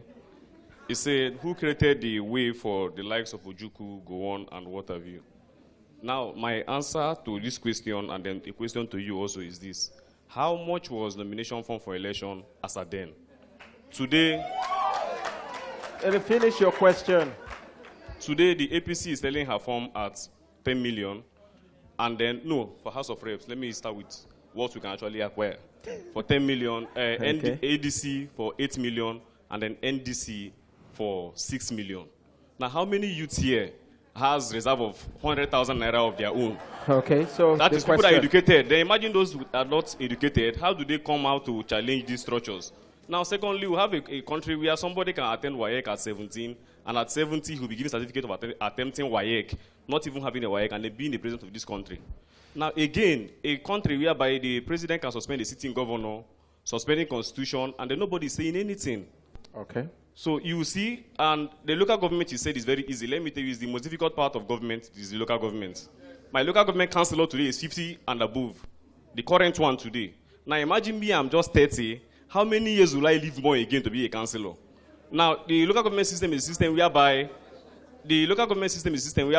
the local government chairman, after receiving allocation, they bring back some percentage to the governors to pay royalty to the governors, and then which one would they have to work for the people? So I'm telling you the gospel truth that all this we are talking on paper here is not in reality. In reality, everything what Nigerian youths are doing very well. Me myself, I serve in Bauchi State, and I was one of the best members in Bauchi State, and then today I am also aspiring for House of Rep. Thank you very much, and God bless you. Thank you very much. You will pay for campaigning. By the way, let me say this. While it's very good that we allow us to speak, which is very important, and I've seen this in global platforms. Many people are complaining about how Nigeria spent too much time in asking questions. We must be as summarized, concise as possible. And that's why they are pushing a lot of people out of some platforms. And I'm just saying, let's be concise as much as possible and be so precise. It will help us. Thank you.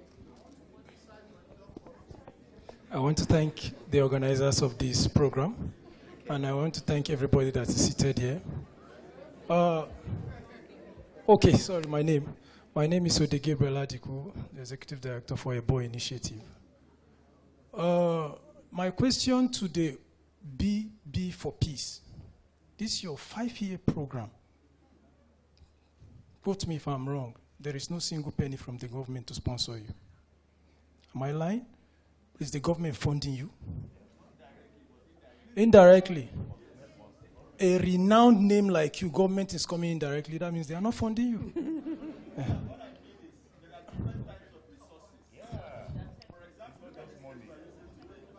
No, I see, this place is your relationship and partnership with the people here that gain you this place. So just Thank continue. you, the institution. Thank you.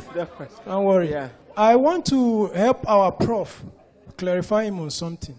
The men he mentioned during the First Republic, I want to add Metama Sule. He was minister at 26. All those men, if you look at their history, Zeke, his father was the richest man in Africa then. So coming from that family, it's easy to navigate through the system. Everybody during the First Republic were from a well-to-do family. Coming contemporary, my ambassador here, he said my ambassador and the ED, please, how much is the school fees for master in UI now? How many anybody here can confidently say, I'll go to UI and do my master's? It's not possible. So you meet people in some specific confined places and you use it, for example, and telling us to go to the community and tell them that those people are the same with us. No, they will say, no, he's wearing posh cloth, I'm wearing his slippers. So Okay, my question is,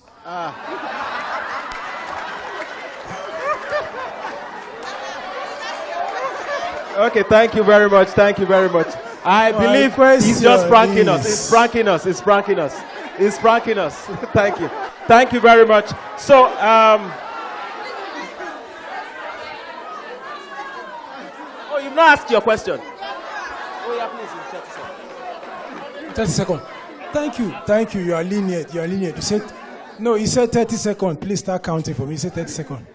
My chairman, please, I want you to tell us how. I'm chairman also. Yes.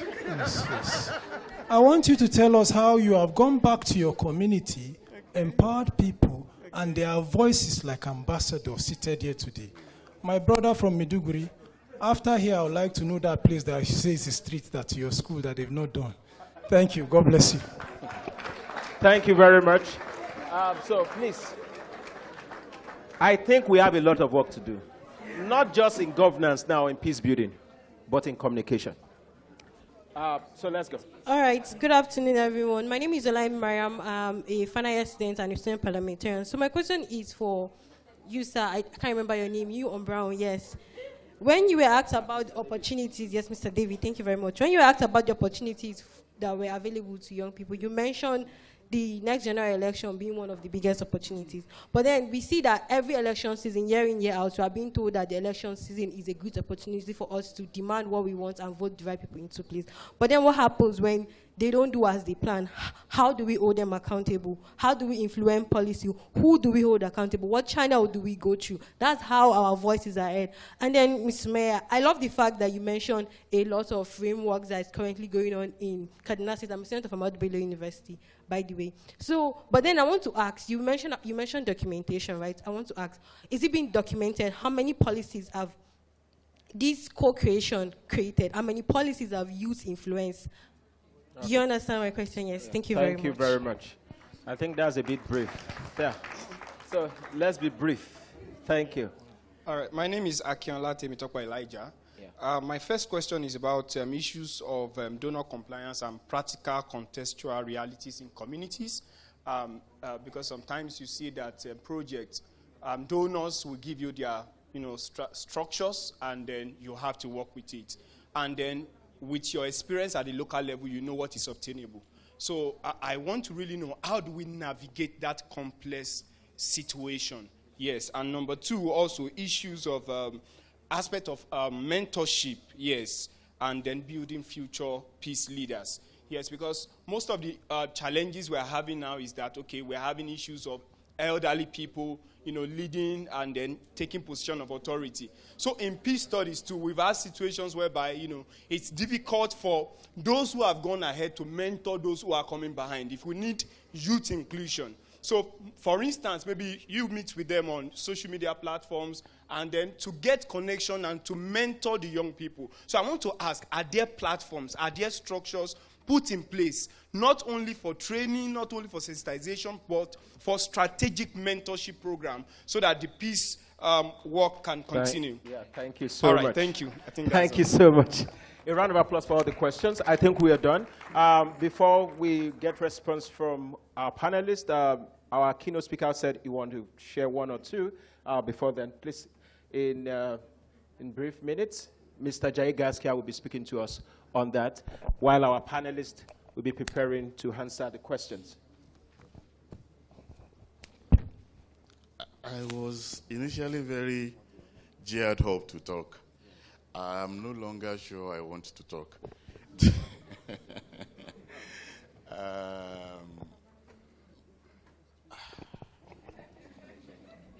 I want to charge us. I want to charge us. And the last person that spoke, that asked the question, thank you very much for that question around mentorship. because this is something that I think over the last 2, 3, 4, 5 years, but now going forward, I want to actually really commit myself to the question of mentorship, because it's a gap. And we can actually even see it from the conversations we are having here, that there is actually a gap. And oftentimes we disagree and tend to be aggressive when we are disagreeing, when actually we are saying the same things, but from different perspectives, but essentially the same things. The second thing, or third thing, is that I've also noticed, and this is part of the charge, I've noticed that we are dwelling too much on the obstacles. If there were no obstacles, there would be no need for us to be here. If there were no obstacles, society would just simply be society. So the purpose of reflecting on obstacles should be to derive a solution out of the obstacle. But oftentimes we are too fixated on looking down and back. These challenges are there, and they are the challenges of your generation. Okay? Nobody is going to be able to identify what the solutions to those challenges are, other than yourselves. They are the challenges of your generation. I cannot pretend that I know what you are going through in detail. I know what I went through. I know the challenges of my generation. I also know what we did to overcome them. I'm not as old as Azikwe or Gowon or the rest of them who are in their 80s. But I also grew up in this Nigeria. All of my formative years were under the military dictatorship. People went to jail. People's parents disowned them. People were called people who are not listening. But every generation must produce people like that.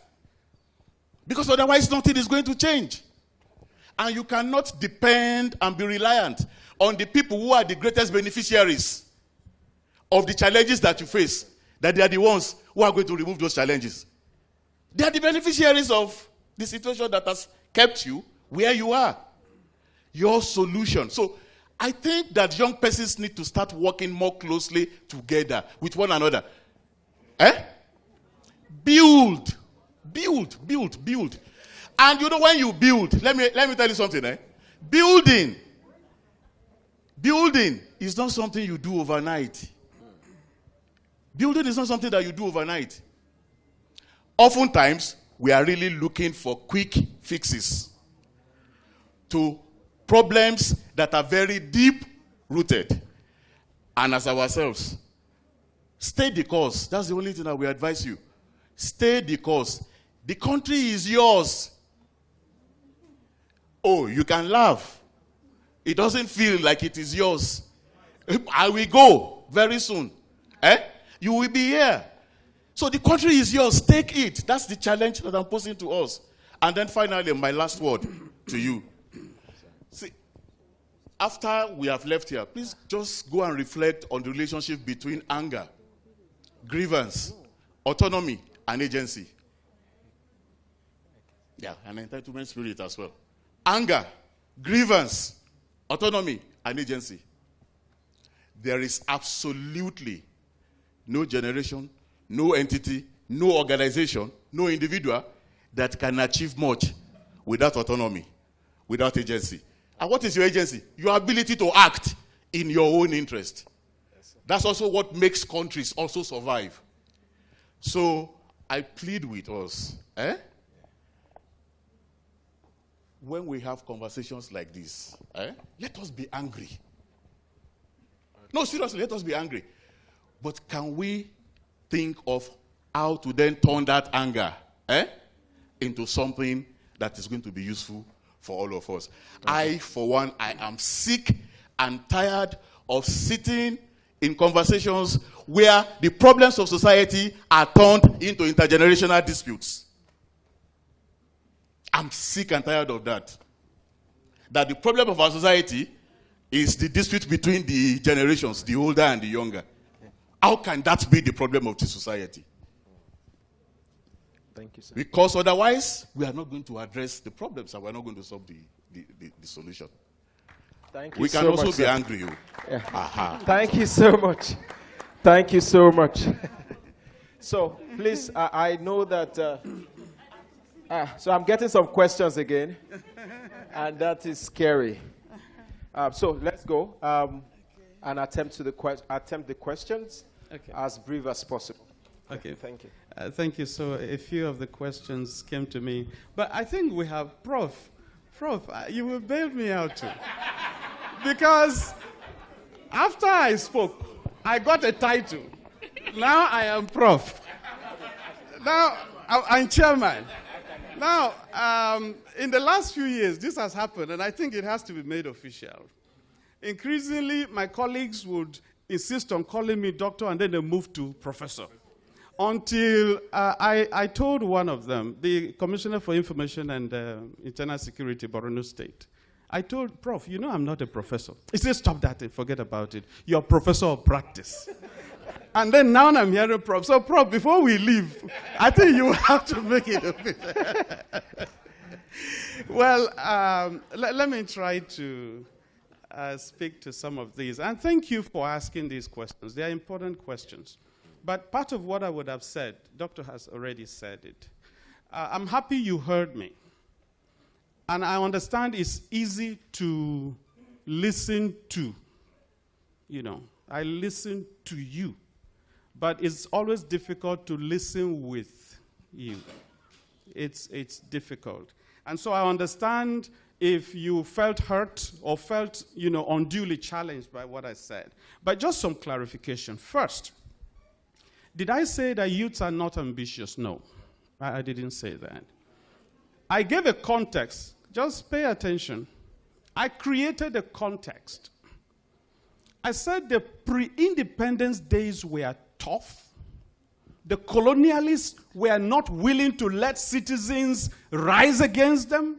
You could be imprisoned, you could be beaten. In the face of that, that was when I mentioned all those people. I said they stood up. So they were desperate to change their society despite the challenges, the harshness, the violence. Now, I also gave an example. Don't forget, I mentioned Nkrumah, I mentioned Zik, but I mentioned Lawal and I mentioned Abolade. I said we have studied those people, but let's begin to study these your contemporaries. What is it they have that is an advantage to them? That they can use within 5 years. This young man that was just a student at University of Ibadan has become a continental voice. Prof, you said it's already beginning. It has started. And what about him? So I'm mentioning your contemporaries here. Let's study them. I thank the person who cited Maitama Sule as an example and say he was the richest. Well, there are young people here that are children of the richest people in their communities. There are. So if his advantage was that he was the son of one of the richest, what are the young people who are the children of the rich doing today to change the context of the young people? So it was after creating that context. Are we together? Are we together? Are we together? Are we together? Yes. It was after creating that context that I said, young people are not ambitious enough. I used enough. I added enough. They are not ambitious enough to change their context. Because when you are ambitious enough, you're willing to take bullets.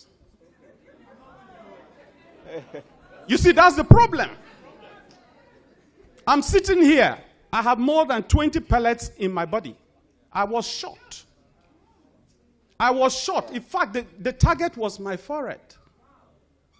And then I told him, bring it down. For some reason, he brought the gun down, pointed at my stomach. Eventually, he shot. I don't know what the diversion was. I was shot. I had 37 pellets in my body. They have been removed. I still have some in my body. I didn't ask for guns. That's the second time a gun was pointed at me. The first one was on the eve of New Year 2012. The second one was this. So when you want to change your context, you must be willing to take bullets. Bullets don't always kill. Sometimes they do.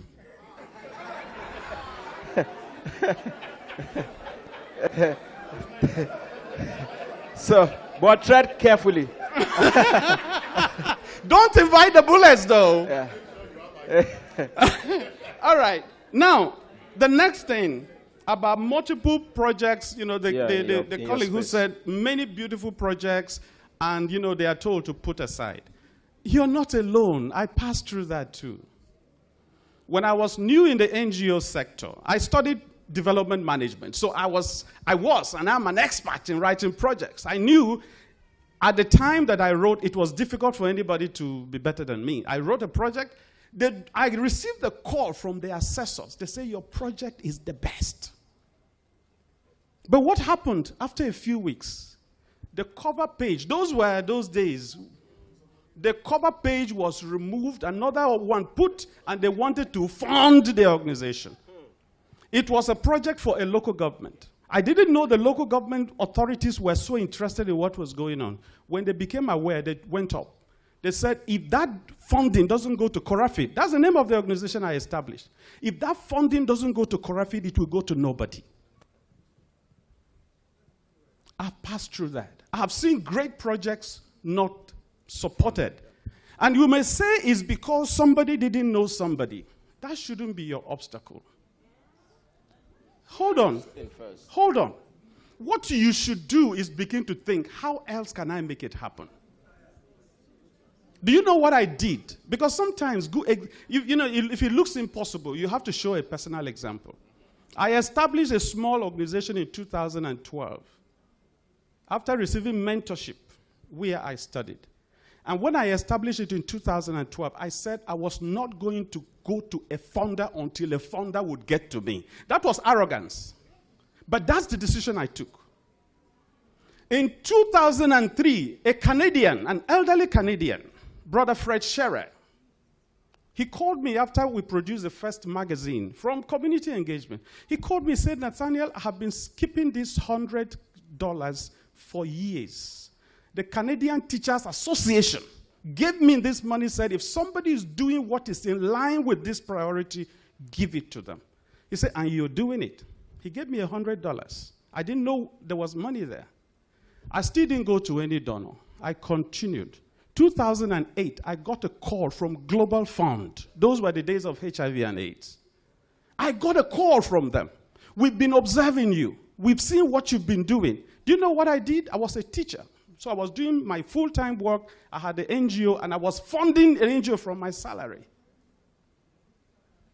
By 2008, I had funded the education of more than 50 primary and secondary school children. If anybody knows Valentine Kwachimi, they can ask him. He was my program manager. He has the records. I didn't even know the people. I did it. And so when you begin to face frustrations, forget about those obstacles. Create your opportunities. Thank you, sir. Okay. That was the second question. But I believe we are learning something, right? And the you third want question, to know more, right? So let's go. The third question was about blocked doors. The lady that is a founder of an organization talked about blocked doors. What do I do? And then there was another one. So there was somebody who is a CSO founder, and there was a politician who also gave examples. Look, let's look at this realistically. For the person who is aspiring to be in the House of Reps, or did you say Senate? Yeah, House of Reps. That's a great ambition. But why don't you start from somewhere? And if you have done an assessment, if you want to take a step and you have not done a clear assessment and determined your strengths, your weaknesses, your opportunities and threats yes, your purpose, before taking action, trust me, you're going to face frustration.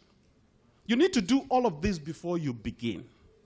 Maybe it is what Lawal and Moses did before they decided to start NGOs. Forgive me for mentioning them. I know they also have people working with them. I'm just mentioning because when you mention Nnamdi Azikiwe, there were many people who made him Nnamdi Azikiwe. So what I'm mentioning, I know he has a powerhouse without whom he would not be sitting here comfortably. So, donors, frustration. You see, what you get every day is frustration. If you don't wake up and by the end of the day you're not frustrated, you're not in Nigeria. Frustration is the energy for people who are going to be described tomorrow as the great people in this generation. Frustration should be your fuel. When you face frustration and you become tired and you begin to worry about the frustrations, then you are never going to go beyond where you are already. You probably might go down. And so I understand the commotion, the anxiety, but please, focus on your strengths. There's a reason why somebody introduced the SWOT analysis tool.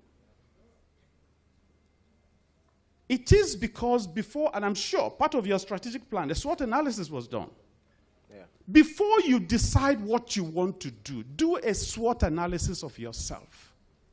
Determine what you would do based on your internal strengths and the opportunities available to you. Leverage on them. Then you can manage the threats that are there. So that's what I would say about that. Thank you very much. We can capture. They are going to complain, though, that I didn't answer their question. Finally, there were two. I would take them together. Whether there are mentorship platforms, and then have I. You know, there was a direct question somebody asked me. Yeah. That the chairman here should tell him how he has mentored other people. I have answered it, and I'm just going to mention this briefly. I mean, we shouldn't sing our songs, right? But for the purpose of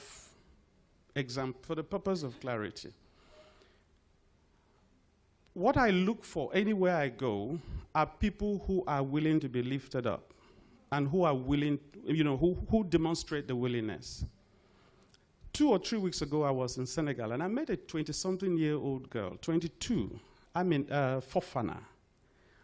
I think she's in her 2nd year. But she's the president of the Peace Association in the university.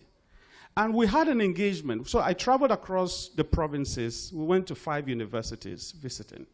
And I noticed this lady had a vision to impact all. And the next day, we were going to have a meeting in Freetown. And we invited. So they came from all of that. And the resolution is this young 22-year-old is going to be on the leadership of Society for Peace Studies and Practice in Sierra Leone to drive peace-building programs, especially peace education, across Sierra Leone. In the next 4 or 5 years, you'll be hearing of Fofana. Fofana, I think it is a 60-year-old child, and it should be a 20-something-year-old person. She's willing to be lifted up. That's something you will hear about in the next 1 or 2 years. But over the past years, I'm proud to say I contributed by way of mentorship to this great man who is bigger than me now. I contributed to him. He is greater than me now. In my state, I'm not a commissioner. I'm not a DG. But people on the executive government, some of them are students I taught and those I mentored. They are the ones determining the issues in the state. At least 2 of them are DGs, and I am not. I'm not qualified to be a DG.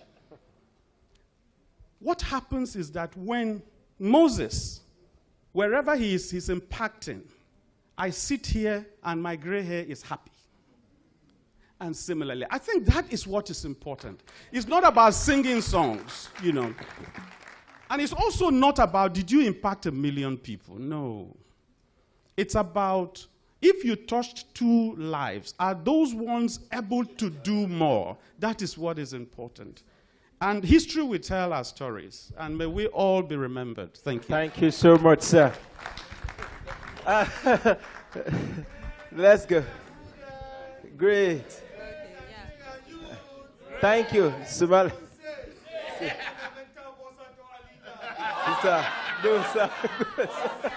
Thank you very much for the chance. Let's go.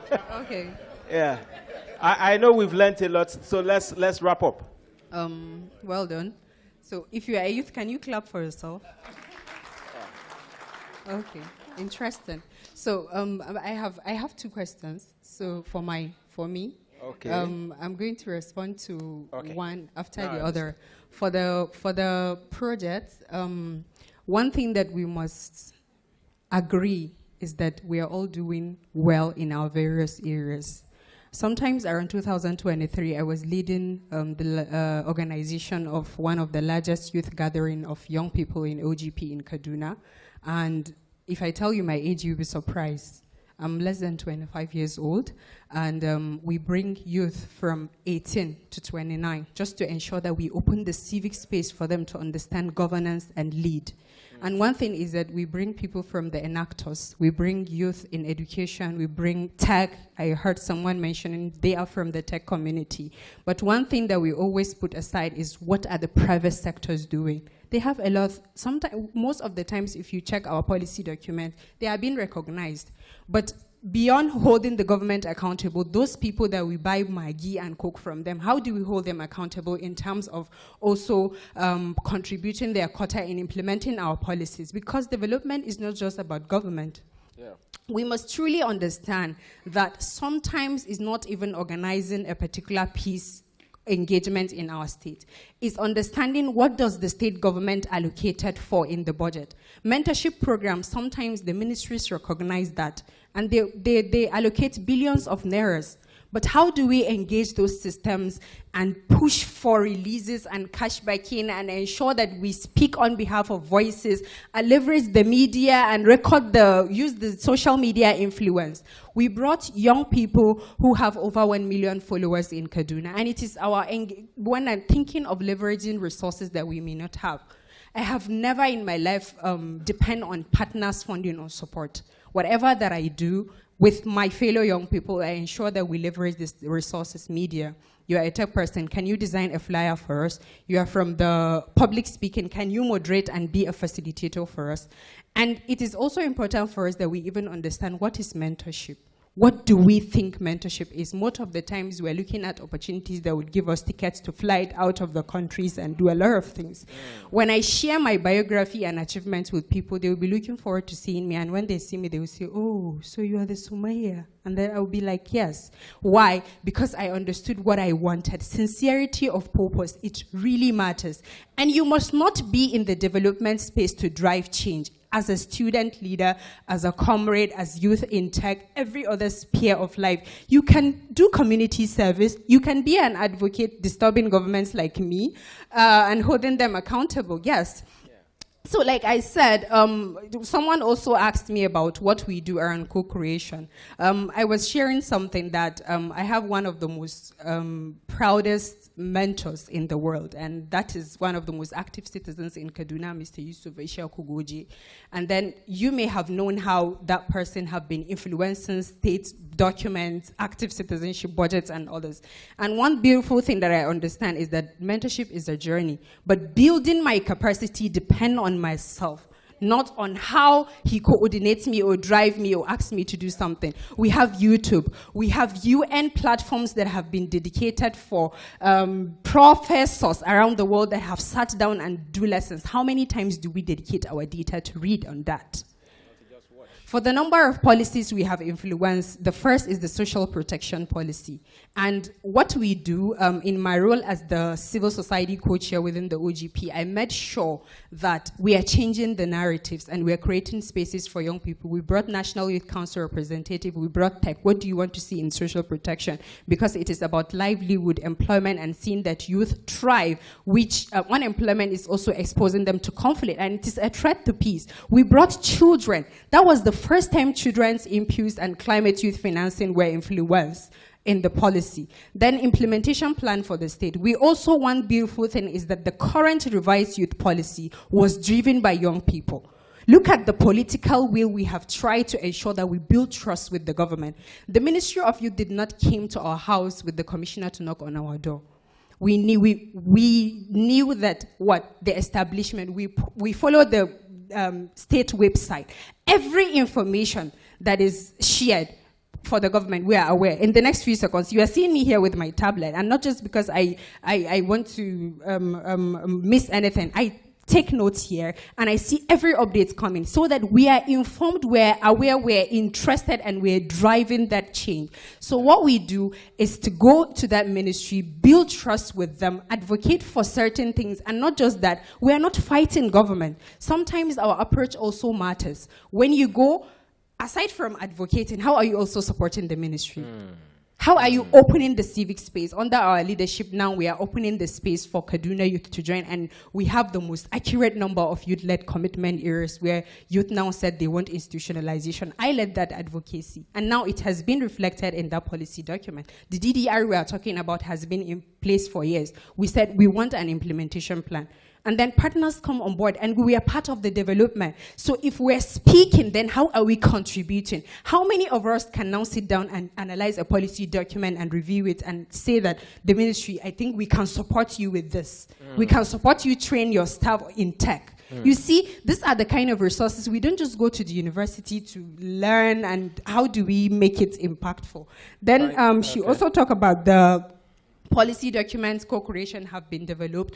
One example I would share is on a model document, Climate-Related Shocks Responsive Social Protection Community Engagement Framework. And that model is also highlighting how communities can be integrated in in responses of climate-related shocks. That was a document that is developed in the drive of co-creation, and it is youth leadership. So in also doing that, we also ensure that we are bringing more young people, because we don't want to be there for forever. Yeah. We want as many young people, and that is the beautiful thing you could do for development. And currently we are working on gender responsive advocacy toolkit. This is an opportunity to really call on partners who would support us, because we want to see how the youth at the grassroots level can now start leveraging the participatory budgeting to influence that. I want to speak because I'm a youth.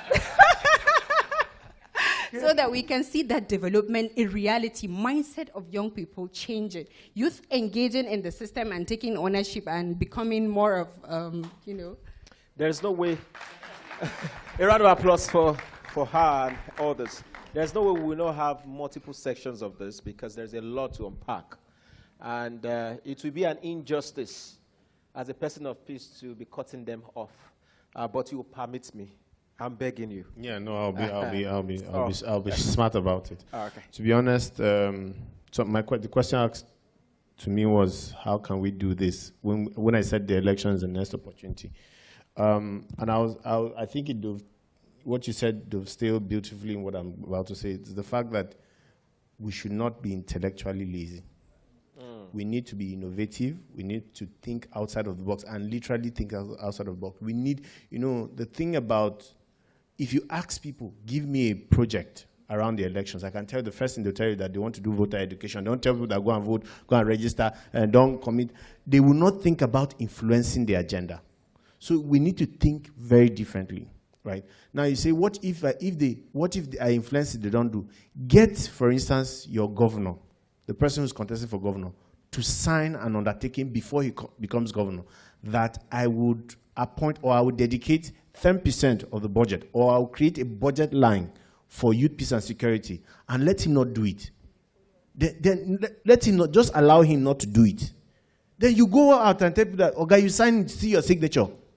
That alone is enough blackmailing tool for him to commit resources. So we need to think differently. Yeah. Remembering also, and this is where, let me tell you a story. I asked my mother once, I said, why you didn't buy a lot of land in Abuja when you were young?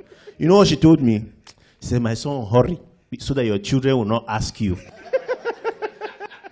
So these things you are saying today, I can assure you that your children will also say the same things to you. I'm not praying. Let's work. Yes, we need to think differently, because if there are excuses, there are many of them. But thinking outside the box really requires you to crack your head. It requires you to push yourself beyond the ordinary. It means that you have to study. It means that you have to be dedicated. You need to go the extra mile, and it's not going to be easy. It requires even putting your resources. Let me share this like example. Sorry, sir. I'm sharp. And I talk about evidence. During COVID, we went around the health facilities and we did an assessment of the preparedness of the health facilities. I will publish it on Facebook. The governor called me and said, don't be advising me on Facebook. I'm just saying that you can think differently beyond just, if there are excuses, there are many. Thank you. Thank you very much. Mr. Augustine. Yes, I want to speak about, somebody asked about beautiful proposals being crafted, and I'm going to talk from the government aspect. You as an individual, as a Nigerian, Nigeria has a very, huge bulge, young population. As a federal government, I don't know you as a person. Yes, you're a citizen. But you as an individual, are you aware that there's what they call youth rights? You have a right enshrined in the national youth policy. And government also has its responsibilities to you enshrined in that document. But I don't know how many people are aware that there's a national youth policy. Okay. Then, there is. For people who write proposals sent to the government, as an insider, I will tell you how it works. First, validity. Okay. Is it viability? Is it viable what you intend to do? Legitimacy.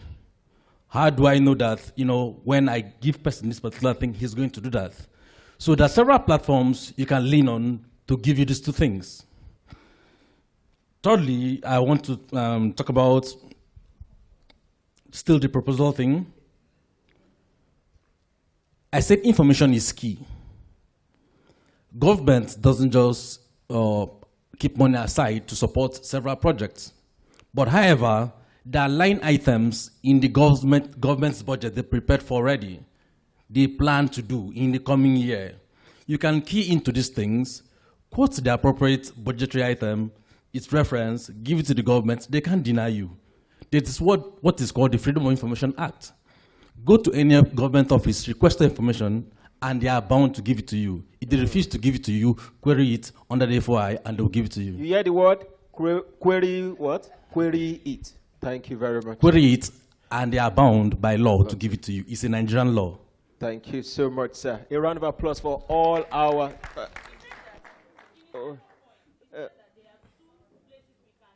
okay, he has mentioned one. Okay, Mr. Augustine, can you... I wanted to talk about youth bodies, just because of time, youth bodies and also known organizations. For instance, I don't know you, but I know Building Blocks of Peace Foundation. He can reference you. Okay. Reference from youth bodies or agencies and also NGOs. Okay. Okay. Okay. One last... okay. Yeah. Well, just building on... building on what you're talking about funding. Yeah, sure. When we're talking about funding, I don't know what everybody in the hall here, minus the people here, I don't know what everybody thinks about funding. But, most people think funding is money, right? And I think that's the point Mr. Lawal was trying to say. Please, when you're looking for funding from government, de-emphasize money. There are so many things you can get from government. For years, anytime I needed to hold a conference, a workshop, any activity, I just needed a phone call, and they would give me the legislative hall. You can imagine how much it costs, but you would get it. And on a certain day, we had a meeting, it was for women, and the first lady walked in. And she wasn't invited, but she walked in, and she saw it. There were more than 50 women drawn from rural communities. He said, where are these people? I'm seeing some of my people. And they all stood up and prayed, said, this is where they're coming from. She said, is this a funded activity? All of them said, no, it's not a funded activity. And it was true. It was not a funded activity. She said she would take care of the refreshment. And it was more than refreshment. She gave refreshment to the women. She gave transport to the women. That's funding, right? Some of it comes unexpectedly. So when you're looking for support from government, money can come, but de-emphasize money. Look for venues, linkages, referrals, letters, connections, recommendations, and every other door begins to open. Thank you. Yeah, a round of applause for our panelists and for this session. I believe we all have learned one or two things from understanding better how to utilize the framework of youth, peace, and security. But I want to say, I know we still have other questions, but we cannot answer all of them. And pardon us for not answering those questions. You can also still reach out to BB4Peace through the Gmail or the other means or other channel of communication. I want to say you made this session beautiful, for contributing, for adding your humor, for making everything plausible. And I just want to say thank you very much. A round of applause for yourself for making this work. So we'll be having a picture.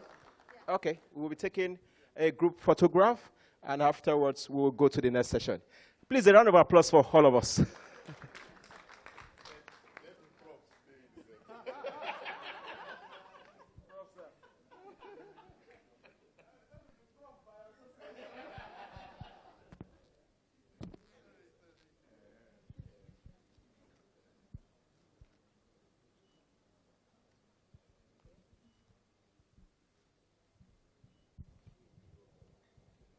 All right, thank you so much. Please, let's give them a round of applause as they return to their seats. If you have been here since morning, just give yourself clock it. Clock it, please. Thank you. My people are still energized. We are still available. We are still here. Thank you so much for your attention. Some people even got here by past 7 a.m. Oh, no. You should give yourself a pat on the back. Thank you. We are almost coming to the end of this session. We would like to thank, I'm not giving a closing remark, so this thank you is just a thank you from my mind. The ED has not asked me to give a closing remark on his behalf, but I'm just thanking you for being attentive and for also contributing to the discussions that we have been having since morning. And I also wanted to inform us that for every conversation that we have had here today, they will all get to the global level, and they would also shape. Who is aware that the second phase of the Nigeria's National Action Plan is ongoing? Okay, only one person. 2. No, it's not you.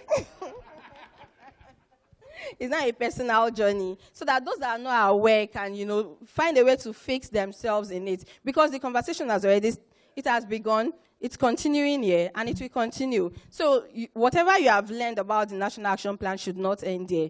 Ensure that your voice is added to the second phase of the Nigeria's National Action Plan, whether at local level, that at state level. So, and I believe that we have a lot of representatives from different states. Maybe I should just use this opportunity to acknowledge the presence of our brother from the South, Comrade, pardon me, please. I can't find my...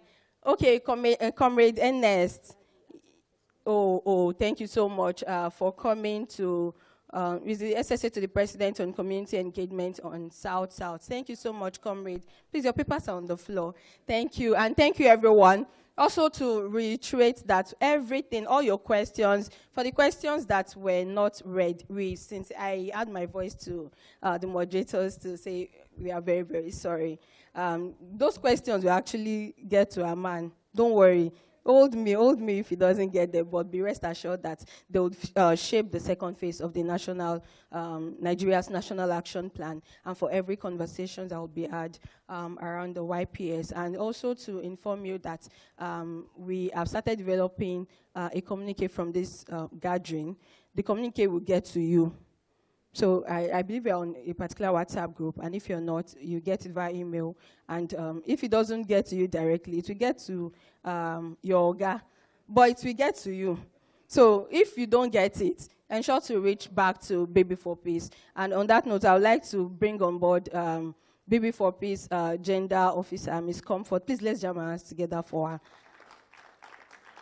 See, I can see this guy has not clapped since he got here today. If you can identify yourself, please, let's clap for her as she comes to read the highlights of the communique to our hearing.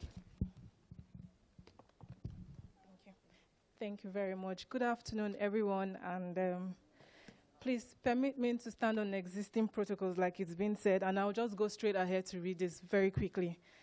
So this is the communique issued at the Multi-Stakeholder Dialogue on Youth, Peace and Security Framework Implementation. So this dialogue on the theme, Bridging Policy and Practice, Multi-Stakeholder Engagement in Youth, Peace and Security Framework Implementation, was convened on 26th May 2026 at the Conference Hall of the Institute for Peace and Conflict Resolution, bringing together approximately 200 young people, representatives of civil society organizations, ministries, departments and agencies, United Nations agencies, youth-led networks, development partners, and peace-building practitioners. The dialogue provided a strategic platform for critical reflection on the implementation of the youth, peace, and security agenda in Nigeria, with particular emphasis on strengthening collaboration between policymakers, implementing actors, and young people as key stakeholders in peace building, governance, and social transformation. Key highlights: participants noted that inclusive youth participation remains fundamental to sustainable peace building and democratic governance. It was emphasized that meaningful conversations capable of shaping policy outcomes must intentionally include young people, especially those directly affected by conflict, insecurity, and governance gaps. The conversation further underscored that peace should be understood both as a process and as an outcome, requiring deliberate investment in inclusive systems, participatory governance, and continuous engagement. Participants stressed that policy processes must be holistic, participatory, and people-centered in order to ensure that policy design and implementation work in synergy rather than in isolation. Critical gaps requiring urgent attention were highlighted as follows: persistent constraints limiting youth ownership and leadership in policy implementation processes, the absence of effective feedback mechanisms within policies to enable continuous learning, adaptation, and accountability during implementation, the need for policies to remain flexible and adaptive enough to respond to emerging realities and contingencies, the importance of integrating clear and sustainable resource mobilization plans into policy frameworks to support implementation, and finally, the need to strengthen both horizontal and vertical accountability mechanisms across institutions and stakeholders responsible for implementing YPS commitments. During the panel session, participants acknowledged progress made in advancing youth inclusion within governance and peace-building spaces, but also identified systemic barriers. And these key issues raised during the discussion also include recognition of youth participation as both a civic right and a civic responsibility, the need to move beyond symbolic inclusion of young people towards institutionalizing youth participation within governance and decision-making structures, the importance of leveraging upcoming electoral processes to demand accountability and secure commitments from political actors on youth priorities and the YPS agenda, the need for young people and youth-led organizations to strengthen evidence generation and documentation of challenges affecting young people in order to influence policy from an informed and credible position. Also, the importance of studying and leveraging the Local Government Reform Law 2018 to formalize youth engagement at local governance levels. Issues also discussed include the urgent need to prioritize YPS implementation and broader youth development priorities across national and subnational agendas. The importance of young people asking strategic questions capable of creating and sustaining civic and political spaces for youth leadership and participation. The need to strengthen localization efforts through synergy between the YPS framework, national youth policy, and actors at community, state, and national levels. Concerns regarding chronic underfunding of youth-focused initiatives and peace-building interventions by government institutions were also discussed. The need for sustained capacity strengthening for state and federal government institutions, coalitions, and youth-led networks implementing the YPS agenda. The importance of diversifying funding models by increasing investment from local donors and domestic funding sources rather than relying predominantly on international donor support. And the need to shift from short-term, log-frame-driven programming towards more organic long-term interventions, particularly those focused on social and behavioral change processes. From these conversations, resolutions and recommendations include: government institutions at all levels should institutionalize meaningful youth participation within governance, peace building, and policy implementation processes. Policies relating to youth peace and security should incorporate inclusive accountability and feedback mechanisms to ensure responsiveness and measurable impact. 3, greater investment should be made towards youth-led peace-building initiatives, including dedicated budgetary allocations and sustainable funding mechanisms. 4, stakeholders should strengthen coordination and synergy between the YPS agenda, national youth policy, and local governance frameworks to enhance localization and implementation effectiveness. 5, young people should be supported to build their capacity in advocacy, evidence generation, policy engagement, and leadership. 6, development partners and implementing actors should adopt longer-term and context-responsive programming models that address structural and behavioral drivers of conflict and exclusion. And 7, multi-stakeholder collaborations between government, civil society, development partners, academia, and young people should be sustained to ensure continuity in advancing the YPS agenda in Nigeria. I don't know if I've left out any point or we want to make, adjustments to this. Thank you. Observe. Okay, sir.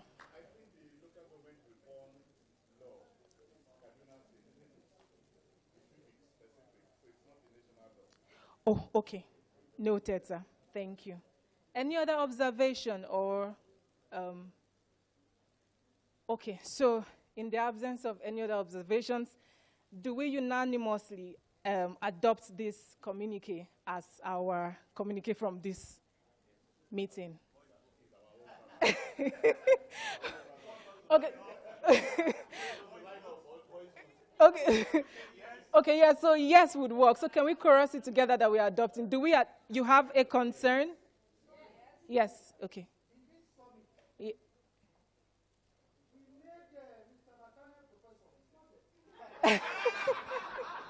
Okay, that observation will be included accordingly. Okay, so any other observation? Okay, and chairman, okay, thank you. So please, in the absence of any other contribution or observation, let us adopt it unanimously with a yes. Let's chorus it together. Do we adopt this? I think that this response is lacking the energy that young people are supposed to have. Do we adopt this? Fantastic. Thank you very much. Please let's jam our hands together for Baby for Peace Gender Officer Miss Comfort. And I see that we started with that energy and we are closing with it, which is super, super awesome. Thank you so much. There's someone here that has been smiling at me. Don't worry, you've won my special strategy. You know yourself. You've won it already. Don't worry. It will get to you before we leave here. On that note, I would like us to put our hands together as I invite Mr. Lawal for the closing remark. And have people, please help us move these chairs. Please help us move these chairs so that we can have group photograph immediately after it's done. Thank you. Please, let's put our hands together for our moderator. She has actually done a yeoman's job. Well, we have come to that hour, or that minute, if you like, where we have to draw the curtains of this very wonderful meeting. But before I say anything, thank you so much for your patience. Thank you for your participation. I mean, it's been long I saw this type of engagement, particularly in Abuja. I would like to bring to the podium for the remarks the board chair of Building Blocks for Peace Foundation. Please, let's put our hands together for him. Let's put our hands together for him. Prof was actually chilling in the United States when I told him about this meeting, and I said, you have to be there. He said, okay, what do we do? I said, you have to be there. He landed in Lagos just late last night. And then we just smuggled him to Abuja this morning. So thank you so much, sir. Over to you. Thank you. Sorry, I won't take your time. First and foremost, I would like to thank everyone. It's not always the case that, especially in a place like this, the metropole of Abuja, that you have an event and people came, the turnout is impressive, and everyone stayed through a very chilled auditorium. So please give yourselves a round of applause. It would be remiss of me to leave without saying two things that I think my own impressions, so that you can take it home. And I'm saying this because sometimes experience serves very well. From the report that I mentioned, the report to the Peace and Security Council of the African Union, there were two things that came out of it that I think will be very, very important for you as you leave this hall. The first one is that money is necessary but not sufficient. You need to bear that in mind. And I'm happy that it keeps coming back that, you know, when you talk about resourcing, it's not necessarily about money. I'll give you one example. There are so many people your age, young people, that are in 9-to-5 jobs, that are in spaces where they have access to certain kinds of resources that is not money. But they are also increasingly frustrated with the fact that they have 9-to-5 job. They want new things that they can do that gives them social meaning. So imagine a situation in which you actually begin to engage with those people, kind of people. So for instance, you want to build a website. Somebody can do it for you for free. You want to launch a major tech-driven advocacy. Somebody can do it for you. People are frustrated in quote, in 9-to-5 jobs, that they are looking for new meanings to their lives. You don't have 9-to-5 job. You have a different kind of job. I believe that if you can work together and create a community of practice, it will be very helpful for you in whatever you do. That's the first observation I'd like to make. The second one is really that part of the problems I see is that youth organizations work at cross purposes. You are locked in a competitive space, whereas you actually should be in a space that is complementary. And one of the outcomes of the report that I mentioned, the PSA report, is the urgent need for young youth organizations to work together and work in a community of practice rather than lock themselves in competition or sometimes even conflict. You will gain much more when you work together, when you create networks around specific issues and you can drive that issue. So if you want to create network, for instance, around human rights issues, please come together. Don't do it alone. Okay? Remember how I concluded previously? If you want to go very far, you work together. If you want to run fast, you do it alone. So for you as youth groups, and this lesson has been consistently shown across Africa and beyond, that the best way for you is to create a community of practice that allows you to work together, because you have different strengths. If you bring all your strengths together, you're creating an economies of scale around a particular issue, and you'll be able to achieve much more. So don't look at the other organization as being in competition, or that you're trying to access money from the same source and it becomes a problem. Imagine a situation in which 3, 4, 5 organizations across Nigeria, across the different geopolitical zones in Nigeria, come together and ask the Ministry of Youth for support. They will listen much more than when they are listening to one.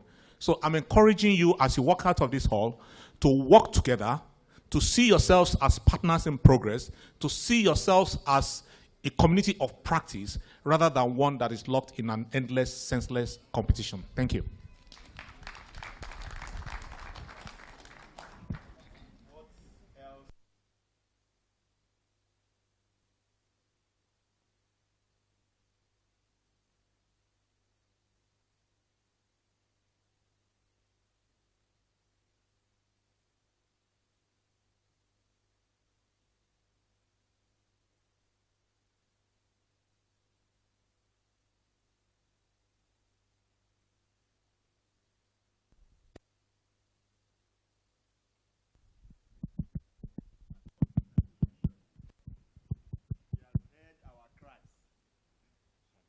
Actually coming to that the DG of the Institute for Peace and Conflict Resolution has heard all our agitations and is coming to say hello in the next few minutes. So please, I want to beg us to please hold on a little bit. And let me tell you something about this man before he comes.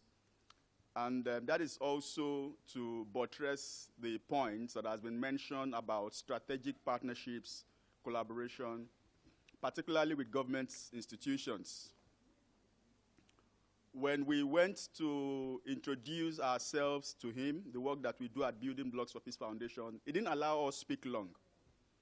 He said, I've been following your works, you know, even before I became DG.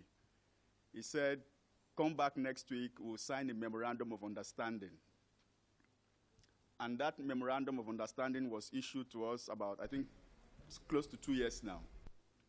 And we have been using that to support our resource mobilization efforts. And you know what that means when a government institution gives you a memorandum of understanding. The second thing that I want to say about this man, before he comes in, once he comes, I'll stop. When we wanted to open our office in Benue State, we told him that we wanted to open a sub-regional office in Benue State. He said, give me the dates. I said, no, we don't want you to come. He said, give me the dates. And there are witnesses here. He followed us from Abuja to Benue State, traveled on the road just to go and open the office. And then recently, I think it was last month, there's someone I've been trying to track, a big fish in the peace building industry. I've been trying to track him for a very long time. We had written several letters, several emails. This man would not reply. I thought of it. I said, what can I do? Then I called the DG. I said, I've come again. He said, what is the problem? I said, there is somebody that I need to track. He said, why is it difficult? I said, we have written several emails, several phone calls. This man will not respond. And the man said, the DG said, give me till tomorrow. I said, okay. And he called the man. He said, one of my sons, he has been disturbing you, you've not replied. Reply him now. And then in the evening of the following day, this particular person messaged me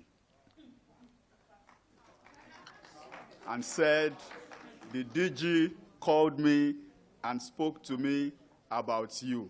And he said, you wanted to see me. When are you coming? I said, okay. Tell me when you want me to come. He said, because the DJ has called me. Come anytime you want. You don't get things like that, cheaply. Relationship, credibility, integrity. These are things that you can get from government institutions. I don't want to talk about the Ministry of Youth Development. When anyone goes to them to talk about youth peace and security, they will always reference Building Blocks for Peace Foundation. So no, there was a conversation that they had recently, and they said Building Blocks for Peace Foundation must be in. That's more than money. It's more than money. So let's not focus our attention on the liquid. Let's go for the real thing. I don't want to talk about how we got this place. Let's not go into that. That's a story for another day. Is the DG approaching now? I can smell him. He was supposed to actually chair this meeting, but he traveled out of Nigeria. He came back this morning. So, Antonia, can you confirm if the DG is approaching?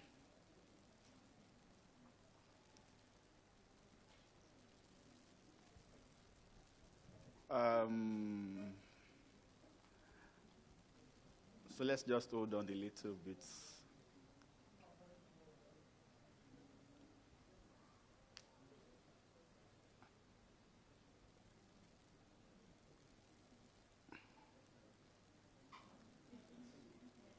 My apologies, please.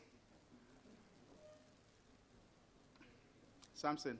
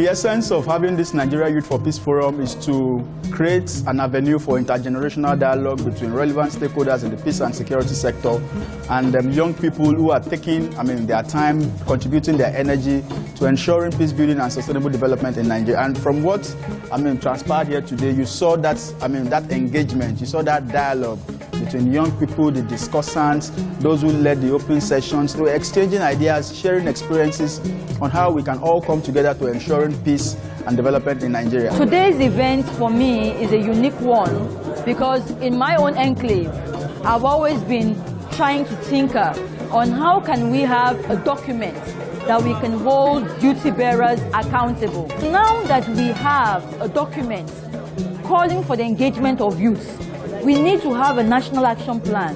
That the government needs to know that there is a document on ground. Nigerian government is a member of the UN. What are they doing towards ensuring implementation of these key pillars of this resolution? I think the UNSCR 2250 is,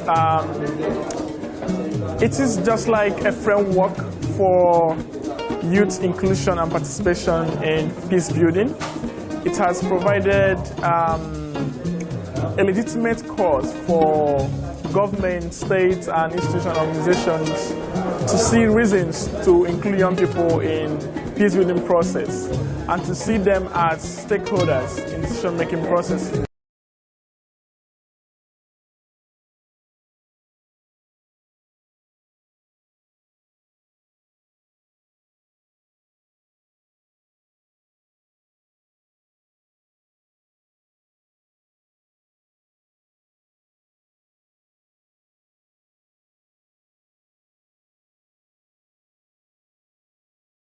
So that peace building can be more sustainable and more futuristic in terms of engaging those who will live in the future. It's a very strategic move by the United Nations to bring in the young people of the world into the process as far as youth, as far as peace, building a peaceful world is concerned.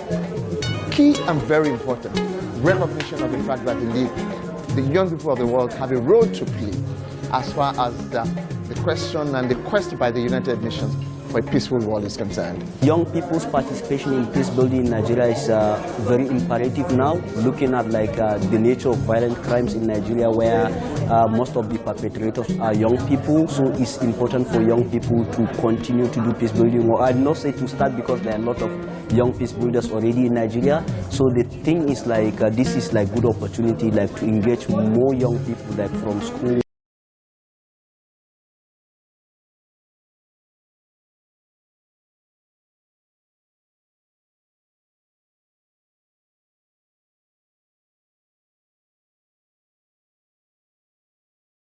Please.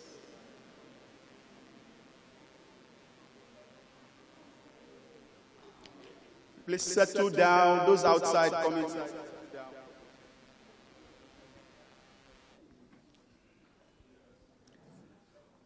All right. Thank you so much for your understanding. Now we have the big elephant in the room. And without wasting his time, I would like to invite to the podium. The last time I met him, he was introducing me as his friend. I said, I'm not qualified to be your friend. I'm your son or your baby. Please, let's put our hands together for the Director General of the Institute for Peace and Conflict Resolution, Dr. Joseph Ochogu, for his remarks on this occasion of the National Conference on Youth, Peace and Security holding here at the Institute for Peace and Conflict Resolution. Please, sir, you have the floor.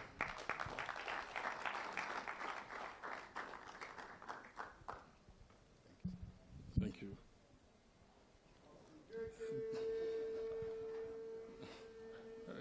Nigerian youth. Go, sir. Go, sir. Waga. GG. Say. Yan. Magana.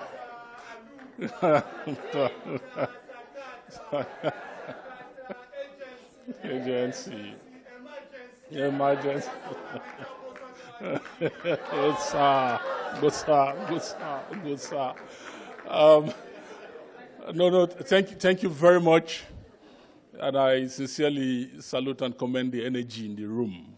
And it would have been a suicidal mistake if I don't walk into this room to acknowledge your presence in the Institute for Peace and Conflict Resolution. I just got back from India yesterday and came into a series of very strategic meetings. So we're in ECOWAS for almost 2-3 hours, and then from ECOWAS to Conference of Speakers and Parliaments of Africa. So the point I'm trying to tell you is that never get tired to miss any opportunity, because you don't know which one will define your future and which one is going to define your path.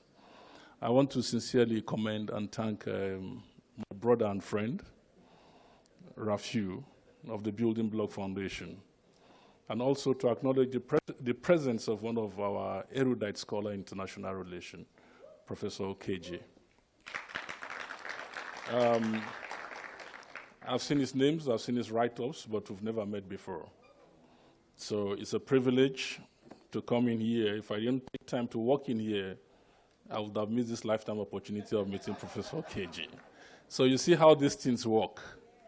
To thank the founder management team of Building Block Foundation for bringing us together, and to thank my friend and brother, Jaye Geskia, who has been in the trenches, as well as another of my very young friend and brother from Pep Network, who's been in this business. It's really not easy to be in the social enterprise business and thrive. Some of us, perhaps some early period, we tried and perhaps we ran and failed and took up a functional job. So I want to commend each and every one of you who are gathered in this place today for this conference on youth, peace, and security. It's one of the most critical things, and your voice matters in this space. You cannot afford to be marginalized, emasculated, from the space. So what this space is doing is actually providing you opportunity to amplify your voice for the peace and security of this country. One of the major components of Mr. President's 8th priority agenda that I run with is what is called inclusion. I don't know how many of you have read some of those documents. I want to appeal to you to please read government policies, read government intentions, read what government is doing, and then try to add value to it. It is that value that you are adding that is your relevance. Because you might be surprised that in the whole space, that idea is lacking and is waiting for you. I have a friend who was on television some years back, and he was analyzing an election. It was election day. And having seen the logistical arrangements and everything, he said this election cannot hold. Coincidentally, divine providence, his governor was watching the television. And then journalists now, they kept airing that this election will not hold, this election will not hold. And then, before you say Jack Robinson, the man sent that they should go and invite the young man to come. And then they know how to find anybody they want to find. They found him, brought him to the house, and he told him, sit down there. While he sat there waiting, they announced that the election has been postponed. The governor appeared and said, where have you been all these days? And the guy said, well, we are the one that developed the youth policy for you, but we don't have access to you. You know what the man said? He called his wife, called his son, called his ADC, and said, I want this young man by my side from now going forward. So the first appointment the governor made was the guy's appointment and that of his chief of staff. That's the first. So the guy from nowhere got appointed. And I can tell you that because of his good work, at a point he was holding 2 offices. He was holding the office of the Director General in the governor's office, as well as Commissioner of Local Government and Chieftaincy Affairs. So I'm saying this to just tell you never to give up. Don't give up. Anything that makes you want to give up, never give up. Don't give up. Keep moving. Be on track. Keep adding values. Like I said, it's that values that you are adding that is going to define you, because you don't know who is seeing you, who is watching you, who is watching your dedication, your diligence, your commitment, to make things happen. Forget all these bad, evil vices that is everywhere and all that. Just stay consistent and be a good individual, be a good citizen, and do your best. As you are doing your best, the one who is above everybody, who sees, who hears, and knows, will reward you. If you think that I'm joking, check your immediate environment and see those who have been wealthy before, whether their children were wealthy now. The reason why it's so is that Almighty God, in His infinite goodness and mercy, does not like indiscipline, does not like laziness. He likes disciplined people committed to hard work and excellence. And before you know, He turns the table and rewards the young man, the youth who is committed to those work. So I sincerely want to commend you people and to tell you that I identify with you. The Institute for Peace and Conflict Resolution identify with you strongly. And I think that together we'll do great works. We'll do greater works for our country. Yes, we'll do great works for our country. We are open, just like Building Block is open to you, PEP Network is open to you, which are youth-led NGOs. We're committed to support what we can support within our capacity. Never be shy. Develop your communication skills. Develop your writing skills. Learn new things. And before you know, the future is here for you. Don't be deceived that the future is there for you tomorrow. The future is here for you by what you do. So I congratulate Building Block and its management and its team and volunteers and everybody working with them. Congratulate my friend and brother who I just saw coming all the way from Ife, and those of you who travel from far and near, to come to honor and participate in this occasion. So I can only say I won't close it because I don't have the right to close it. I did open it. And to say thank you very much and God bless you. Thank you very much, sir. Please, before you go, we'd like to have a group photograph with you, if you don't mind, sir. Thank you very much. Please, let's come forward to take pictures with the DG. So we'll start from this stage till we get to the podium. Please, let's come out for pictures. Ejo is very important. Thank you, Emma Binu. We'll soon go to our house. Thank you very much for securing my phone. Please. So let's go to up. I can't sit down.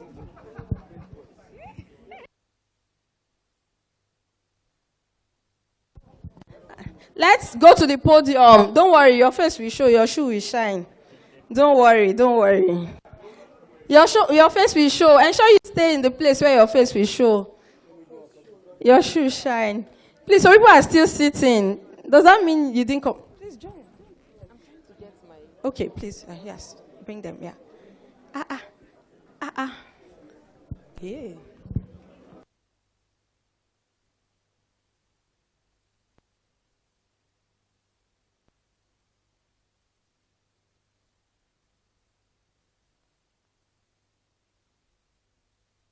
Photographer, are you able to capture all of us, or you go to the gallery?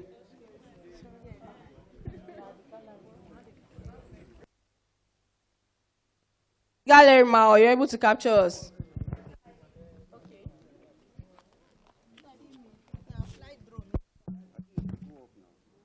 One person should go up.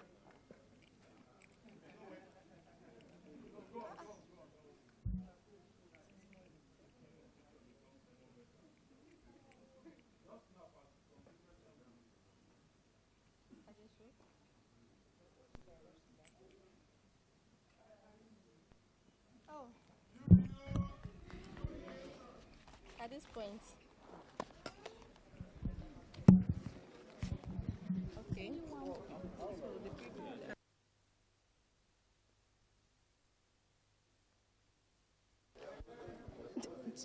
Should they have their seat handy?